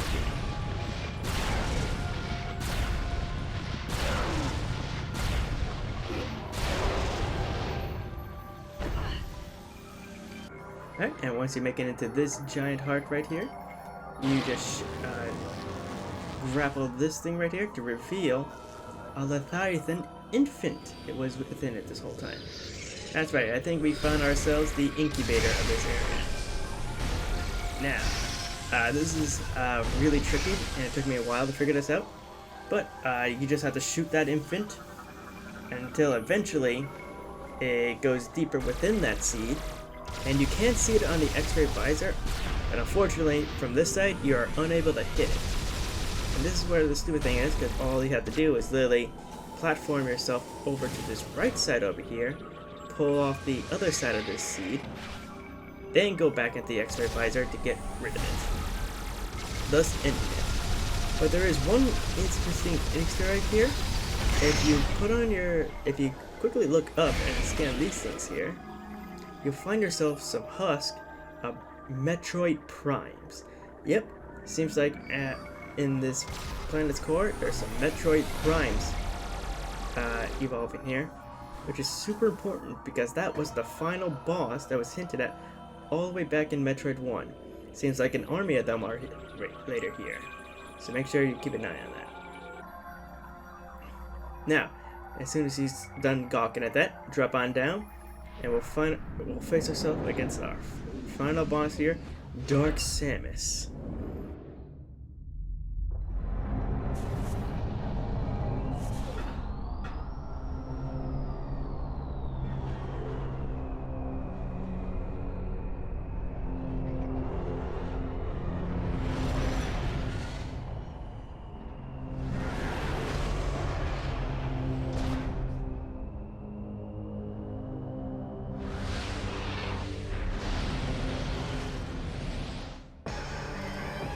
Now, Dark Samus, at this point, is at her full power here, willing to protect this place at any cost. And she unlocks so many abilities here. First off, you'll notice that all her plasma things, and even her regular moveset, is exactly the moveset that she used as an assist trophy all the way back in Smash 4. She has those energy balls that she shoots up above us, and she has those phase-on crystal beam that shoots up on the ground before. And eventually, when you give her enough damage, she unlocks her hidden forms, which is she's able to copy herself and split herself into multiple versions of herself. Now, this is super important, just because in Ultimate, you can see in one of her victory screens, she does that exact play, and she combines herself in the end. Which means that Dark Samus isn't just one single entity.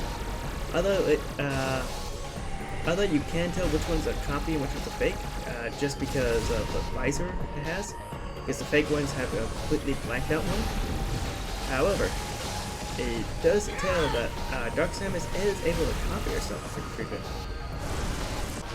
Again, so many interesting things Dark Samus does in this one battle.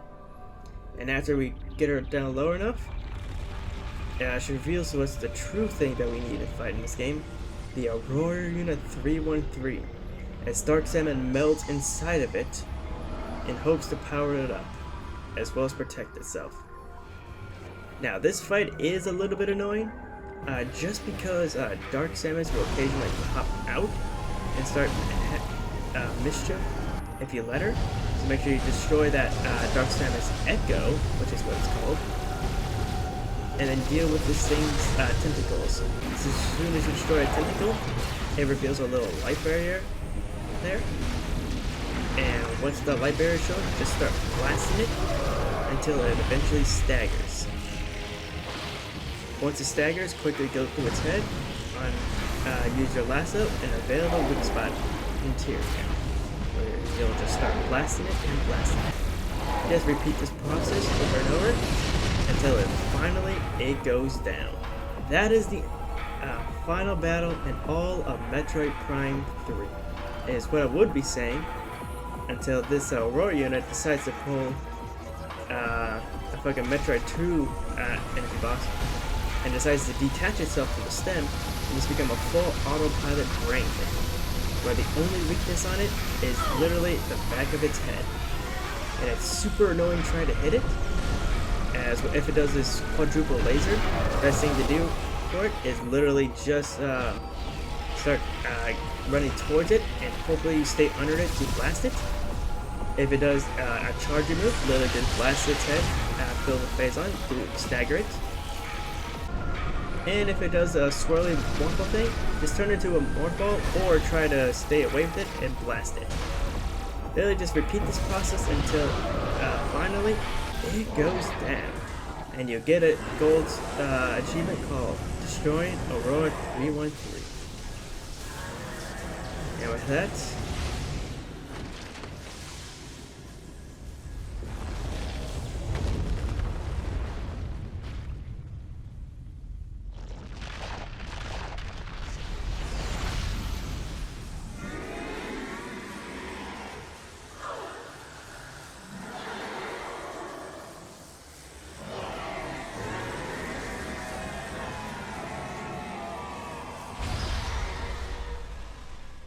Dark Samus that was hiding inside it finally evaporates, and the Phazon that was corrupting us also gets expelled from us.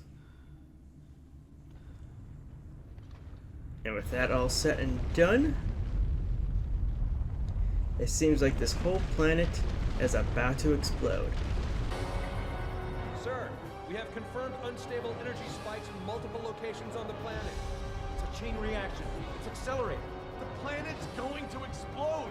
Order the fleet to disengage and prepare to retreat.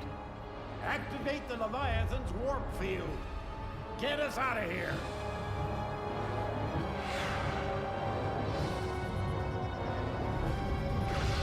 So with the last of its energy, we force the Leviathan to create a wormhole for us, and we all escape.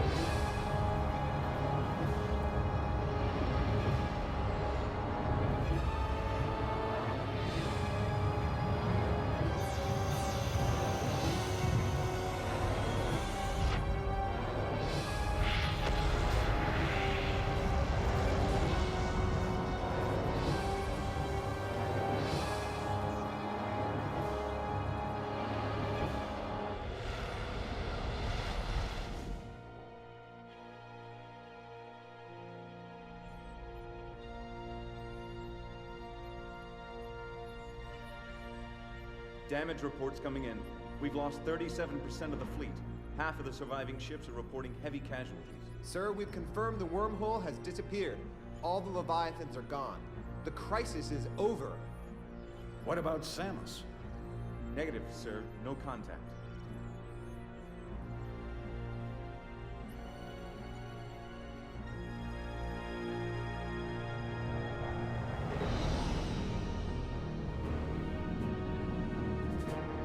Then we just see Samus giving us a thumbs up. Sir, we're receiving a transmission from Samus's ship. Giving us a thumbs up. Sending the message, mission complete, to the general. And as the game ends, we get ourselves our 75% ending right here, where Samus takes off her helmet back on the Sky Tower, where she reminisces about all the previous hunters that we face. Rudis, Gore, Gamuria, all the ups and all the downs that we face in this mission with them. Again, really shows that Samus really does have a heart, and she does enjoy the company that she was with. And the only thing I kind of wish for her at this point is that she just needs a companion at this point. Doesn't even matter if it's like a boyfriend, doesn't matter if it's just a friend. It just seems like she just needs someone in her life. Because at this point, she's just been a lone bounty hunter for way too long, and everyone she ever knew eventually died or abandoned her. Yeah, really, really fucking sad. But with that, Metroid 3 is coming to an end. And we give our final salutes to the comrades that we had in this journey. And we can hope Samus all the better. But before this game ends out, because we got 100%, we get our... Not only we unlock hyper mode difficulty, but we get a secret cutscene. We see Samus take off her rest of her suit, head back into space, but it seems like she's being followed by somebody. Who could that person be? Well, the people who are true Metroid fans would recognize that ship, but only if you had a Nintendo DS or a Wii U laying around. Stay tuned for that. Well, and like I said, that's the story of Metroid Prime 3. Hope you guys enjoyed.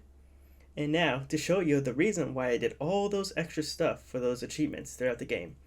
You see, this is the most BS thing about this game, is that usually in every Metroid game, you unlock galleries and other things simply by scanning every possible known object in this game, making sure you have that. However, in this game, your gallery and all the other things are locked by achievements in this game. And sometimes achievements cannot come from you. Luckily for us, we can get the Samus Patrick, the Creature Patrick, this one, but anything in the bonus gallery we cannot get. In the music gallery, we can get a few songs. We can also get the World Package 1 as well as the Storyboard Package 1. And luckily we can get every single song in the game, which is really nice. But you'll notice we don't have any green ones, and that is because in order to get those, you actually need friends who play this game and also 100% of this game, as well as internet, in order to send you their friend vouchers in order for you to get stuff in this game. And really fucking stupid, but hey, this is what they chose, and this is just such arbitrary garbage. But with that, I'll stop my complaining and let you guys enjoy the gallery. Because let me tell you, some of this art is fucking amazing. Hope you guys enjoy. Till next mission, guys. Later.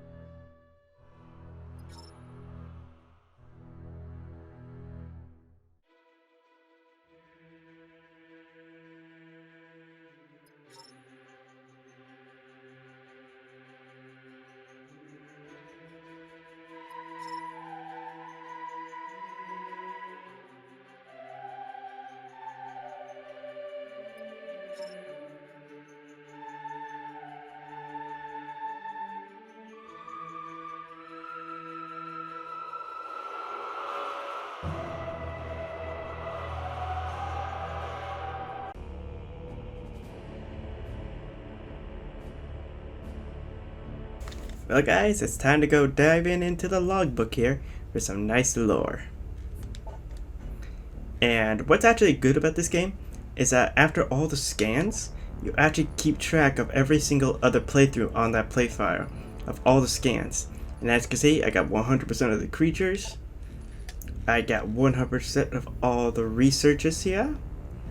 And most importantly, I got all the 100% of the lore. Now, I will mostly focus on the lore here.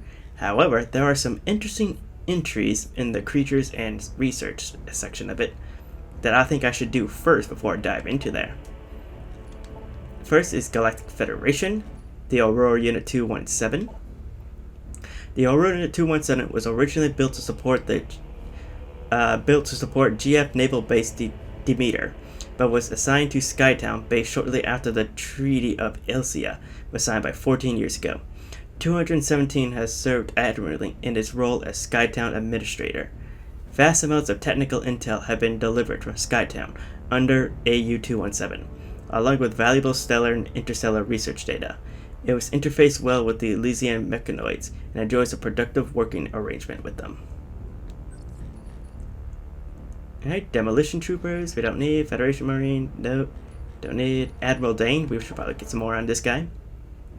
Fleet Admiral Castor Dane is known for his utmost dedication to protecting the Federation from its enemies. He is stern and aggressive, and has a strong dislike for the space pirates. Rumor has it they orphaned him at an early age, an act he seeks to avenge. Okay, so kind of similar to Samus's origin story. Not that much interesting there. Here's some real interesting stuff though. Hunter Gadrada. Gadrada possesses the metamorphic ability to assume the form and abilities of other creatures. This talent has led many to seek out her for stealth and reconnaissance missions. Despite her powerful combat capabilities, details on the subject's origins and age are unknown, but her unique traits have made her a sought-after hunter for missions. Interesting. Now, Hunter Gore. Gore is a cybernetic bounty hunter, capable of merging his body into larger mechanisms. The most common of these in his armor suit, which doubles as a gunship and provides him with a formidable combat arsenal. The merges are often occupied by a shift in personality, replacing his normally calm demeanor with an aggressive attitude. He demonstrates a high proficiency with all things mechanical, and is often called upon in his missions requiring computer infiltration or manipulation. And lastly, Hunter Rudus. Rudus is capable of generating and manipulating ice. This trait is common among inhabitants of the moon Phrygus, but Rudus is one of the few who have used this ability for bounty hunting. Subject is known for getting results, but considers himself without peer. His arrogant demeanor has led him to mainly seek solo missions, and rarely works with others. Interesting. That's some basic info against all these guys. But what's very interesting is that they also reappear in other forms once they take on space pirates. So let's go here real quick. Reptilius Hunter. This is what I think it is? Yeah, it is. Alright. Go to Corba, Hover. Is this the right one? Nope, don't need that one. Is it in Skytown? Steamboat's home returner. Oh no, they're all space pirates. I should have known. I should have realized. Aurora 313. Let's check out this boss. Aurora 313 was somehow been fused with the bioessence of Dark Samus. While combat shields protect most of the unit, a weak spot has been detected at the cable junction. Damaging the unit's core will expose this point, but the core itself is protected by an armored hatch. Tentacle ports can be damaged to initiate stunning. Cerebral feedback pulses within the target. While incapacitated, the hatch will be unprotected and able to be pulled open. This unit has been heavily mutated by phazon exposure. Appears to be symbiotic connected to the planet phase as well. Interesting. Alright, let's read up Dark Samus. Target is composed of pure phazon energy and is highly unstable. Scans indicate that hypermode attacks are capable of disrupting her, likely a result of hypermode being energized by Samus's body. Dark Samus is capable of generating echoes of herself to aid her in battle. These units will be used as increased firepower and act as distractions while she replenishes her energy. This should be destroyed immediately. She is capable of absorbing energy from phase to replenish her own. Alright, interesting. Let's go with Gondradia. Gondradia's ability to shapeshift have been greatly enhanced by phazon exposure, allowing her to assume a number of deadly forms at will. These new forms come with a cost as she also inherits their weaknesses. A mistress of stealth, she will employ her personal cloaking field often, setting up her next deadly attack. An advanced visor system may be able to detect her location. Interesting, interesting. Now let's go with Gore. Gore's energy shield is capable of repelling all weapon fire, but the back-mounted generator is exposed to attack. Overloading the generator could expose the well-protected critical systems behind his battle armor. Gore's arsenal is considerable. Plasma-based beam weapons attack claws, and a multi-missile system at a cyborg's disposal in battle. These battle systems can be combined and fired at once as a devastating alpha strike. The target is also capable of high-speed ramming attack, although this is potentially dangerous if performed over a slippery surface. Fascinating. Ooh, let's go with Meta Ridley. Target's body is covered with incredible durability armor skin, making it difficult to damage. All parts of the body are protected except for the mouth, where Meta Ridley fires his plasma-powered weaponry. Observing target may reveal additional target points. Target will use powerful plasma-based range attacks along with potential melee strikes. Alright, no new information, but just like an overview. Omega Ridley. Revived and regenerative through phazon exposure, Omega Ridley has been energized to a new combat threat level. Target retains extremely durable, phazon-enhanced armor skin as well as a protective armor plating. Scans indicate that a recent injury has not fully healed. Expose and target would inflict damage. Target will act to protect this vulnerability. Seek ways to stun the enemy and leave it open for a deadly attack. Sandra, Pyria. Now finally, let's go on to Rudis. Phazon exposure has greatly enhanced Rudis and his ability to generate ice, making him deadly at any range. His durable ice armor has one weak point, the neck. Seer's physical stress can weaken and remove it, exposing Rudis to attack. This weak point cannot be seized as long as Rudis is active. He can create frozen objects at will, and can freeze missiles in mid-flight. Smaller ice-based projectiles can be shot down, but it is recommended to evade larger attacks. Be advised, Rudis can trigger a hyper mode state, elevating his threat level to a match your own. Fascinating. And that should be all the important ones. So we get some nice background on not only our hunter buddies, but also some of the bosses as well. And let's see if there's any more. And it doesn't seem like there to be any more important creatures here. And doesn't seem to be any more important research stuff as well. So with that all out of the way, let's continue on to the real meat and potatoes of this. Let's go on to the lore. Start at the Galactic Federation data. And Phazon. Phazon is a substance of extragalactic origin. It is a highly radioactive ore with extreme mutagen properties. It has certain biological qualities, including the ability to reproduce itself. Exposure to Phazon often affects the brains of sentient beings, causing erratic and destructive behavior. It is also a potent source of energy, surpassing even fuel gel in pure output potential. It must be handled carefully, as it can cause Phazon sickness if used incorrectly. Alright, Phazon Enhancement Device. The Phazon Enhancement Device is designed to harness the energy of Phazon minerals, originally discovered on Ether, for a new Federation weapon system. It is being tested by a GF Marine battalion stationed in the Norian system. Marines can initiate an energy siphon from a supply of Phazon carried in a backpack into their armor suits. This allows them to temporarily enhance the exoskeletal and weapon systems of their armor suits. To date, no Marines have displayed signs of Phazon sickness. Oh, how that's a lie. Alright, Planet Norian. Though located on the fringe of the Federation, the planet Norian is of great importance. Their military maintains a strong presence in the sector, and the base of Norian is often the first line of defense against enemies that operate outside of the GF space.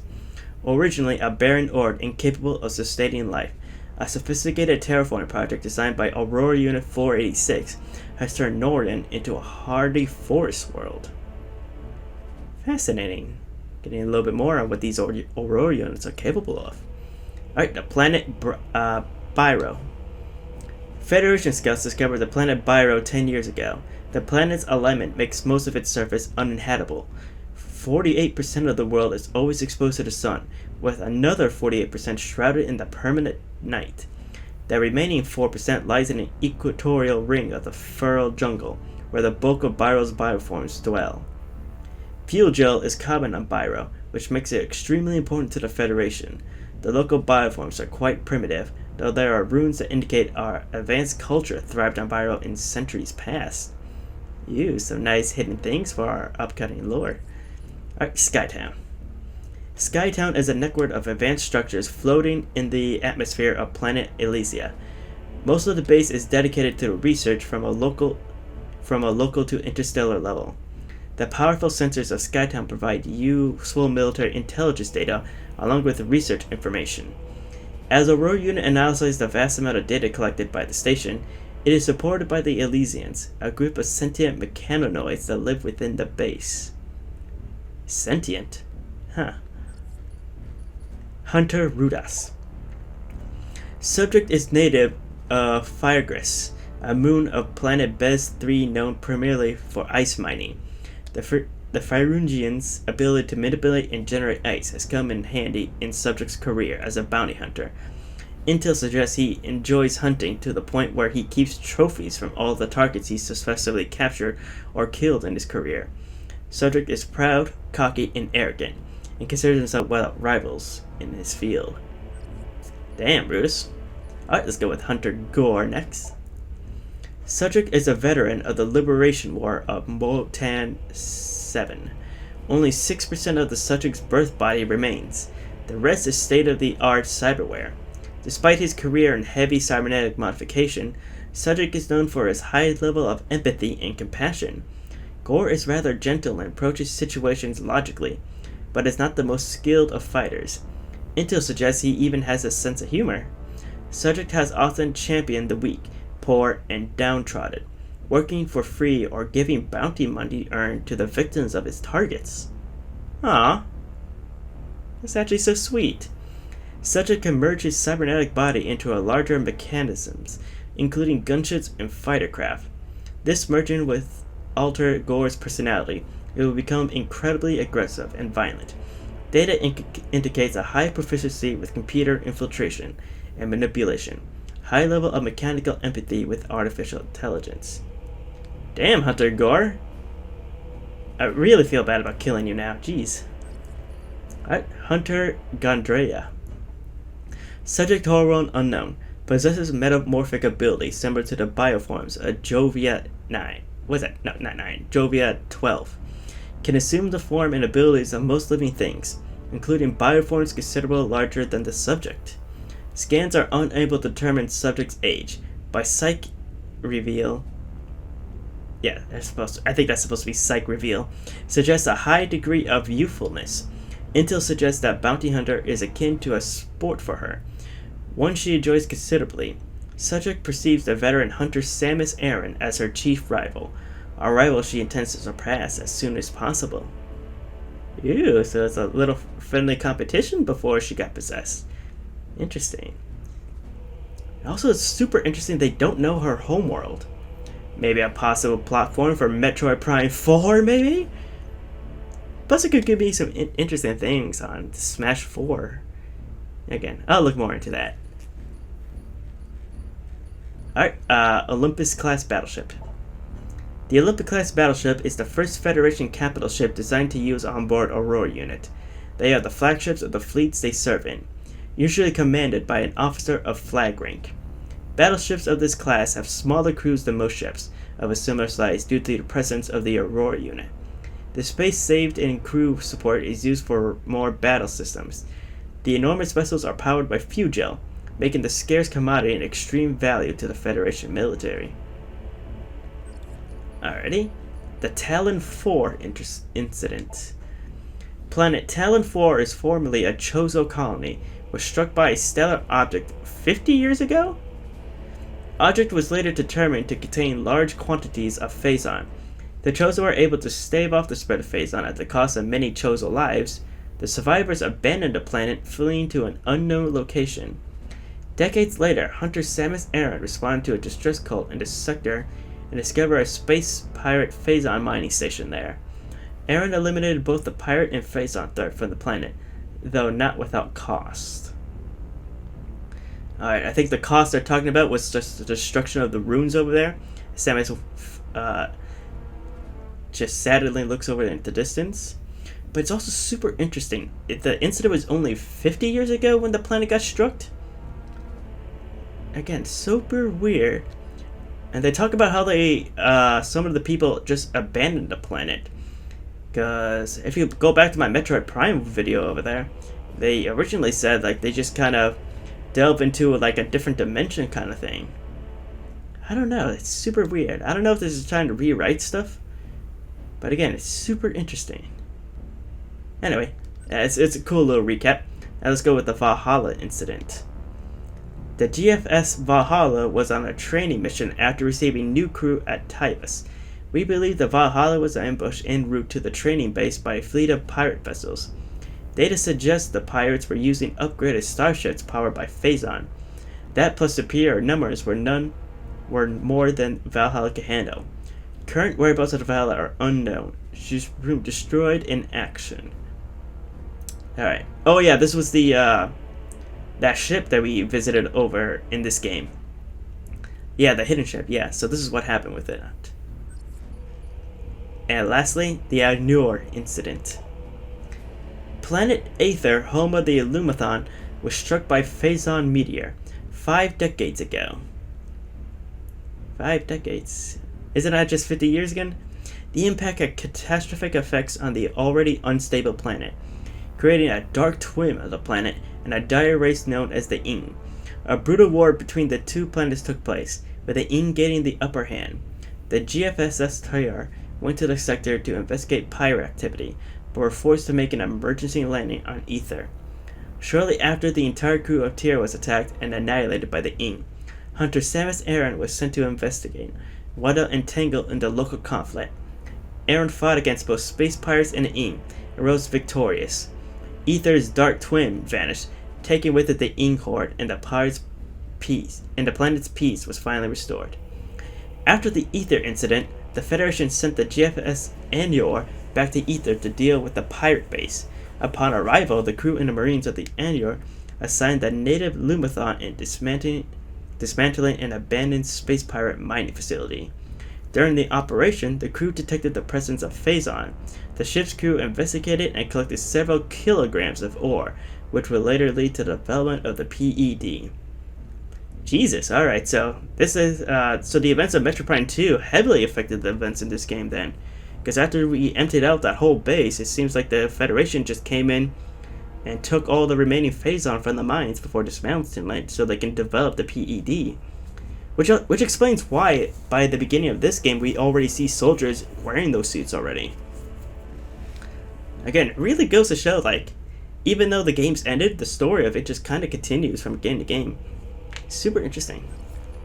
Well, that's it for the Galactic Federation data. Pretty good data so far. All of it is just kind of flat, just broad strokes of everything. But I do like these little last ones they pulled in. Alright, that's that for that one. Let's go on to the Brio data. The Golden Age. Look now to the past and to the time of peace of Brio. See the age of gold, when our world was a paradise unrivaled. Hear the songs of joy fill the streets of the royal city, as the people honor the coming of Brios I, the Liberator. Behold the launch of the first ship to the stars of that day, and witness the rise of science, of a new Brio. See this and see the beginning of our downfall. Ew. The age of science. The ships of Brio sped to the stars in all directions, bearing the banner of peace. Soon we found stellar brethren in the Chozo, the Lumathal, and the Yila. Starborn knowledge came to Brio, and we gladly sent our wisdom to our new friends in return. The hearts of Brio were filled with pride, and they honored the lords of science for all the wonders we provided. As the time of new Brio came to be, the old ways faded.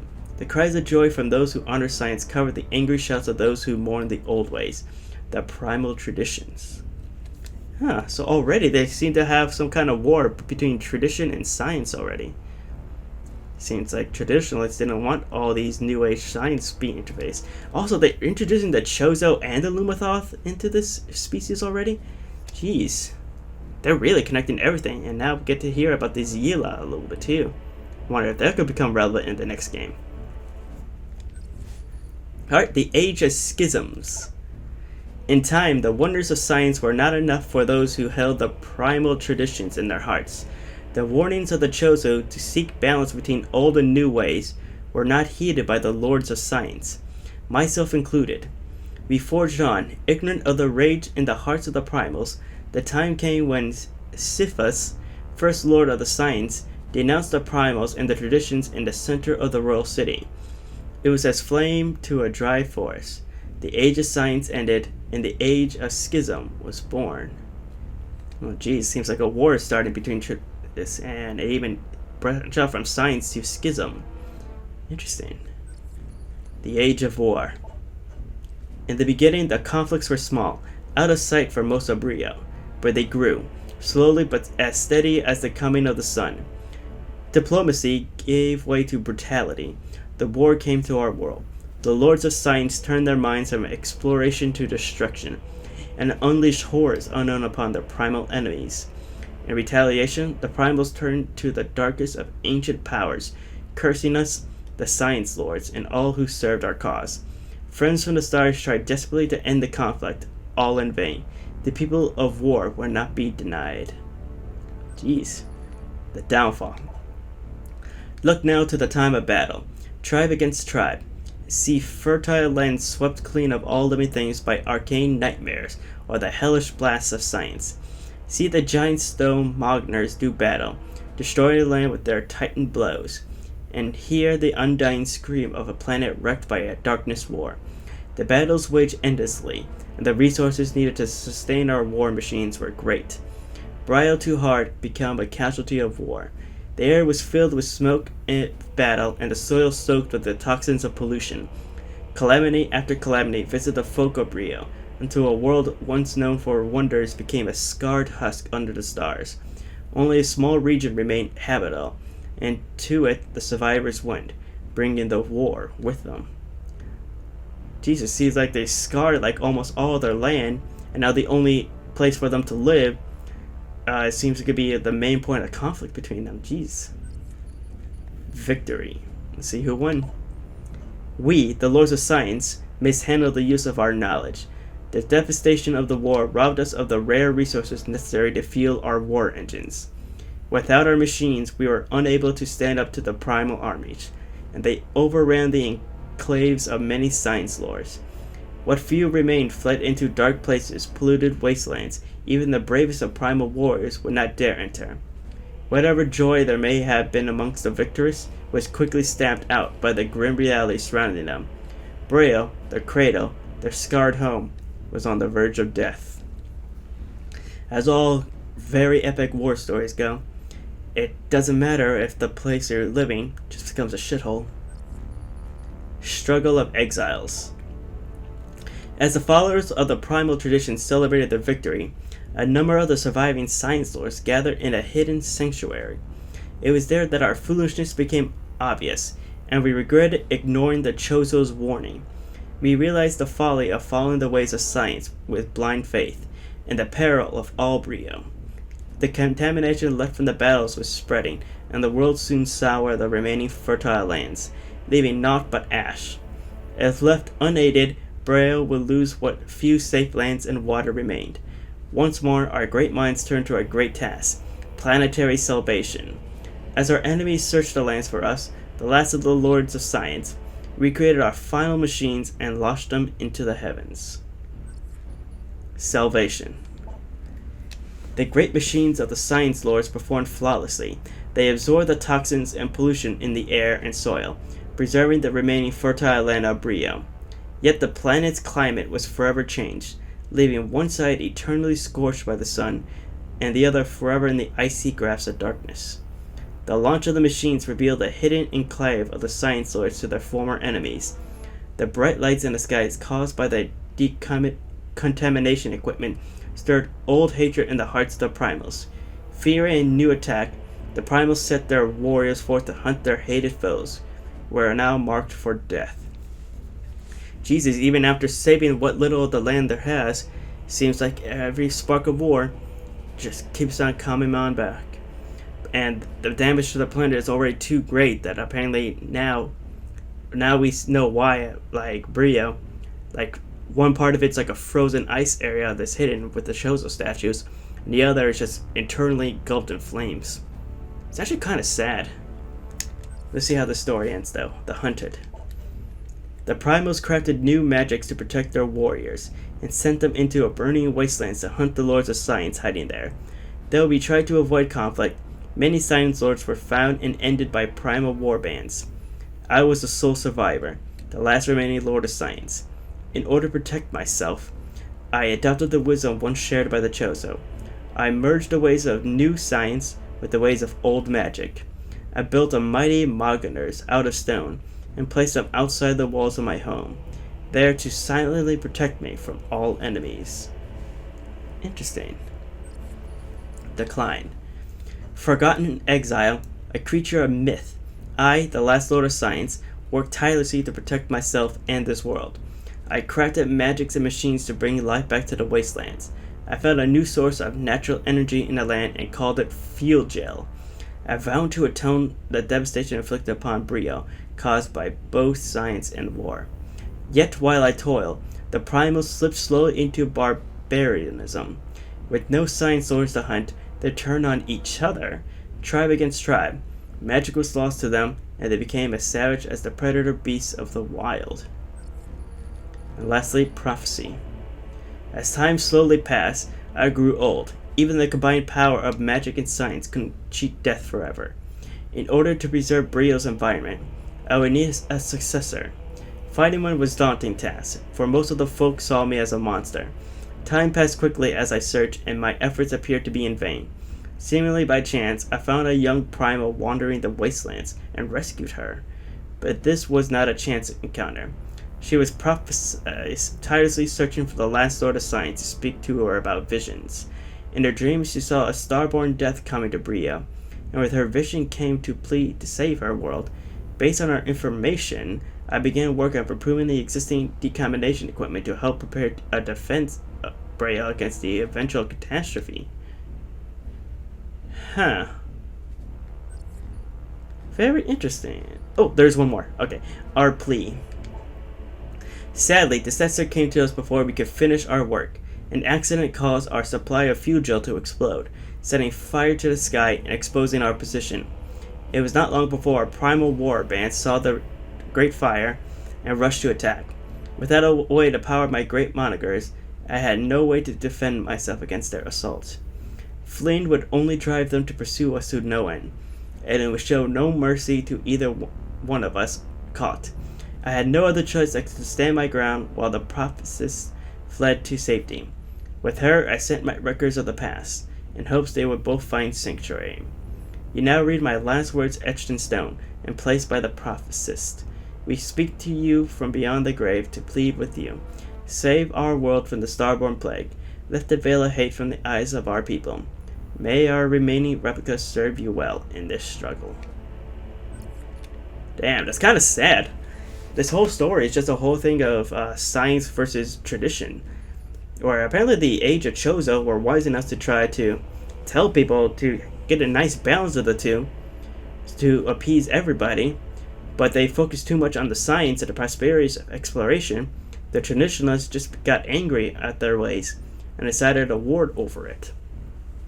And because of this war, it badly damaged the air with all the machines and magic they were using that caused so much pollution to cause the burning lands and the frozen areas to come in. And by the time they realized their mistake, it was already irreversible, but they did save the remaining land that was there. And this is just all the records one of the last science masters of this whole world. And it's kind of weird how we don't know who this prophesized person is, or we don't even get a name or anything about it, but it kind of feels like it should be a character we should know in this game. Definitely not Samus, maybe. Could it possibly like Gondra? Maybe? I don't know. But with that, that's the end of Brio and their sad tale. Let's see what happened in Skytown. The creators. I am Elysian, descendant of both the Chozo and the First. I am facing the last moments of my life and transferring my memory to the datapod. In a way, our chronological begins nearly 1500 years ago. That was when our noble creators, the Chozo, began to build that which would now become our home, a place of exploration and knowledge, floating in the clouds of planet Elysia, a fitting home for its great Chozo builders. They built many linked hovering pods in time. They formed a net in the skies across the globe, instruments peering out in all directions, studying the cosmos. We did not exist then. Only the Chozo walked these hollowed halls. To the distant stars they looked, and a great many things they discovered, including that which would later spell grim disaster for all. Huh. Alright, the gift. Several decades passed for the Chozo here at Elysia. The harsh winds and storms began to take their toll on the station, and upkeep began to take more and more of their precious time. Seeing a need for assistance, they created us, the first Elysians, built by Chozo hands, stepped out of the mechanic grid 145082 years ago. Crude by our current standards, the first was soon given the greatest gift of all by the Chozo. To better assist the creators, the first were given self-awareness. To all other Elysians, the first shared the Chozo gift. This event marks year 1 of the Elysian Reckoning. Fascinating. Alright, let's go on to the discovery. The Chozo were watchers studying the depths of space, tirelessly to quench their thirst for knowledge. From the facility, they launched observation satellites, fired them into heavens toward distant worlds. These satellites returned information that allowed them to analyze the various phenomena occurring across the cosmos. Through this process, they were able to satisfy their intellectual appetite one planet at a time. One day, a Chozo searcher happened upon a very rare discovery. A once-thought lost satellite delivered information on a distant world. It is incredibly far away, even by Chozo reckoning. Study of the stellar object revealed that it was, in many ways, a planet, yet also sentient? Alive, this chance event was brief. The information being collected was lost before the true identity of the planet was revealed. Geez, it seems like at this point the Chozo even knew about the Phazon planet already. Interesting. Alone. In the year 400 of Elysian Reckoning, the time for our Chozo creators to leave had arrived. To us, they entrusted the station and its purpose. We were to stand vigilant and watch over the station until the time when others seeking knowledge and enlightenment arrived. With their departure came one last request from the Chozo searcher, to continue exploring the skies for the answers to give the mysterious planet. We gave her our word, and resumed her tireless search. Day after day we hunted for the answers she desperately sought, but our efforts yielded nothing. We failed. The slumber. By the year 600, we of Elysia were low on critical supplies and fuel. We created smaller mechanoids to process fuel from the atmosphere of Elysia, but they proved unable to produce a sufficient supply. Unable to secure the necessary resources to sustain ourselves, we entered a state of hibernation to preserve our remaining stores of energy and parts. While we slumbered, the data collected by the station's equipment was fed to us in dreams. During this long period of sleep, we had many dreams. Countless great events came to us, including a reunion of our creators, who had to come in a new planet their home. It was not long before disaster struck. A stellar object hit planet Talon 4, bringing with it a catastrophic corruption that sent the Chozo world into chaos. We watched helplessly as our creators perished, the few survivors fleeing to an unknown location. Powerless, we slept in our dreams. We lamented the deaths of our creators. This was the final vision, after which we were never able to see our creators again. Jeez, it seems like the robots out here were directly linked to the Chozo in a very physical way. Maybe is this the alternate dimension they were talking about when they reach what they talked about back in Metroid Prime? Were they just contacting their ethereal planes to go talk to these guys over here? Because they seem to know a lot of what happened on Talon 4, despite being only on this planet. Very interesting. But they also made a point that some of them fled to an unknown location. So it seems like maybe there are still more Chozos out there. Very interesting. Federation. Time passed slowly as we suffered through our bad dreams. We endured their visions until finally, in year 1435, our automatic defense systems were triggered. A number of aliens were armed and armored, had penetrated our battle screens and entered Elysia Station. Per protocol, we were revived from stasis to defend our home. As we mustered for battle, the aliens communicated with us and declared themselves to be under the banner of peace. A truce was called, and soon we began negotiations with the Galactic Federation. The Treaty of Elysia began a new era of prosperity for us. Interesting. Agreement. The True brought us new supplies, fuel, and parts from the Federation. In return, we allowed them to use Elysia Station as they saw fit. They were glad to use the station's powerful scientific systems, and gleaned a great deal of knowledge from our databanks. Unfortunately, the harsh atmosphere of our world was dangerous for the Federation researchers. They proposed to replace the humanoids with a single artificial intelligence unit, which they called Aurora. Ooh, Aurora. Aurora was placed within one of our floating pods and connected into the station's network. This connected allowed Aurora to control not only the facility, but us as well. Our link allowed us to reap the benefits of Aurora's own connection to the Federation's Aurora network. The units were capable of communicating with one another regardless of the distance, and vast amounts of information were passed down to us. As the years went by, we aided the Aurora and our Federation allies in their research. We studied potential enemy threats and collected data on their activities. It was, in some small way, a means to atone for our inability to help our creators years ago. Through our alliance with the Federation, we were able to protect many disasters and bring an end to numerous threats to the cosmos. We are not certain if that was what our creators would have wished us to happen, but it was certainly a peaceful life. Loss. It was approximately 5 months ago that our system detected a meteor-like object collide with a planet in a nearby galaxy. The impact was followed by a separating corruption, identical to the one we saw devour our creator's planet. More so than ever, we were determined to aid the Aurora and discover the source of these objects. Months passed before we could uncover its origin. It had come through a wormhole from an incredible distant planet. We studied this link between the tear in space and the location it was connected to.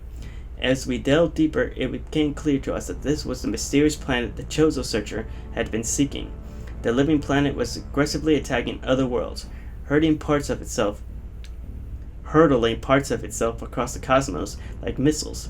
We had finally discovered the source of these corrupted meteors. It was about 1 month ago that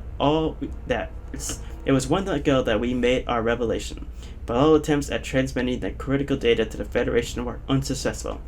It appeared that the Aurora unit had become disabled. We tried desperately to restore the Aurora, but it had been corrupted by an unknown virus. Our only means of communication with the Federation were severed. Phazon. 1 week after we had lost communication with the Aurora unit, we witnessed the living planet strike again. It sent forth several stellar objects, one aimed directly for us. It streaked through the clouds of Elysia, destroying a large portion of our home, ultimately striking the distant core below. Soon our sensors detected the presence of a strange energy. Our readings matched with the Federation's data. This was the same toxin that corrupted countless other planets and our creator's world, the galactic scourge called Phazon. Invader. We watched as Elysia fell victim to the meteor's corruption, its Phazon beginning to consume her. High above the noxious surface, we continued to collect data on the object. It was not long before we met a new enemy, space pirates. Hostile alien lifeforms and sworn enemies of the Federation attacked the station and attacked. The pirate forces struck swiftly, their numbers and weapons dwarfing our own. After their initial assault, they began construction of a massive energy shield around the meteor. They referred to fallen object as the seed, and quickly built a protective barrier. Any resistance they met from us were crushed, and the massive shield was built without interruption. Our attention then turned to the pirates themselves. If we could not stop them through combat, perhaps there was another way. Our studies quickly yielded unexpected results. All of the space pirates were corrupted with Phazon, but unlike other life forms, they were actually being sustained by it. This Phazon kept them alive and appeared to control their minds with its will of its own. And finally, defeat. The 2 weeks following the seed's impact were disastrous.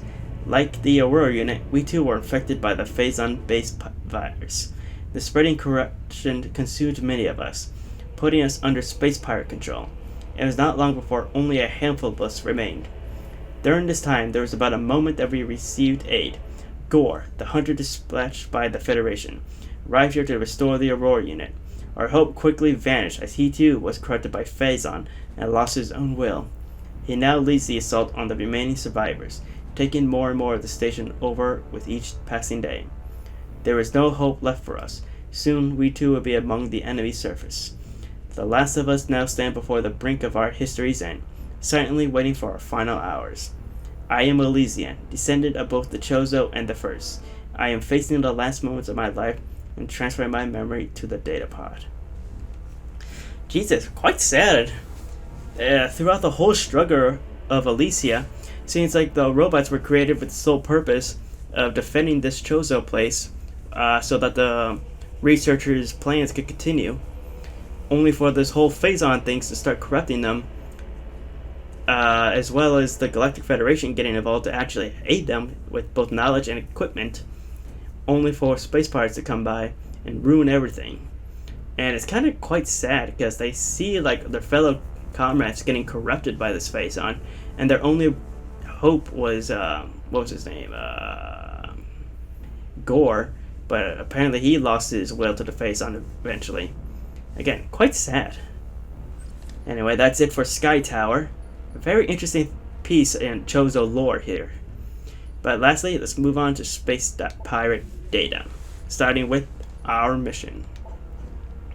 Phazon was discovered 2 stellar years ago, and since that moment, Command has been driven to control it all. 2 operations have been established, at tremendous cost. Both have failed thanks to the accursed hunter Samus Aran. Her Federation allies now move to secure what little Phazon remains on the planet Ether. This we cannot allow. We, the crew of the battleship Colossus, swear to take that Phazon or die trying. Stowaway. Our attempts to intercept the Federation ship departing Ether were unsuccessful. With them went a collection of Phazon, the first to fall into the Federation hands. They foolishly left most of the Phazon behind, allowing us to quickly collect what we could, but in our haste we took more than mere Phazon. Our scanners have detected the remains of Dark Samus, who has revived herself within our Phazon storage. Surely we are cursed. The fiendish shrew consumed all of the Phazon, then wiped out a third of the crew in a matter of minutes. Now she moves at will through the halls of Colossus, using her witchery to beguile the minds of the crew. We are unable to call for aid, and only a few of us remain to stand against her. All is lost. Fascinating. So this is the cutscene we saw in the beginning of the game. This is how Dark Samus was able to revive. She just didn't revive randomly, she just got collected in a giant pool of Phazon bats and was able to revive through there. Very interesting. The First Disciples. Our struggles have ended. She has shown us the error of our ways. The way is now clear. All previous vows of Feral have been sworn. We now pledge sole allegiance to our liberator, the Great One, Dark Samus. We bear a singular honor. We lucky few, for we are her first disciples. Our burden is a happy one, for we will pave the way to her glorious victory and cosmetic rule. Let the light of Phazon lead us. Interesting. Forming a cult, I see. The source discovered. After our liberation, she left us adrift. We thought this was a test of our loyalty, and some were endured. Some said she abandoned us. They were promptly shot. Disciples do not doubt their leader. When she returned, it was on the back of a titanic starborn beast. As we groveled in awe, she ordered us to follow the beast through a rift in space, a wormhole. Some refused to follow, afraid of the unknown. They too were shot. Disciples must be fearless. Once through the rift, we saw a singular wonder, Phase, the source of all Phazon in the cosmos. Phase, the home of our glorious leader. Okay, so this does kind of like suck affirms that this planet Phase is the source of all Phazon, which kind of is a little bit of a disappointment because it kind of does say like this is the end of Dark Samus trilogy. Though I can see them recreating them eventually, seeing how Metroid loves recreating things they already done. But seeing all the other games, I think this really is the end of Phazon itself, as well as Dark Samus. Kind of sad.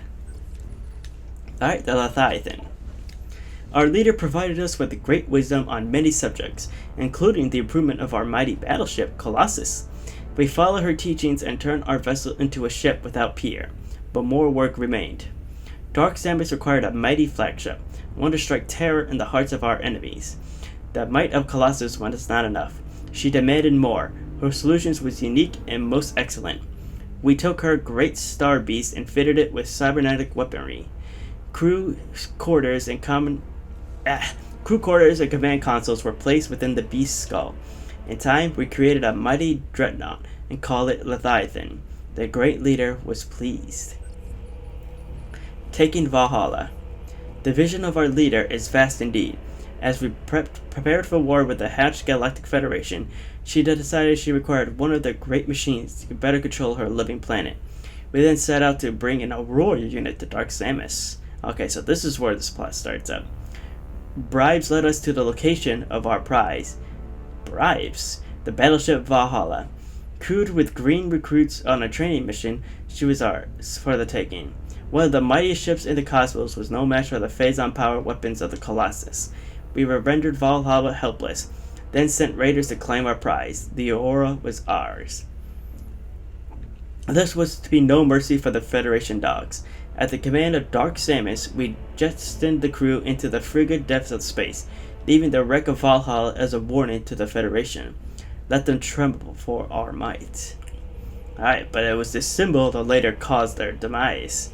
Because that's how we were able to get that one hidden code that allowed us to enter the Colossus. Purification. Our great leader, with the aid of our captured Aurora unit, has discovered many of Phase's secrets. Dark Samus can now command the living world to send forth phase seeds. She was eager to test this new power. When we heard the first world to receive this blessing was our home world, we rejoiced. The seed was sent into the void and quickly made it to our home world. Our brethren foolishly tried to repel it, but their efforts were in vain. To think once we were pathetic as them. Now the deed is done, and slowly our homeworld becomes like Phase. Soon there will be no 2 living planets, 2 Phazon sources for our great leader to use as she sees fits. Soon there will be thousands of new disciples for her to command. Alright, so very interesting. So it seems like the pirates that found all these Phase, or in charge of the Phase corruption, was the only ones that were made aware of this whole thing. Because it seems like the planet of Phase, or the Space Pirates planet at this point, was trying to repel it because they weren't actually indoctrinated into this whole thing yet. Very interesting.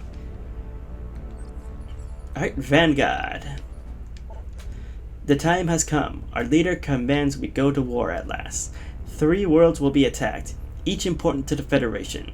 We shall destroy the spy base of Elysia, the fuel production of Brio, and the naval station of Norian. Each of these record worlds will become a phase, each of the foothold into a territory of the hated Federation. From those worlds our vanguard will go forth. At long last our enemies will be humbled, then enslaved. 3 Phazon seeds will be sent, and an armament will accompany each of them. Dark Samus herself will lead the attack on Norian. Victory is ours for the taking. Victory and loss. Today is a day of celebration and woe. Our forces have taken planet Brio, leaving the Federation outpost there in cinders. Though we missed their spy base of Elysia, the planet itself was struck with a Phazon seed. But Norian was a failure, all thanks to the accursed hunter Samus Aran. All is not lost, however. Our great leader defeated Arian and her mongrel allies in battle. If they aren't dead, they'll soon wish they were. Each of them bears the mark of corruption. Soon they, like we disciples, will bow to her will. Brio Falls. Command has received disturbing reports from Brio. Contact with our outpost there has been terminated. A coded bliss trance showing Commander Rudis falling in battle with Samus has arrived. Worst of all, the Briosian seed has been demolished. The Hunter's might is great, and she's effective as ever when it comes to disrupting our operations. Our spies within the Federation tell us that she travels to Elysia soon. We plan on having an appropriate welcoming party in the place for her when she arrives. Commander Gore is a very accommodating host. Disaster at Elysia. The march of the Hunter continues, much to our dismay. She has smashed our line at Elysia, taking down Commander Gore in the process. The accursed Elysian machines were no match for Arian's guns, and now the Federation has control of their spy station once again. It is only a matter of time before they find the location of the Phazon source and send their fleets to lay siege. Our great leader does not seem to mind these setbacks. If Samus comes to our homeworld, she will find us ready. And lastly, Mistress Gondrada. Mistress Gondrada is the last of our leader's field commanders. We hope that she will succeed where the others have not. We hope that she will slay the wrecked Hunter. Gondrada tests our mental often. She moves among us in our form, watching us, looking for signs of weakness. Several unfaithful disciples have been ended violently. Those who survive will be stronger, ready for the Hunter that comes for them in the void. Gondrada has vowed to present Arian's bloody helmet to Dark Samus as tribute. We hope she fulfills that vow. End of logbook. Geez, these logbooks are very interesting stuff. One is like a nice basic 2 and 2 of some characters. Some is like a philosophical difference between science and tradition. The other one gives us a lot of Chozo lore. And lastly, this gives us some pretty cool insights of space pirates and what the Phazon actually does, as well as how it got intertwined with them in the first place. Super, super interesting stuff. Well, that's it for the lore section over here. Overall, the lore in this game is actually really, really good. A lot better than it has been in the previous games, and I like how neat everything is here too. The only main issue is I kind of wish some of the lore weren't hidden in some of these creature biomes, because it kind of just makes everything a bit tried and true. But yeah, it goes to show the Galactic Federation was very involved in a lot of these planets, and some while the people were there and others was not. Well, anyway, that's it for this lore section. I hope you guys have a great time, and see you guys later.